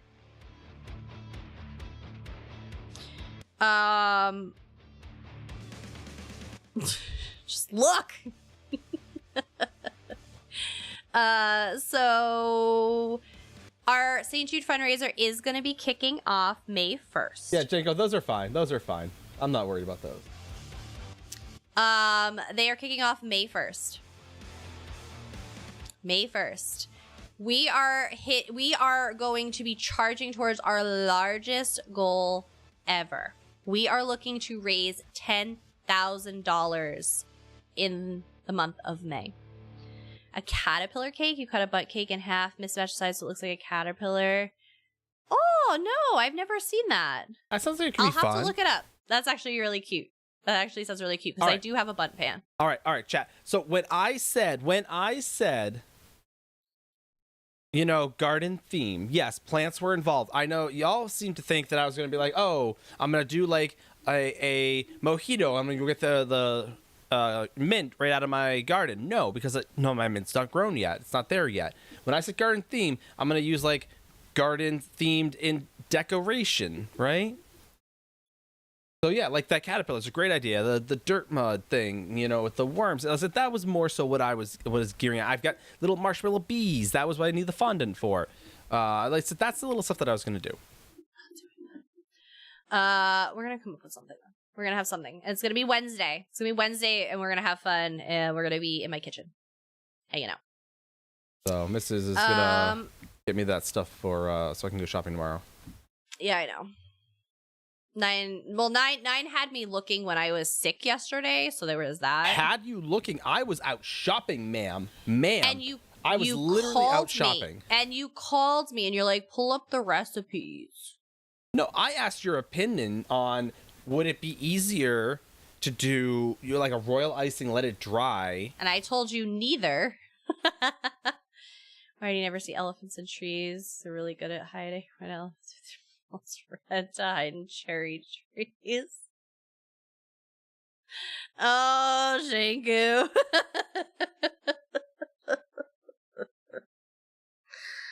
Oh, Lord.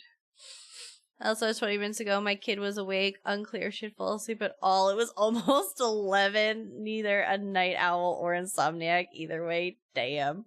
Oh. I know, not little Fox has been sick for a couple of days. He's much better now. He just sounds congested, but he had like a fever and all that stuff, so we had a couple rough nights lately. My kid is up early, but he will also stay up late. But then he'll sleep a little late in the morning. I think my kid can go either way. My 2 EU server endeavors for tomorrow, 1 day behind on NA because of NA down. Yeah, as I said, they may make good on it. I'm not sure yet. We'll see what they do.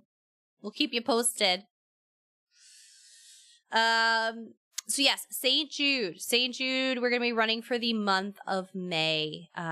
We are, again, trying to hit 10,000. So if you guys know any companies that may be interested in assisting, please let us know. We're happy to reach out, but this one may take a little extra oomph beyond the community kind of effort. So we're super excited.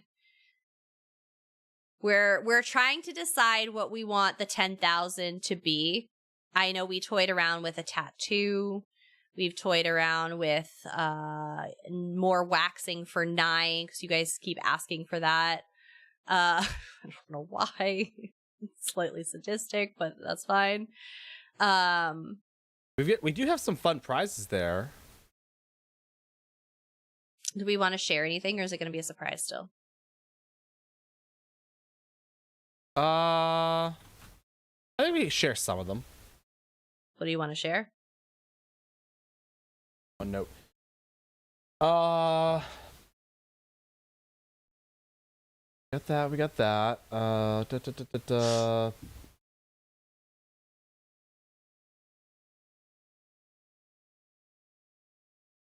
we got the Nitro Shoutcast stream. A Nitro. We'll do a Nitro Shoutcasting stream. If you guys remember that, it's been a little while. Oh, that's there's gonna be the Little Fox cooking stream. Yep. We're gonna do it on like a Saturday afternoon, and Little Fox will jump in the kitchen. You can make me play a Stork for a month. Yes. Sork for a month. That was a special request from the community. I think that was a Dark Archimedes one. Right. The Missus does my makeup. Fake eyelashes. Oh, are we doing that one? Oh, you're going through the list of things that weren't approved yet. Oh. But okay, that's fine.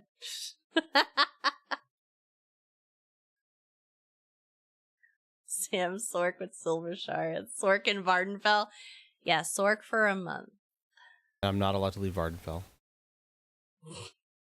Well, no, because unfortunately there are going to be events and stuff that we're going to have to do, but yeah, that's some of the stuff we got planned for you.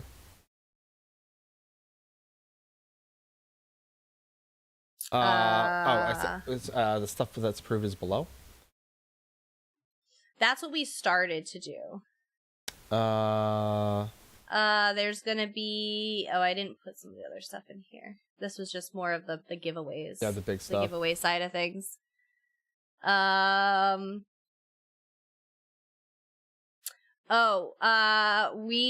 were gonna do. I don't know why this keeps like resetting on me. Oh yeah, but, the broken Sork. Yeah. A food testing stream or a mystery food stream. 9 will be fed mystery foods to guess what they are. Meats. Do we ever say the pie? We are going to do a pie in the face, but we're going to do it with real pie this time, not the whipped cream pie, like a full, like a fruit pie. We're going to do that. Did you see the one I just put in? Top. No, because there's a little bit of a lag on the sync. I made it reddish.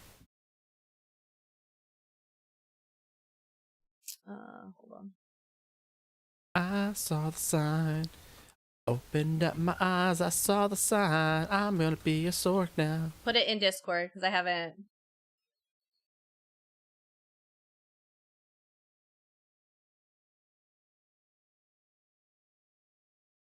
Oh, that one. Okay, I see you put it in red. Do we want to tell that one? Do we want to give all of our stuff away? I think that one's fair. I think they don't know what the giveaways are.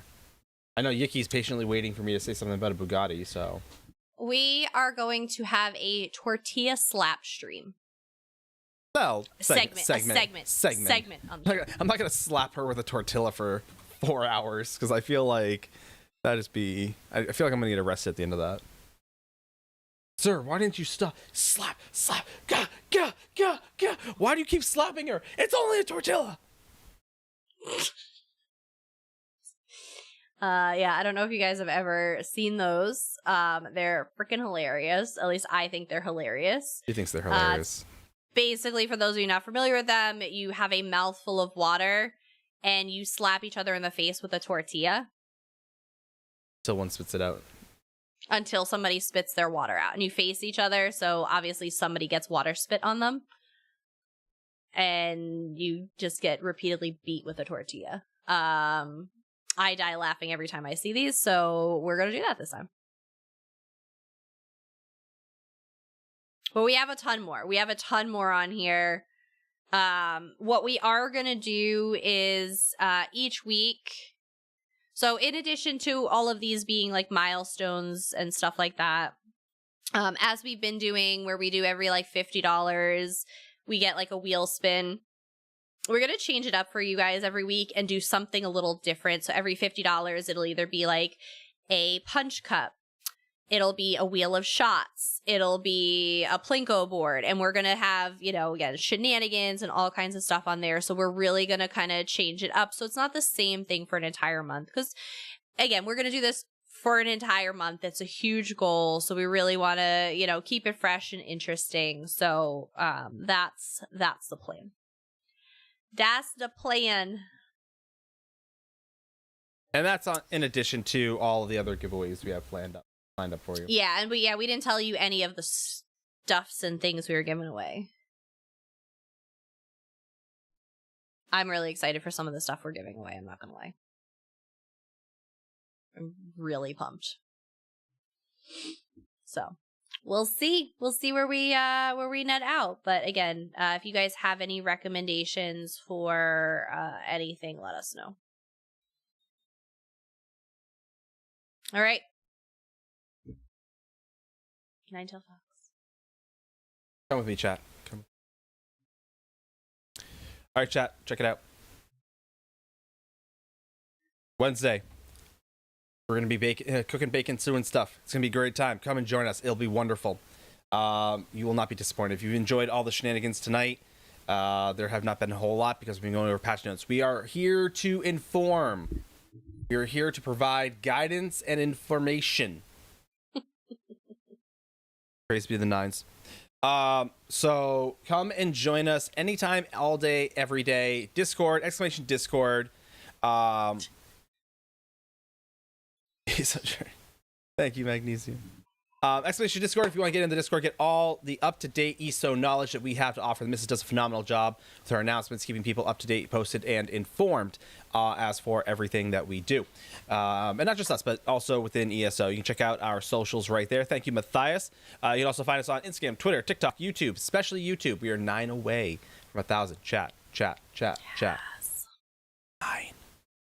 A fun number, right? Let's make it 0 away. And then some. No, we're 10 away. Back to 10 away. All right, someone lied to me. Oh, hey, Randy, what's up?